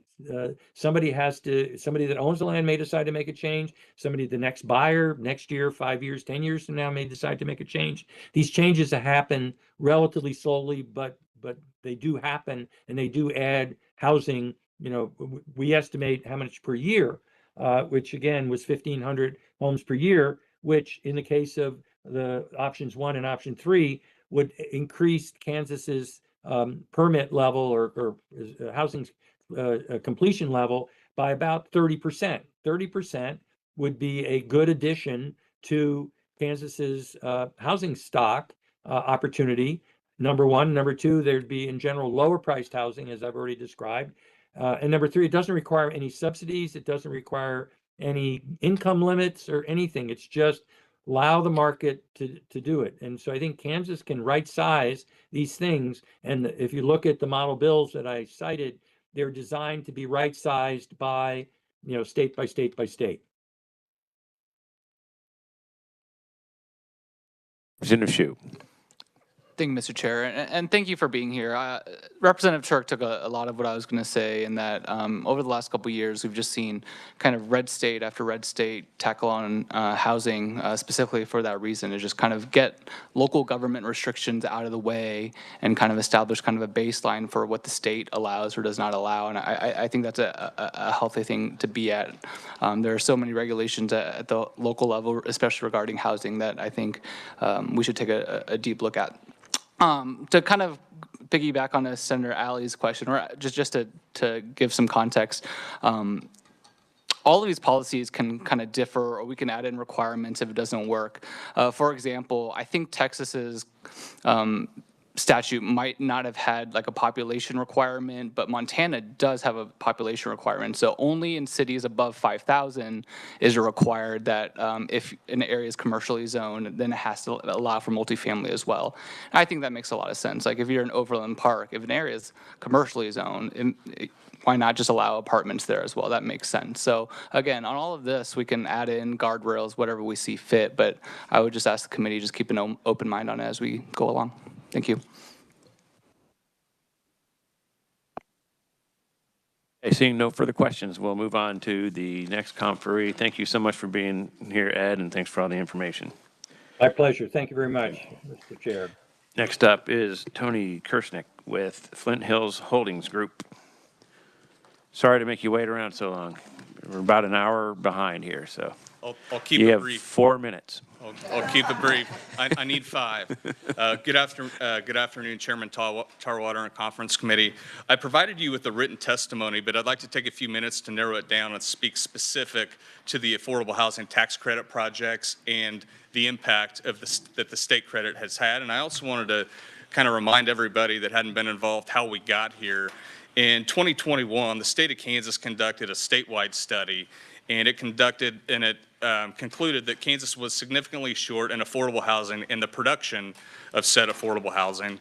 It's important to note that the study referenced that every year 3,800 to 4,800 units were needed to be built in rural areas alone just to make up for that housing loss. And we projected in MSAs it's about double this number. And again, this is merely to sustain the existing and aging housing stock that we're losing. This is not to catch up. This is not to get ahead. So in short, we lose about 7,000 to 8,000 affordable housing units per year. The result of this study was in 2021, the state legislature passed the Affordable Housing Tax Credit, known as the Kansas Affordable Housing Tax Credit, or the acronym being KHATC, to help address this shortage. This bipartisan program passed, made us competitive with all of our other neighboring states who also have an affordable housing tax credit program. And so again, I'll be brief. What was the impact of the state credit? I want to look specifically at 3 years. In 2021, Kansas built 665 tax credit units, and that's obviously before the state housing program was in existence. In 2024, conversely, 2,595 units were funded since we did have the state tax credit program, which represents 390, let's round it up to 400% increase. During last legislative session, as you all know, we eliminated the 4% program altogether and capped the 9% program to 8.8 million credits per year, each year for 10 years, or a total fiscal note of $88 million per year. In 2026, I project approximately 637 units will be funded by tax credits. This number includes the 569 units from 2024, 9% units. And what I did was I increased that number by 12%. It's important to note that the Big Beautiful Bill increased all 9% credits to each state by 12% to combat inflation and higher interest rates. The 637 unit estimate also does not include any 4% projects, as they are no longer eligible for the tax credit and therefore are economically infeasible for nearly every project. This estimated 637 units funded in 2026 will be approximately a 75% decrease from 2024, and it's actually less than what was built in 2021 when everyone agreed that we were drastically short on affordable housing. In summary, I greatly appreciate the position that you were all in last year and every year to balance the budget. Difficult decisions were made, but I believe that this program was cut way too far. And we look forward in the upcoming months to showing the outstanding benefits of this program and hopefully right-sizing the funding. And I'm here today to answer any questions. Thank you. I was just kidding. You could have more than 4 minutes. Let's go to questions. Thank you, Chairman. You had suggested a few weeks ago that you might have some ideas on what to change to make the program better, and especially things that may not cost much or anything to help the developers. Yeah, I believe over the next few weeks we'll be able to come back to this body or other bodies of interest with a few ideas how we can hopefully get more bang for the taxpayer buck. Doug Smith, who's behind me, he and I are working with the Kansas Housing Resource Corporation and other stakeholders on a few items like this, one of which is trying to figure out how we can get more equity for the state tax credit. And not to get too deep into the weeds, but other states are able to, for the end user to use the tax credits in the year that the project was completed. and not have it be tied to the federal credit. Let me give you all an example. If I have a 49 unit project, in order to qualify for that federal credit, I have to have 49 of 49 units leased by the end of the calendar year. If I do not, by the stroke of midnight on New Year's Eve, those credits by default cannot be used until the following year. In other states, upon the completion of the project, if I leased 48 of the 49 units, those credits could be used in the year that the project was placed in service. That could result in a 1 to 2 to 3 penny increase per credit, which is very meaningful. On $10 million of tax credits, that's $200,000 per project.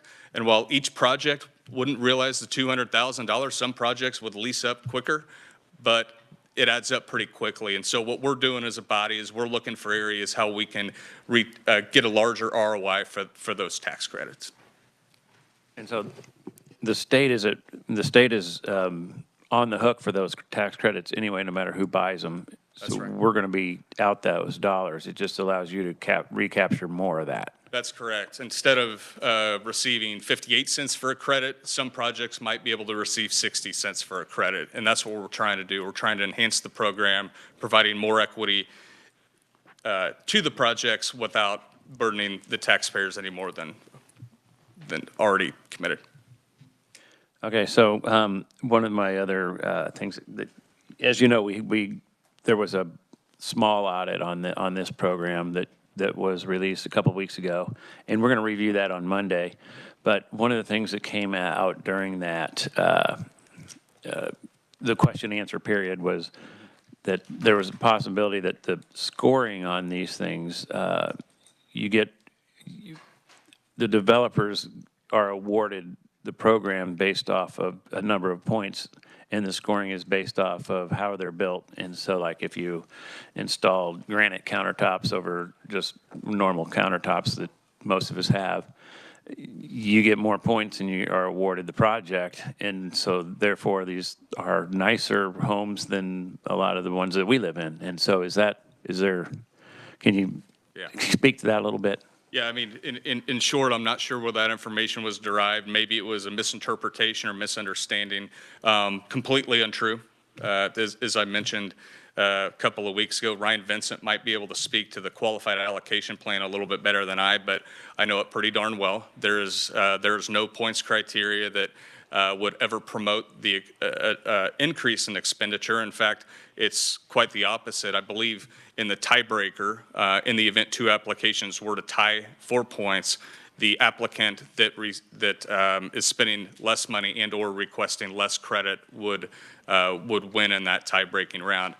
In thinking about our conversation, I couldn't help but wonder if the miscommunication wasn't specific to the 4% credits, and where if you spend more money, you get more in credit, but there would be no motivation to spend any more money there either. So on a 4% project, if you spend $1, roughly 70 cents is going to come back to that project. So you're hurting yourself to the tune of 20 to 30% either way. So, but no, to answer your question, there is absolutely no benefit, points or economic benefit to spend any more money than you have to. Yeah, committee questions.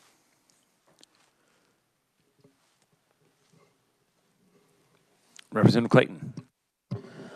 I guess one of the things that I wanted to look at here is if we keep things as they are after the most recent legislation and we make no changes, will this have any negative impact on the current housing situation in the state of Kansas?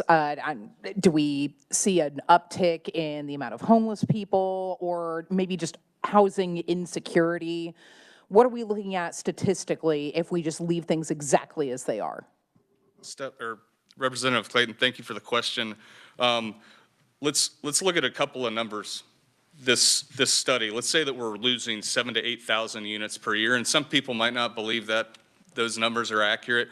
Let's just say that we're losing 5,000 affordable housing units per year, and we're getting ready to go from building 2,500 to 500. Right? We're losing thousands and thousands of units per year. our homeless population in the state of Kansas will double because of what was already done in the next 3 to 5 years, right? We will lose employers because of lack of housing from what was done in the next 3 to 5 years. And while I appreciate that in the state of Kansas, there never is a sunset in terms of policy, if there was, we need to change our focus and start looking at building prisons and state hospitals. This is a big deal. And losing 75%, which we already lost last year, which is a guarantee, we're in real trouble. Now, it's our job to do a better job and invite you all to ribbon cuttings, which I think we did a poor job of, and talk about the features, functions, and benefits of this program, which I think we could have and should have done a better job of the years leading up to last year's legislative session. Senator Pascadoe, you going thank to you, offer a hammer and a nail for this one? Maybe you could help build them. You know, Mr. Chairman, Habitat for Humanity last session did give all of us a hammer, didn't they? Mine's in my office. I forgot about it, but you know my mouth is tougher than a hammer anyway. So speaking of, in Wichita.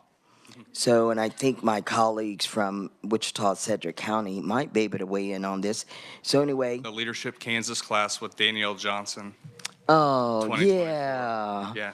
That's where I seen you. Yeah. Well, so we're building that big medical facility in downtown Wichita near Intrust Arena.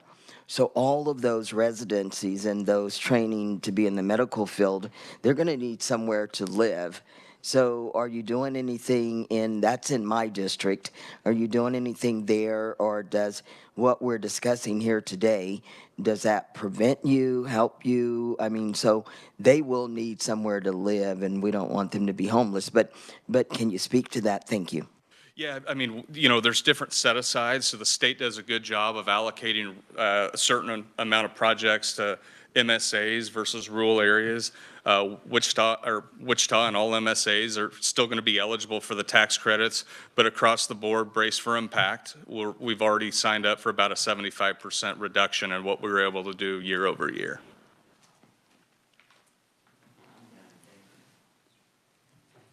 Representative Hsu. Thank you, Mr. Chair. And walking through this discussion over the last year was frustrating. I think what we need to do kind of on both sides, kind of, you know, you're saying housing good, and that's our success metric, whereas maybe those who are opposed are saying money spent bad, and that's the metric. And I think we need to just kind of find some sort of metric in the middle that's like, hey, this is working if we accomplish X, and this is not working if we're not accomplishing X. Whereas right now, we're just kind of talking on both sides of it. Whereas, yes, the costs of not doing this program to the extent that we were, there are real costs to that, as well as the cost of the program, which is well established. So I guess, you know, I'll continue to spend my time thinking about, like, what can we do to find in the middle of just like, what does success for this program mean? And then if it is successful, how do we get more money to it if it is proves to be successful versus if it's too expensive to be worth it? Because right now, I don't think we know what that to be worth it means. Representative Wassinger. Thank you, Mr. Chair. I think because Kansas is so different, highly populated, barely populated as we go farther west. We're obviously frontier area. I think a hybrid of this, having this program and also addressing the needs that Habitat for Humanity brought up, making it easier. I went to Katie and asked her, how much does it cost to go through the litigation of getting an abandoned house? Because I know how much that is through being a title company and my husband being a real estate attorney. That costs a lot. So those are some of the things that we can do to help the rural areas maintain, rehab, update all of these abandoned or broken down areas and help them with that, as well as helping to fund these programs that we know need to be done for the higher density areas. And I'd like the committee to really think about that. Thank you, Mr. Chair. All right, seeing no further questions, thank you, Tony, for coming back in today. Thank you, Chairman. And we look forward to hearing more.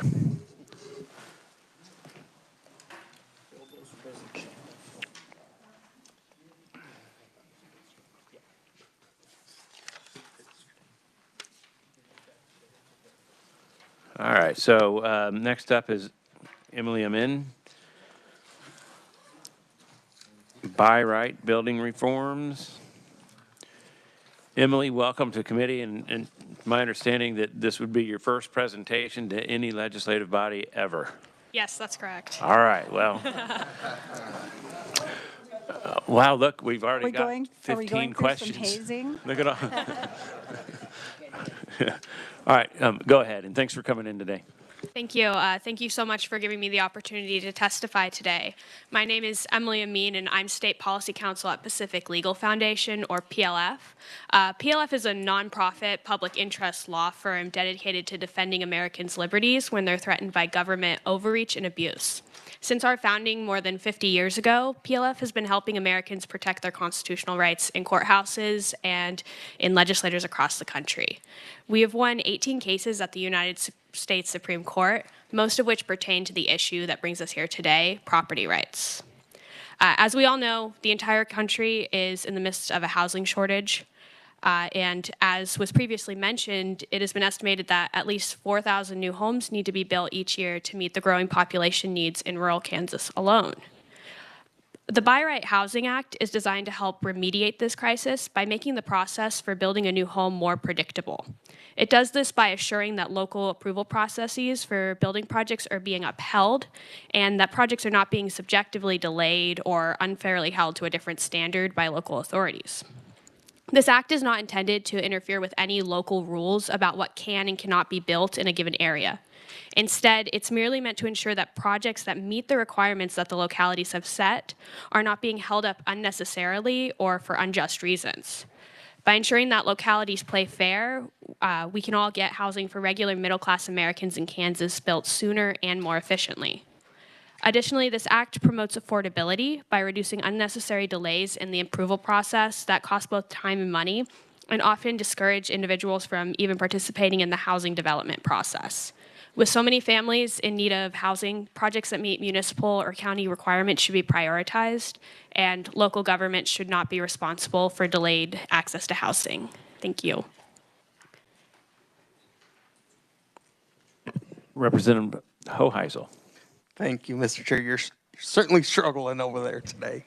Thank you so much, Emily, for being here, and you did a great job with your remarks. I know the rest of the committee hasn't seen your model legislation. I have, though. The chairman does have a concern. I think he's brought it up about local HOAs. In your model legislation, is there anything in there about local HOAs overriding them, anything like that? Yeah, so this bill would not interfere with HOAs at all. Basically, everything that the locality has decided, including HOAs, would remain in place. We're just kind of reinforcing what those HOAs and the localities are doing and saying, if you set a process in place, you're going to have to uphold the process and make sure that it's being done correctly and efficiently. Okay. And then if we could, Mr. Chair, send, I guess, our committee assistant the model legislation, and if we could get it sent it out to the entire committee. I appreciate that. Thank you so much, Emily. Thank you, Mr. Chairman. Any other questions for Emily? You're going to go easy on her on her first time? That's it? She did so well. Yeah, well done. Thank you. Thanks for coming in today. Thank you. Okay.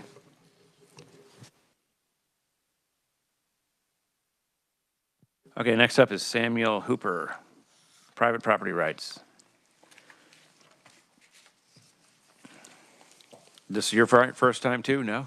I testified before you remotely last year in your interim housing affordability committee, great. but I couldn't resist coming in person this time round. So it is Thanks good for to be coming. here. Thanks for coming in. Thank you very much, Mr. Chairman, members of the committee. My name is Samuel Hooper. I am Legislative Counsel at the Institute for Justice. We're a non-profit civil liberties law firm that works also a lot in the areas of property rights. at the Institute for Justice, we've worked a lot in different statewide coalitions focused on tackling the housing crisis through a lot of these bills. I'm actually based in Austin, Texas, and we were quite involved in the big package of legislative reforms in Austin that was able to pass the Texas legislature. And these were nearly all bipartisan reforms, actually, and it's one of the areas it's a real pleasure to work on, where people realize that the housing crisis transcends political ideologies, and you can really focus, hopefully, on solutions which conveniently align with enhancing private property rights. So I wanted to talk a little bit about some of the bills that did pass in Texas, because we actually took a lot of inspiration from the American Enterprise Institute's voluminous research. You heard from Ed Pinto before, and their housing playbook that really just mines into terabytes of data on housing and really shows you which different housing policies can give you the most bang for buck, so you know where to spend your political capital. We certainly understand that making changes to land use can be contentious sometimes, so you want to be sure that if you're doing that, it will actually result in the net positive of solving the housing crisis, reducing costs, building the new homes that Kansans need. And that was something that we were very concerned about in Texas, and we think that the 5 or 6 housing bills that did pass there, all of them in different ways, were very effective. So I'll go through them one by one. I'm very happy to take questions at the end. The first one, as Ed from American Enterprise Institute talked about, was residential and commercial, making it legal by right to build multifamily or mixed-use housing anywhere that's currently zoned for commercial use, whether that's a defunct strip mall, a parking lot, whatever it might be. This bill doesn't force anyone to build anything, it just increases that option. It says rather than just building commercial, you can now build residential as well. The idea being in time you'll start to see some of those pleasant, mixed-use, walkable neighborhoods that we all like to visit in other places, but we tend not to see so many of in large parts of America. This bill passed on a bipartisan basis in Texas. Some cities are really already embracing it. They've updated their local zoning ordinances, and it was only signed by the governor in June or July. But we're already seeing Dallas, some other cities, updating their zoning ordinances, which is great. We are seeing some pushback from other cities, though, who really don't want to see apartments, even small-scale ones. And really, I think this just kind of emphasizes the need that sometimes you do need that state-level preemption. The pressures on local officials are quite different sometimes, but the housing crisis, as we all know, is not a local issue. It's not even a regional or a statewide issue. It's a national issue, and you do need those larger scale solutions and preemption to try to solve them. So residential and commercial, great success. Ed also talked about minimum lot size changes and building starter homes. This is another bill that passed in Texas. As was mentioned, it ended up being quite bracketed, so it only applied to some of the larger cities and communities in Texas. But just having the freedom to build some of those smaller lot sizes, not the requirement, just saying that the minimum can be now as little as 3,000 square feet, will enable more starter homes. So just getting more people on the housing ladder, able to start acquiring equity, we think that's a very good thing to do. And again, in Texas, that was bracketed to just some of the larger communities, and there are certain ways that could be drafted in Kansas as well, I'm sure, that would be hopefully, really target where those starter homes are most needed. Another bill that passed was office to residential conversions. This is another thing that we've seen in a lot of our downtowns, particularly since COVID. More people are working from home a lot of the time. There are buildings that it's either not economically feasible or they're just not being used currently for commercial use, for office use. So being able to convert those to residential use and sometimes was another approach that Texas took and was successful. There's another bill that was passed in Texas, and I think would be applicable to Kansas as well, and that was the valid petition reform, or in Texas we call it the tyrant's veto. So this is where a small number of neighbors, if they're worried about an upzoning happening near them, maybe one of their neighbors wants to turn their house into a duplex or a small apartment building or build an accessory dwelling unit, they want some kind of variance. Just a small percentage of their neighbors can veto, can object to that, and then require the entire city council to vote by supermajority to affirm the original owner's property rights. So that's quite anti-democratic. It's an infringement on property rights, we think. So Texas was able to rebalance that and say, well, if you want to object to what your neighbor's doing with their property, you need a majority of the neighbors to now object, not just 20%. And you only need a bare majority of the city council to override that. So again, it rebalances in favor of property rights and democracy, which is good. And Kansas, I believe, does have a similar law on the books. I'm not sure. I need to check the research as to how often exactly it's used.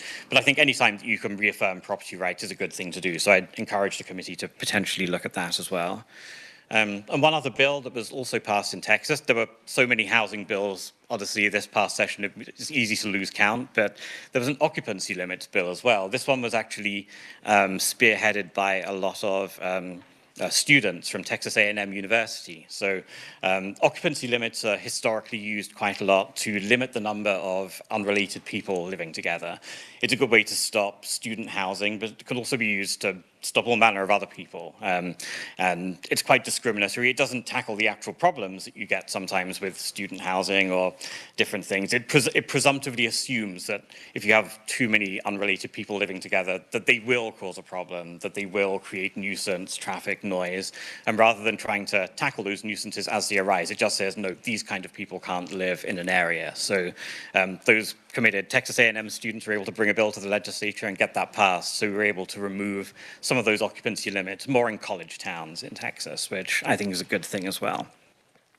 So what do all of these reforms have in common? Well, none of them spend any taxpayer money, which I think is always good in constrained times.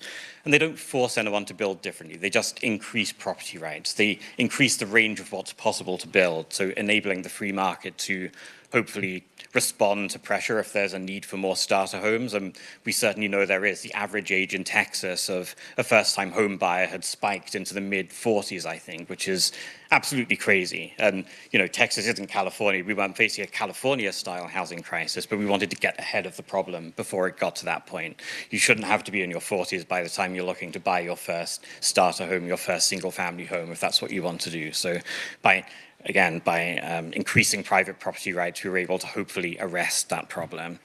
And we don't trample on local control for the sake of it. We only we make targeted preemptions of local control where they're proven to prevent new housing from being built. And hopefully over time, you know, as these built in Texas unfold and people are able to build, we'll start to see more of these starter homes and some of these other apartments, duplexes, smaller lot sizes that, you know, are essential for particularly younger people trying to get on the housing ladder. So I commend, you know, what happened in Texas. We've seen similar bills in Montana, New Hampshire. I've been part of some of those housing coalitions as well. Always happy to answer any questions that the committee might have. And with that, I'll end. And thank you very much for your time. Thank you. Senator Klemp. Thank you, Mr. Chair, and thank you. And I don't know if I heard you correctly, but did you state that apartments was not part of the, you weren't recommending apartment complexes? Is that did I hear that right? There were different bills in Texas. The big bill, one of the bills didn't include apartment buildings there, but at the Institute for Justice, we certainly believe that, you know, people should be free to build multifamily if they want to. But it's, as Ed said from the American Enterprise Institute, I think in his presentation, but just by picking some of the options, you can do an awful lot to solve the housing crisis. It's not an all of the above. It's a menu of options that you can pick from. So if you can get to where you think you need to go without enabling larger scale multifamily, just by enabling smaller lot sizes and single family homes, then do that and see what happens. But we'd certainly recommend an all of the above approach. Thank you. Representative Hoheisel. Thank you, Mr. Chair. You're going to run out of ways to do it here soon. Thank you, Samuel, for being here. I do. Now I wonder why I'm never invited to serve on Commerce. Thank you, Samuel, for being here. One quick question again to Chairman Tarwater's concerns with homeowners association. I'm sorry, not FOAs. Homeowners associations. Did these bills override any homeowners associations in Texas, or was that? No, they didn't. So at the Institute for Justice, we believe in the right to privately contract. So if together as a neighborhood you want to, you know, exercise more control over the development that happens in your neighborhood, then that's something that we're supportive of. And these bills didn't trample on HOAs. But as Ed also said, a lot of the areas, particularly infill development, that would be ripe for a lot of these bills. They are older homes, generally that wouldn't be under an HOA anyway. So we think that you can respect HOAs and the right to private contracts and still get a lot of the benefits of these bills. Okay, I appreciate that. So, thank you, Mr. Chairman. Representative Clayton and then Shu. Thank you, Mr. Chair. Thank you for being here. I would just want to put this out here to my fellow colleagues that I would be strongly against any state preemption of local zoning laws. Are you familiar with Prairie Village? Have you read about that community at all? The name rings a bell. I'd have to go back in my notes. A proud representative of Prairie Village, and when their city officials even suggested the possibility of zoning for multiple family housing, that city has been in turmoil as a result of it. These individuals are practicing the free market. They are living in an area that is comfortable to them, that has the kind of housing that is comfortable to them, and I think that it is appropriate for the city to make those changes. A sweeping one-size-fits-all state solution might work for other parts of the state, but most certainly does not work for mine. And if I were to support it, they would find torches and pitchforks and come after me, and they would be right to do so. They have already made that decision by electing their local government to set those parameters. Thank you, Representative. And that's certainly a sentiment that we hear a lot. One of the sentiments that we did also hear in Texas quite a lot was from local mayors, from people who are a lot closer to their local residents, hearing exactly the kind of pitchforks and torches comments about, and those concerns about, you know, we bought into a neighborhood with settled expectations. This was a single family neighborhood. A lot of those people also realize, though, that there's a huge collective action problem here, right? There is a housing crisis in Kansas and a lot of, and across in Texas as well, and people will say, yes, we need more houses, but just not here. The problem is when everyone says the same thing and everyone's pointing to their neighboring town saying, you build the new housing, that's when these kind of problems snowball. But I think, to answer your question more directly, you can solve for a lot of these problems without really destroying the fabric of a lot of these neighborhoods. Things like duplexes, for example, even accessory dwelling units, they don't really change the look and feel of a neighborhood. You're not talking about huge, dramatic densification. You know, even within the existing footprint of an existing building, you can, through things like garage conversions, then you can create more housing for people looking to downsize, for young people looking to, you know, take their first steps outside the family nest without building a large apartment building. So there's still things that you can do, I think, to try and increase accommodation, increase units that are available without some of the more dramatic things that tend to get people very worked up. I would suggest not, although you are welcome to go to Prairie Village and tell them all about that. I strongly oppose this. I'd be very happy to take a visit. Representative Shu. Thank you, Mr. Chair. You didn't mention this directly in yours, but if you're able to talk about it, that's fine. I can go to somebody else. But somebody mentioned the single stairwell requirements earlier, and I'm very familiar with that, but I don't think much of the committee is. I was just wondering if you want to take a chance to go into a little bit, like what it does for kind of apartments and what they look like. And, you know, there's the negatives of kind of the fire concerns, but also if you want to talk about that a little bit as well. Yep. Thank you, Representative. Be happy to. Yes, this was one of the bills in Texas that so many housing bills ended up passing that this one was seen as more of a long shot, but actually ended up getting across the finish line. And for those that don't know, most apartment buildings or multifamily housing, once you get to a certain number of units, requires the addition of a second staircase. The idea being it's necessary for egress as an emergency. So what that does, though, is it kind of distorts the kind of housing that you can build, and it would make illegal a lot of the older, beautiful multifamily housing that exists in a lot of historic American downtowns, you know, from big cities to small towns. Because by requiring a second staircase, you now need a double-loaded corridor connecting the two staircases.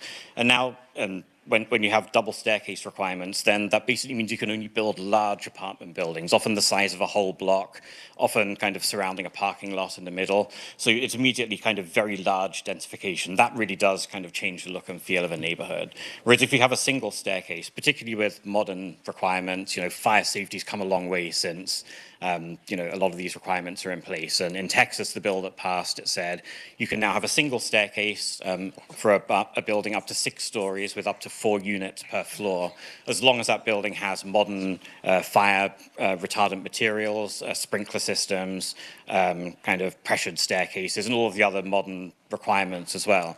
There was an excellent report, I think it might have been the Pew Trust Center, that put out looking at the safety of single stair buildings versus dual staircase buildings. And there was no identifiable safety difference at all. So, and it means you can build those kind of smaller scale, more gentle multifamily buildings in places that wouldn't be able to fit a large building that takes up the size of a block. So again, you can have that kind of gentle density that's better for neighborhoods. It doesn't kind of make people feel like their neighborhoods are being absolutely swamped. So it's a really good bill. People do raise concerns about the safety. I think the Pew report really addressed those. I'd be happy to share that with the committee afterwards if people haven't seen it. With a lot of housing as well, people often compare the bill to some ideal non-existent other version, right? But the alternative is, if you're not building new, modern, single-stair apartment buildings, people are living in older buildings that often don't have modern fire safety systems anyway, are built of more flammable materials. So fire risk actually goes down dramatically if you're in a new, modern, single-stair apartment building. And it was a really good bill that passed in Texas. Yeah, thank you, Mr. Chair. Yeah, if you guys have been wondering why essentially all modern apartment complexes look like a giant hotel, the double stairwell requirement is why. And so I was just in Japan in April, and you can see just all these like very narrow, very interesting looking, they're all unique apartment complexes right next to each other, but you can tell they're very obviously only one single stairwell. And so I think that's something that'd be great to bring back to Kansas. In my home country of England, you might be able to tell from my Texas twang that I'm not a native of the state where I live these days. But again, single-stair apartment buildings, very common there. No appreciable fire safety issues whatsoever, particularly with the smaller scale. You know, you're only going up to 6 stories and a few apartment buildings per story. Senator Pasquito. Thank you, Mr. Chairman. And I really, when you stepped up to the podium, wasn't expecting to hear that voice come out. Wow. You don't want to hear my American accent, I promise. So I live in Wichita, Kansas, and so you made a statement of a scenario of if building something on your own land or not, and the homeowners association objects, and then you said you could go to the local government, city council, and so we have a situation where there's a Crown Uptown Theater. So the owner wants to expand and do some other things. The neighbors don't want him to, and I think they did go to city council, but could you describe that situation again of how you said that works in Texas? Absolutely, yes. So in Texas, they call it the protest petition is the formal name. Its detractors call it the tyrant's veto because it does let a small number, just 20% of adjoining landowners or people that own 20% of the land near where you're trying to build something new, just 20% of your neighbors can raise a protest to the city council. And as soon as it goes to the city council, you then need a supermajority, 75% of the council, to shut down the petition and say, no, you can do what you wanted to do in the first place. So it's that supermajority requirement that's really bad, right? Because it's a huge infringement on property rights, and it just lets a few people who might have very personal grievances with the property owner kind of do that kind of thing. So in Texas, we just rebalanced it. We said, no, you need a majority. So if whatever you're trying to do with your land is egregious or extreme enough that more than half the people living near you have a problem, then it goes to the city council, and then you need just half of the city council to approve it. So it just rebalances. It makes it harder for a really committed number of people that are opposing all development from stopping anything. And that was a huge problem in Austin and other cities in Texas where people they'd just not let anything get built at all, and neighborhoods were crumbling rather than, growing because no one would let any change happen.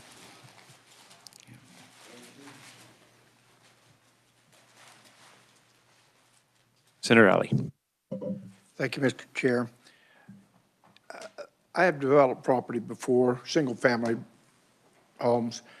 Would this proposal say that on those single-family lots that they could build duplexes without government interference? It would depend which bill you were looking at specifically. So I don't know about current bills before this legislature here. The bill in Texas spoke specifically about reducing minimum lot sizes for single-family homes. So it didn't talk about duplexes, quadplexes, and things like that. But other legislation that we at the Institute for Justice support would allow those other kind of buildings as well. So it really just depends, what you want to accomplish and, how many of the menu of options you want to pick. I think you can accomplish a lot just by reducing the minimum lot size for new subdivisions, kind of on the edge of town, new areas, and still just build single-family homes, but smaller starter homes. But I certainly wouldn't have an objection to making the law more expansive and also allowing duplexes, quadplexes, accessory dwelling units, and so on. One of the things that has always bothered, if my neighbor here bought a lot from me, I built my house, and he bought a lot next to me, and he said, well, now I want to build a duplex. Well, when I built my house, it was for single-family housing.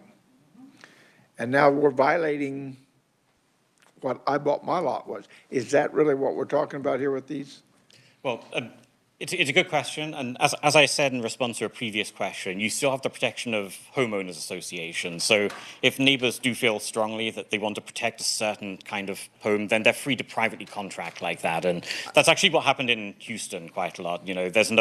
Houston's weird, there's no zoning per se, but a lot of what is accomplished through land use happens through local HOAs and restrictive covenants. And our model legislation, the bills that we support, don't trample on those private contractual rights. The thing I'm talking about was not with a homeowner association, but when you brought the property into the city, it was zoned for single family. Mm-hmm. It doesn't seem like you're doing away with zoning with this proposal, but what are we saying, what gives my neighbor here the right to build a duplex, I guess, is a question I'm asking with that. Yeah, it's almost a fundamental different way of looking at property rights, I suppose. Like at the Institute for Justice, our view of property rights is you own your parcel of property and you're free to build and develop it as you see fit, as long as you're not causing an actual nuisance in terms of noise, pollution, other things. And what your neighbor does with their property is the same. Other people do have more of the sentiment that you expressed, which is, I bought this area with settled expectations. It has always been a single-family neighborhood. It should always be one. And I can respect that. It's not the view that we at the Institute for Justice hold. And I do believe that if too many areas start to do that, then it just does tend to freeze neighborhoods in amber. And a lot of the neighborhoods, the most beautiful neighborhoods all across the country that we like, have developed organically over time in response to changing market needs. And I think if you have too many of those individual vetoes over what our neighbors can do, that can be problematic sometimes. I think one of the things that we were talking about earlier was the commercial and building more units in a commercial area.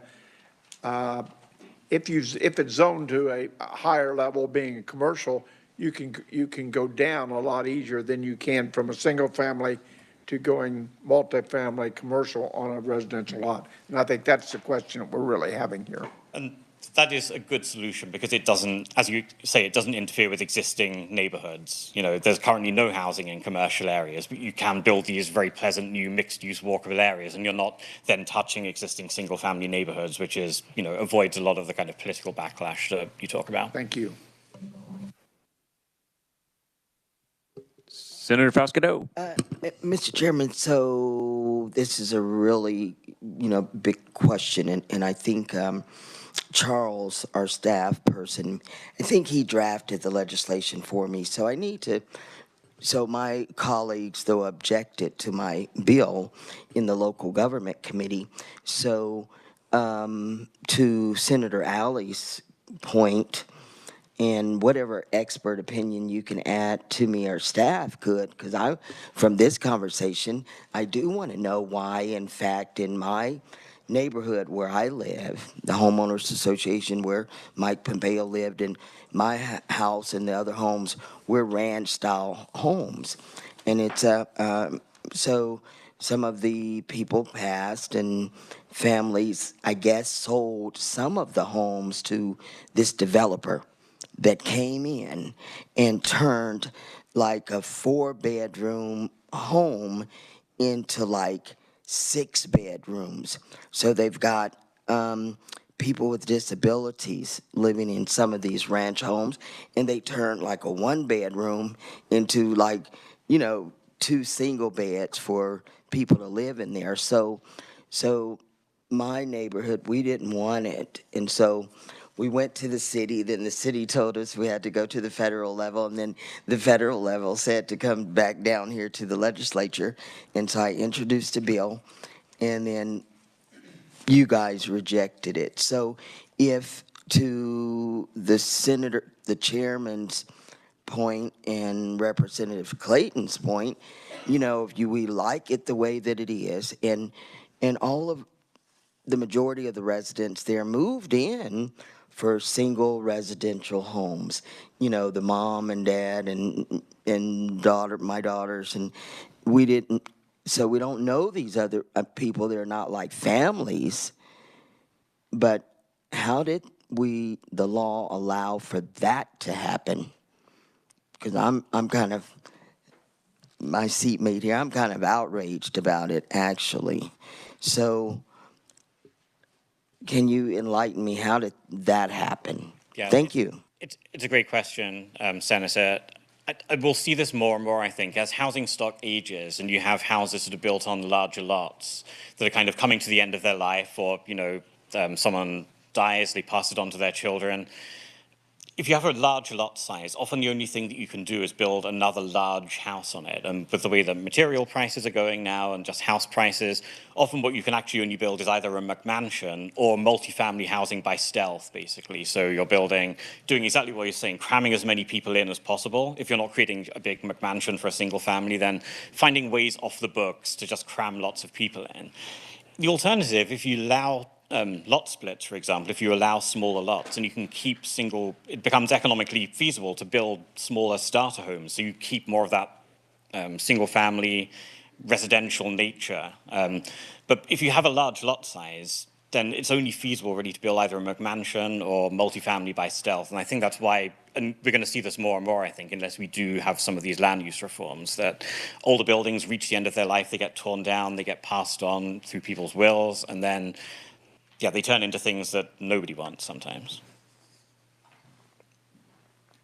Senator, when you say you guys, what do you mean? So you guys didn't allow this. And if staff, Charles may remember, in our local government committee, at the time the chair was Senator Carolyn McGinn. It was just 2 years ago. So my understanding was that these ranch homes, they could have up to 7 to 10 people living in these homes, community-based homes, let's say. But there was a regulation on the federal level, and then the city, the local government kind of gave somewhat of a permission to allow this. Well, I came with a bill. The Homeowners Association asked me, along with Representative Henry Helgerson, that we wanted 100 feet or a certain mileage or certain distance between an empty ranch-style home where you could do this type of thing. So group homes, not for drug and alcohol, but they're just group homes. And we don't like it. So is anybody familiar with, can give me an answer to this whole question here today of why we didn't pass that legislation if we don't want anybody building anything in our neighborhood? Well, and to answer your question, I would have supported it. So bring it again, Charles. Do you recall what she's talking about? We don't want to go too far down a rabbit hole here on one piece of legislation. I'll find it and bring it tomorrow. Yeah. I've got the bill. So, Senator Alley. Thank you, Mr. Chair. To maybe try to answer your question on that, Senator Faust-Cadeau, when we closed the home down in Winfield, they moved to group homes. And they were taking single-family homes, converting them, putting 5, 6, 8 residents in each one of these group homes. They were moving them into areas that did not have zoning. They tried to move those group homes into an area that said it's for single family. Now, there's nothing to say in a single family home that you can't have 10 people if they're related. But the key was they're not related. And so there became a commercial type establishment, and they weren't allowed in a single family home. That's the way they explained it to me. All interesting discussion. Are there any other questions? Well, I've got one maybe for staff. So that we've talked about this Texas law that narrowed the law to certain size cities or bigger. Does Kansas home rule law, we wouldn't be able to do that. We'd have to make a uniform law for every single city regardless of size, right? Okay, that's what I thought. All right. No further questions. Thanks a lot. Thanks again for coming. Thank you, Mr. Chairman, members of the committee. Okay, next up. Jamie Sauter, are you here? Yes, sir. Good to see you again. Thanks for waiting. We're catching up a little bit. But good afternoon. Yeah. Pleasure to be here. This isn't my first time. And I'm wondering how effective I've been in the past if I'm here again. I will try to be brief because I'd like this to be a discussion. I hope that there's lots of questions on some of the information that I'm going to talk about.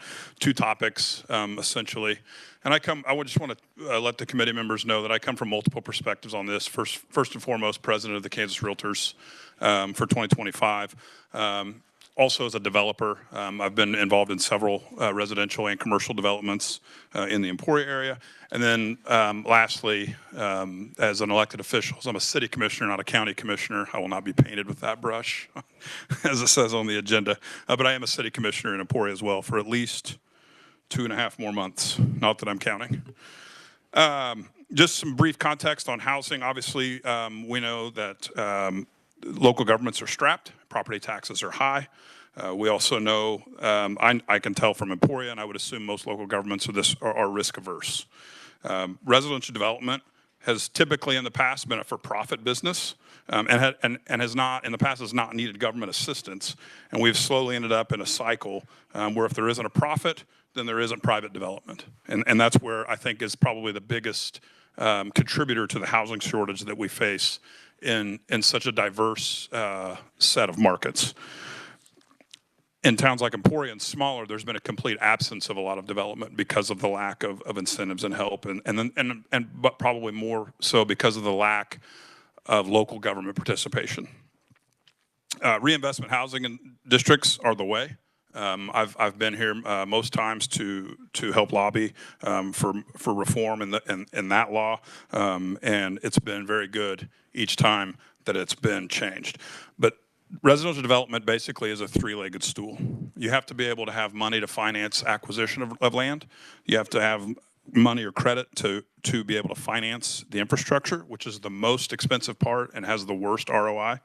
And what I mean by that is the first subdivision I did in Emporia was about a $2.2 million development, 25 lots, and the actual revenue from the lot sales was about $700,000.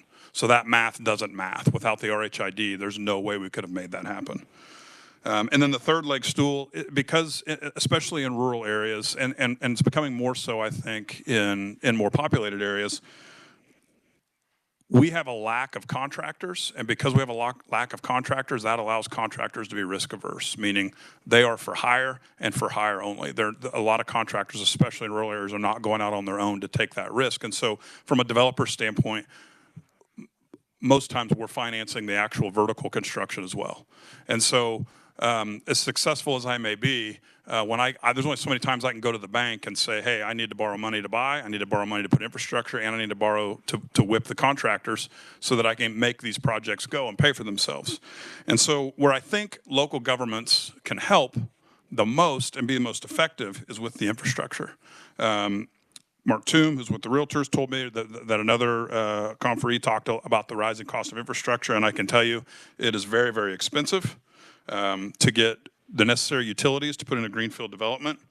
Local governments can bond projects, but are very reluctant to because they're typically subject to the market conditions and interest rates, and still requires the developer to have strong credit and collateral. And then higher interest rates are making projects less and less viable by the day. 5 years ago, when GO bonds and special obligation bonds were at low rates, it was a little bit easier. But today, checking yesterday with our city staff, a special obligation bond or GO bond is about 4.5%, so still pretty high. So where I think the state can work with local governments is by creating a revolving loan fund. And this is some legislation that Mark has helped introduce in the past based off some Indiana legislation.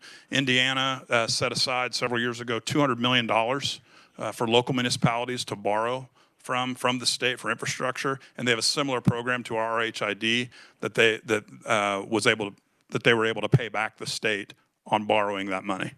And so that to me, that becomes a no-brainer. And so without getting too far into the weeds, I mean, there's the positives is obviously it creates more projects, increased margins for developments. So it could allow local governments to work with developers to keep lot prices down. That is one of the fastest ways to make housing more affordable, more attainable is going to be with cheaper lots. I mean, that's where we start with it. Lower costs obviously going to equal more accessibility to home ownership. It's going to create short and long-term savings for local governments because there's less money going to interest.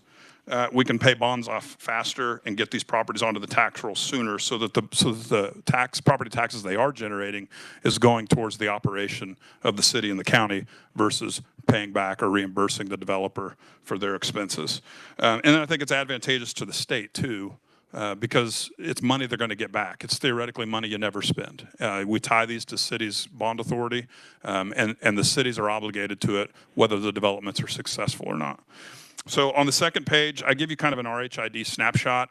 This is pretty basic stuff here, and this is kind of a perfect world scenario. We had a project in Emporia. This is based off a project in Emporia that we've actually had to mothball, not because of cost, but more so because of market conditions. It was a 53-lot subdivision that was about a $3.5 million build out all in. That includes acquisition, engineering, and then the actual construction itself. If we finance today at 4.5%, and this is the starts, just as we go through the table, that would be 10 starts in year 1, 15 starts year 2, 15 starts year 3, and then build out in year 4. That's kind of a perfect world scenario, assuming that all the market conditions point towards getting the houses built and sold. And then it kind of shows you the revenue years 1 through 4, and then kind of the revenue that it would, once it's built out, and the revenue it could potentially generate over 25 years. That's making some assumptions that taxes stay level and so on.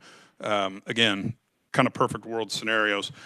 But you can see the difference on the next table on the bond, on the interest payment and the difference that it would make. So if we borrowed today, if the city borrowed today at 4.5%, we end up paying $3.5 million for the infrastructure and about $2.3 million on the interest itself. And then if we were able to do something with the state, like at a 1.5%, my recommendation would be 0 because I'm just kind of that guy. But even if it was like 1.5%, there's a $1.2 million savings there for the city. And if you look at it on the AM schedule, it takes it from almost a full 25-year payout, which the RHID would allow, to paying off sooner than the bonds would be due in 20 years. So that gets that money back into the system and would add some property tax relief as well. So in regard to a revolving loan fund, this is something, it's my understanding that the state has $80 million, $60 million in unencumbered funds that's sitting with the treasurer that has to be used on housing. Pretty simple maneuver there to create this. I think you can tie it to RHIDs, limit it to cities to be able to borrow it. Cities know they're on the hook. The cities can still require credit from their developers. But this is a way to generate a true savings that actually gets into the homeowners' pockets. So I can go on into form-based codes, or we can answer questions. I'll leave it to you guys. You guys have heard a lot on zoning today. And form-based codes. So I've got a whole lot on here, and I can go on a lot on form-based codes all day. And while listening to the speakers before me talk about preemption, and as a city commissioner, it kind of raises the hair on the back of my neck. We do need to find some middle ground on the zoning restrictions that are in place. And so form-based codes, to your question, Senator Alley, about a duplex next to you, form-based codes focus on appearance more than use. And so without going into, so Euclidean zoning, there's two pictures I think that are part of my packet. One of them is kind of a color one that shows the map of zoning in the city of Emporia as it exists today. That's Euclidean zoning, which segregates pieces of land by how they're used. And you can see, I've listed there kind of some of the downsides of Euclidean zoning. Obviously separates by use. It promotes sprawl and spread out development. It requires more road miles, requires longer utility lines, more police and fire coverage. And quite frankly, it doesn't generate enough property tax to cover the expense, both short and long term, of the actual infrastructure that's in place. And it leaves revenue on the table because we're not putting enough things to use the infrastructure that it requires. Form-based codes help alleviate that. And so the next graph, the next picture that you have in there kind of shows the city of Emporia as a puzzle.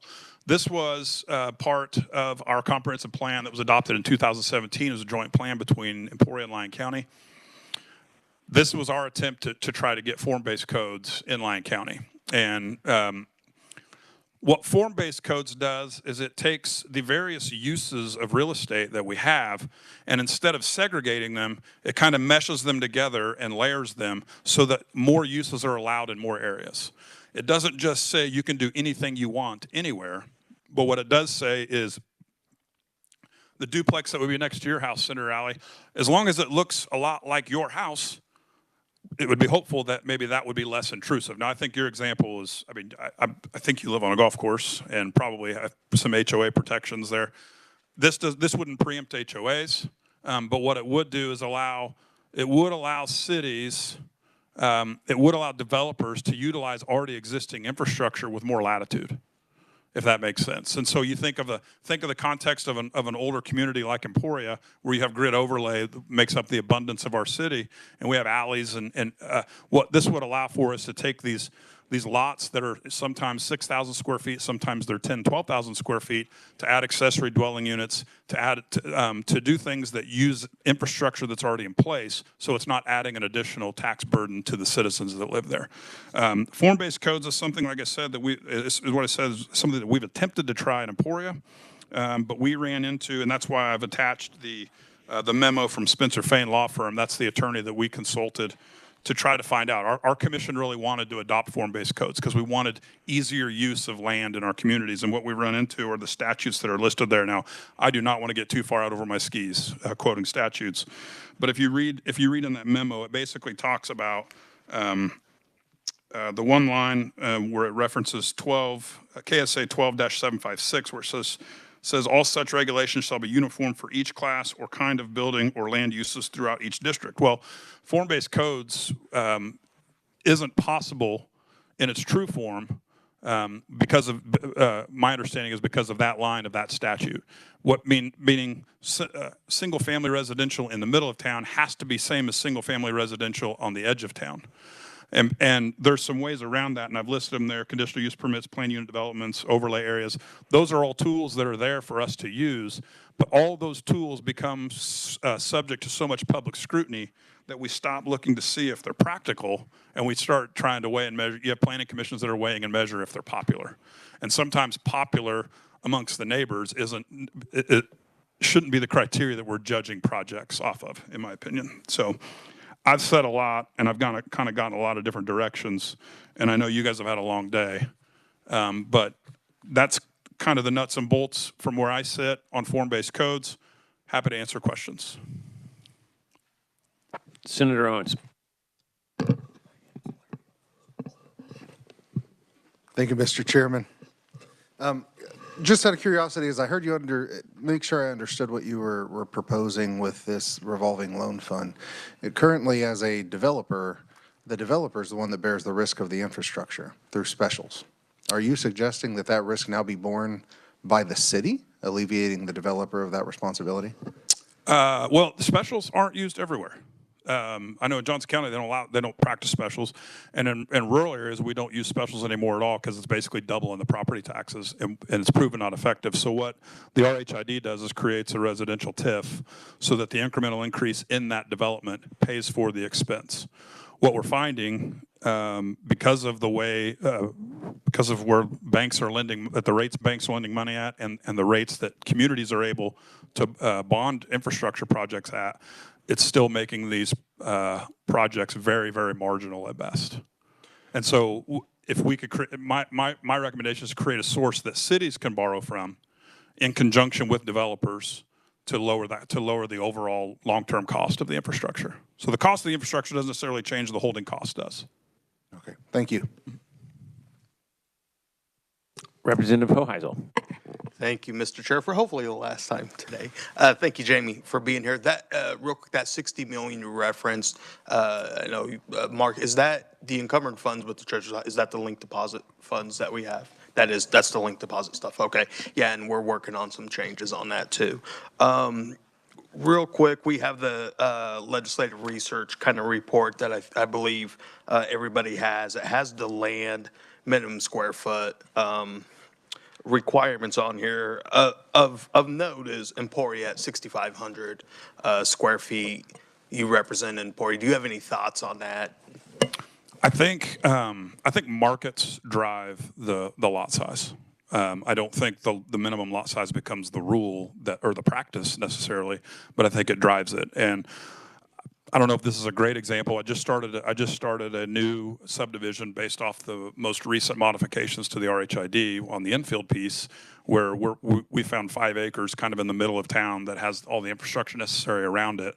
The amount we had to add was minimal, so it qualifies for the infill piece, and it was key to be able to have smaller lot sizes. And I actually proposed smaller than the Planning Commission granted, but it would have been able to fit a couple more houses in. If we would have gone under the old standard, which was 9,000, we would have had quite a bit fewer, and our per lot cost would have gone up, which would have made the housing costs go up. When did you decrease from 9,000 to 65?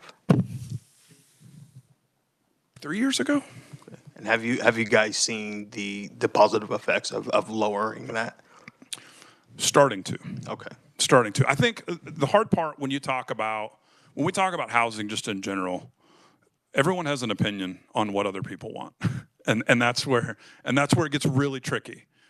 Because I would guess a lot of people in this room don't want to have a 6,000 square foot lot. But the argument to that is don't buy it. When we talk about making housing attainable and affordable as much as we can, we have to pull every string and every lever that we can to get to that. And smaller lots is one of the ways to do that. Yeah. So if let's say you guys lowered it from 65 to 5,000, and that's the minimum. So there can still be, every lot can be 6,500 if the market dictates that. But right now, since we don't allow, or I guess, I'm sorry, Emporia doesn't allow 5,000 square feet lots, we don't know if there's a market demand or not, because we're artificially going in as a government and saying, sorry, it has to be 6,500.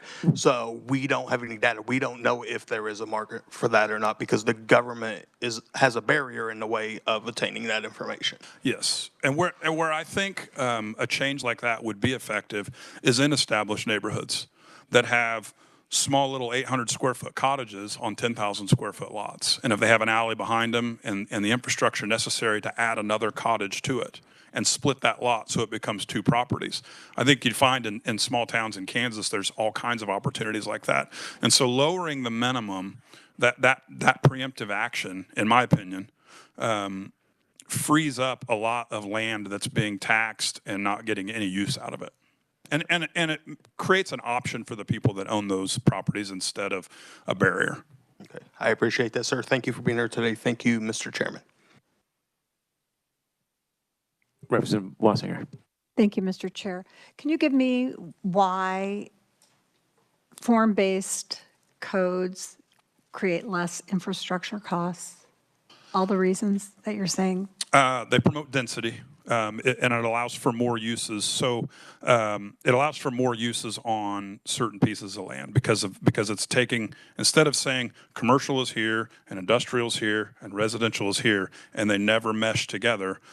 Now we have more roads, more sewer lines, more water lines, more infrastructure required, more area we have to police, more area we have to get fire protection to. That's probably the simplest way I can think to explain it. The other thing, it doesn't say, it doesn't say, and it's form-based codes in its basic form, and I reference when we proposed these codes back in 2019. It doesn't say that if I can have an accessory dwelling unit in the central part of town where we have the old four square 2 stories and alley access and that sort of thing, and I can do a garage with a mother-in-law suite, it doesn't automatically say I can do that in the outskirts of town where I have larger, like micro ranches or if you will, or acre lots. There's a way to create those, to maintain some of those barriers. It doesn't just blanketly say you can do all these things in all these places. It just allows for more uses under different districts. One of the other benefits to form-based codes, if you guys really want to get into the weeds on this is a great way to eliminate an arbitrary 3-mile metropolitan area. What this would have done, if we were able to pursue form-based codes as we sought to, it would have enabled us to create a regulating map, and that's that second picture that you have in the testimony that I've given, that basically identifies key growth patterns for our community. Instead of just having an arbitrary line that encircles the community, what we learned when we went through our new comp plan and new proposed zoning codes was we had zoning jurisdiction, extraterritorial zoning jurisdiction on a lot of floodplain that was never going to have any development because it's in the middle of a river and a floodplain. And what our city commission and our county commission agreed on at the time was we just need to find the key areas where we're able to grow and have a little bit of an agreement on how those should be zoned moving forward. And then the beautiful thing about the regulating map applying form-based codes was it didn't say this area has to be industrial or this area has to be commercial or this area has to be residential. It gave a flexible list of uses that were going to be accepted by everyone. And it didn't remove public input because we were able to have public input to implement them prior to that so that everyone could get their grievances out on the table up front. And then from there and moving on, city and county staff could focus on the appearance of what was going to be built, more so than what the use of what was going to be built. Excuse me. Thank you, Mr. Chair. Senator Tyson. Thank you, Mr. Chairman. Thank you for your testimony. You made a statement that specials don't work. Would you please expand on that? And sure. Why is Topeka still using them? And if I may, a follow-up after that, Mr. Chairman. Thank you. My opinion and experience in my market is that having a special assessment district is because of the cost of infrastructure. My dad did developments at the turn of the century that had specials that resulted in about $150 to $250 a month extra tax. And what we're seeing in certain areas like Topeka, I've got a friend who's bought 2 lots in Manhattan and didn't know what the specials were going to be yet and found out that the specials are more than what developed properties are paying.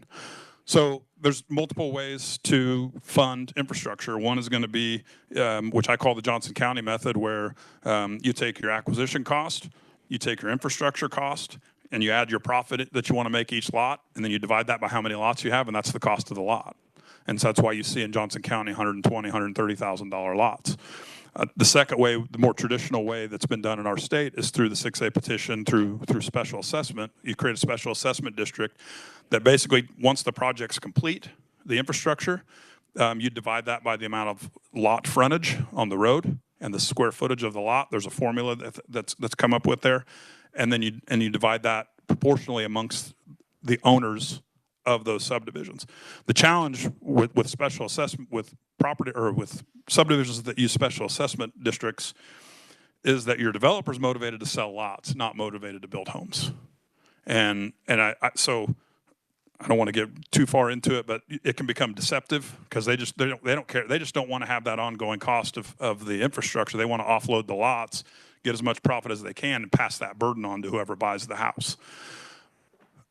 In some areas that are more affluent, you'll see those still work. But I think in most rural communities, the third option, which was originally the rural, but the reinvestment housing incentive district, where we're able to create that TIF, that helps offset what developers are spending and what they're actually getting back on lot sales. That's the third way and most effective way, at least for rural Kansas.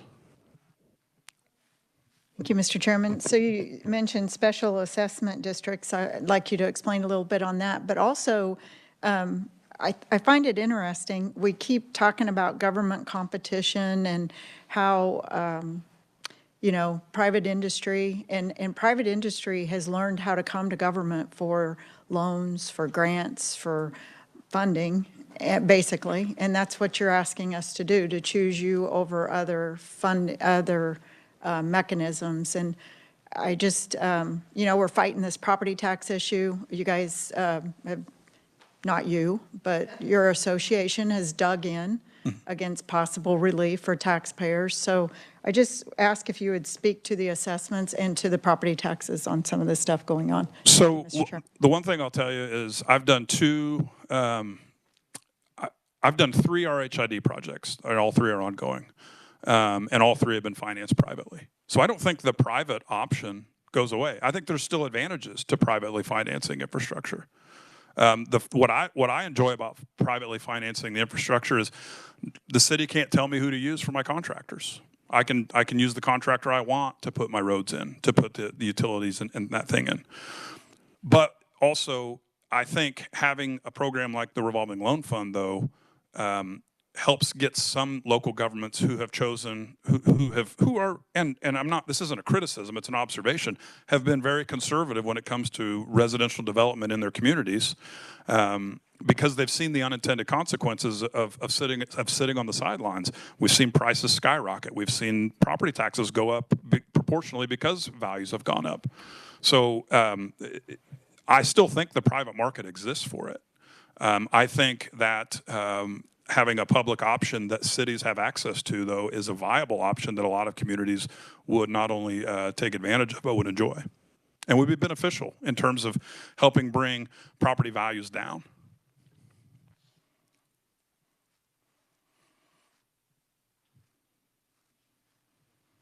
Representative King. Thank you, Mr. Chair. Quick question. Higher density is probably going to lead to more on-street parking. What concerns would you have there, and how have you addressed that?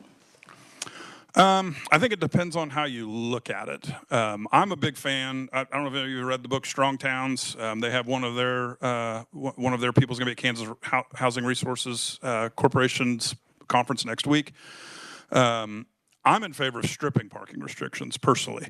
One of the things that form-based codes could do, though, one of the things that our proposed zoning code said was to eliminate, to make all parking alley access parking and get rid of all curb cuts on streets and make parking only available on one side of the street. One of the things about making alley access parking more readily available, or making it the rule, is it uses less material.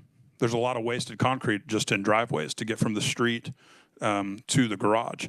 One of the things form-based codes addresses is build 2 lines versus setback lines. So you create uniformity amongst your blocks because you're building houses closer to the front, and you have front porches, covered front porches, and it actually leads to less traffic on the streets because you have that space at the rear of the home for a detached garage or attached garage on the rear of the home that uses alley access for parking. Mr. Chair, can I ask one more question? So then you're just doubling the amount of work that the cities have to do then, because they have to maintain the street in front and the alley in the rear of them. And actually, because you're going to have narrower streets and then the alleys become standard size, you're actually reducing it. I would question that, but okay, thank you. Thank you, Mr. Chair.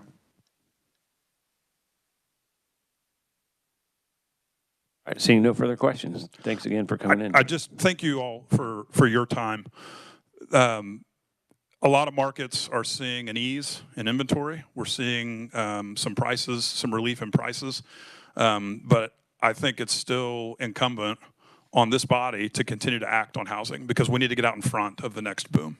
There's lots of opportunity, I think, in front of our state for economic development, whether it's through energy or whatever the case may be. And I think the more diligent we are now, the easier it's going to be to address those challenges when they come up in the future. So thank you very much.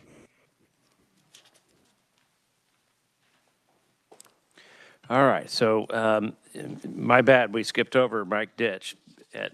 He was scheduled to go before Jamie Sauter, but I think he was playing pickleball, so we had to skip over him.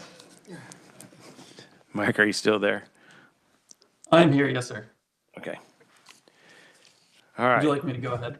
Yeah, on the zoning permitting, I think Representative Hoheisel reference your document, and that's, I think that's what you're getting ready to go through. Yes, sir. All right. Thank you, Chairman Tarwater. Good afternoon, committee members again. At the request of Representative Hoheisel, and I hope I pronounced that correctly, we contacted 8 cities in Kansas about specific zoning issues. Those cities are listed in the first table on the first page of the written testimony there. I won't recite the testimony for you. It's pretty straightforward in the tables. I will provide some context on how the research was conducted, a brief summary of points of interest to call out for your attention, and one correction in one of the tables. So if you have specific questions about the responses, I would direct you to the city in question. Before we get into the findings, I'd like to note that both the Unified Government of Wyandotte County in Kansas City, Kansas, as well as the City of Manhattan submitted initial responses to our request to look through their online zoning ordinances. So that would be our department going through their online books to kind of figure out the answers to the questions that the representative posted. The rest of the responses from the cities on that first table were all taken directly from city representatives, either planning director or general counsel or something like that. So regarding the first table there at the bottom of page 1 about duplexes, triplexes, and fourplexes allowed by right, each city allows them in certain zones. It was unclear from Manhattan's online ordinance book if they're allowed comprehensively or just in certain zones. As you can see on the top of page 2 in the additional dwellings units table, cities kind of take their own approach to ADUs and any associated restrictions. And the same can be said for this single stair apartment buildings table at the bottom of page 2. If you flip over to page 3, and Representative Hoheisel kind of alluded to this earlier, there's a table there looking at current lot square footage minimums, all of which vary based on the residential zone. Representative Hoheisel asked us to look at some additional cities from Kansas and surrounding states to be pulled in for analysis, and you can find those cities in the table at bottom of page 3.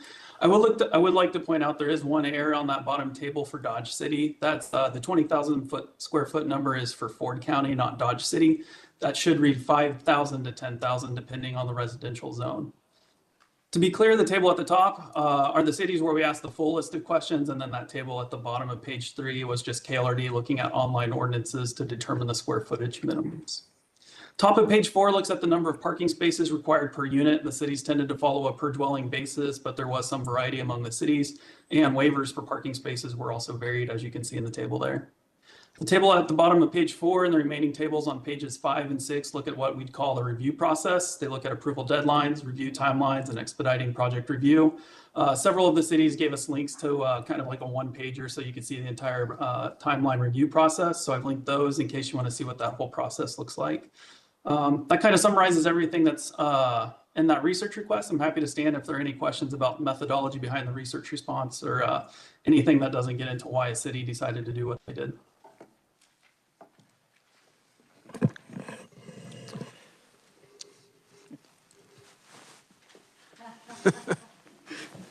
Representative Hoheisel. Thank you, Mr. Chairman. Thank you, Mike, and I won't try to pronounce or butcher your last name because I feel I would slip up and it would make YouTube. I just want to say thank you for putting this together and all your hard work throughout the last couple of months looking into this stuff for me and compiling a report to present today. Just some fascinating research as we're debating these topics. So again, thank you so much. And are you gonna go play golf later or no? Can't walk for about 3 weeks, it sounds like. Oh. So, you gotta stay away from those pickleball courts, man. They're rough. That's a young man's game, the pickleball. Let me take it from me, buddy. That is a young man's game. All right. Thank you again, Mike. Thank you, Mr. Chair. Yeah, a lot of great information and all in one place, so I think this will come in handy next session. Thanks for putting it together. I'm not seeing any further questions, and so we'll let you go now and hope you get well soon. Okay, so committee, next up is as a preliminary discussion on the subjects from today. And this is always my favorite part of the committee, when we get to talk about what we want to do about some of the issues we heard. That's actually not true at all. It's the most agonizing part of the day for me, no matter which committee it is. But I'm going to go ahead and open it up for any suggestions on, and I'm going to call it general ideas. Not all too often when we get to this stage of the committee meeting, people act like we're trying to write every detail of every bill. I want to try to keep it to just, general, I think we should look at this type thing, and then we'll make a list, or staff will make a list, and at the very last day, we'll kind of review the list and make sure that we've got everything covered. I'm not looking to make votes on anything at this point, just kind of spitballing on, hey, I thought this might be a good idea. We'd like to look at that subject and make a suggestion that somebody take it up next year. So I'll open the floor for discussion.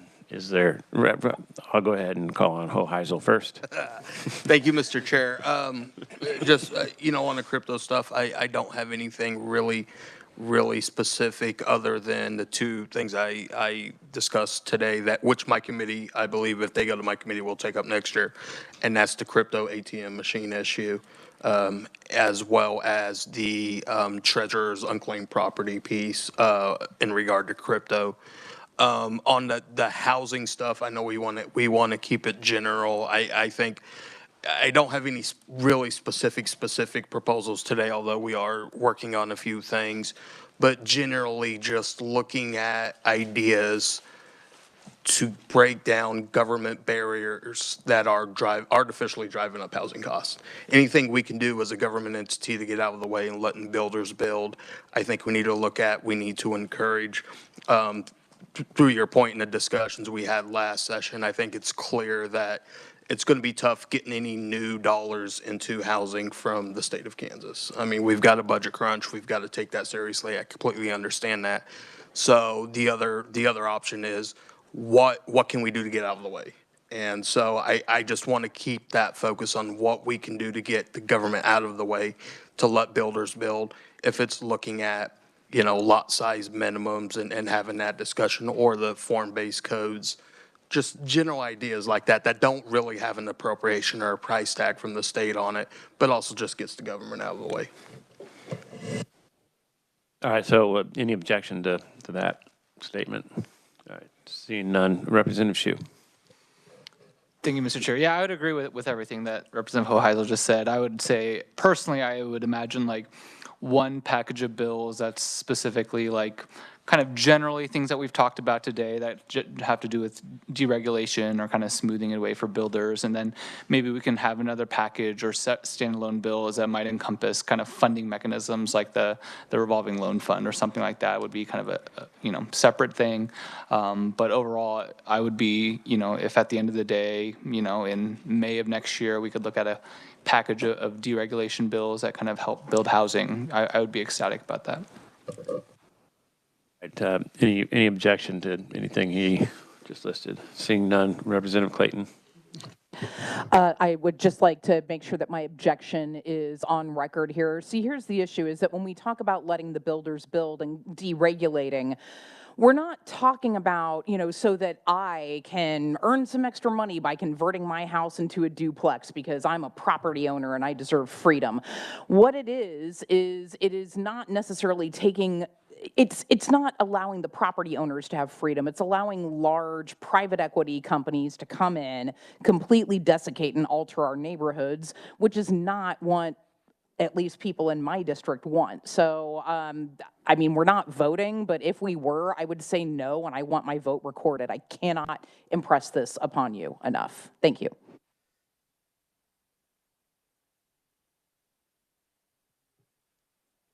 I'm sorry, I just had A lot of material there. I'm just going to stay quiet. No. Okay, any other comments on that subject? Okay. Representative Hrstia, Senator Owens. Stephen works for me. You're up. Are we allowed to object to objections? Was that part of the, no, I'm just kidding. Along the same line, right, one of the things that we're talking about in the housing world is kind of deregulating and the amount of regulations that are happening. And I think there were two very good recommended legislation as it relates to cryptocurrency. The first one is the Smart Cryptocurrency Rules Act. And what that policy does, that model policy does is, first of all, establishes those key definitions of actually what a digital asset is, cryptocurrency, virtual currency, so that's established in our statutory framework, and then streamlines the regulatory processes and ease the burden on innovators in that space, while also ensuring that municipalities and county level regulations in this space don't try to create a cobbled framework when it really should be some statewide policy. So I would recommend that legislation or some version thereof, as well as the Right to Compute Act, which really, again, puts the onus on government to prove why new regulations limiting otherwise lawful use of technology are necessary. Any objection to Senator Tyson? Thank you, Mr. Chairman. I do have a couple questions on that.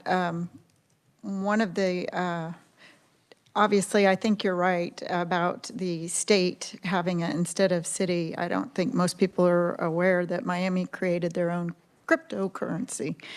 So it is happening out there. I do have concern, though, over the understanding of what this is as to my question, is it a security? Is it monetary? Is it, I don't think we've addressed that yet. I don't think we've heard enough information on it. And I do have grave concerns over, I just hope we tread lightly and move softly on this. Thank you, Mr. Chairman. The comment on Senator Owens's We just really got you cobbled up, don't we? recommendations, yes. All right, seeing none. More recommendations or tidbits?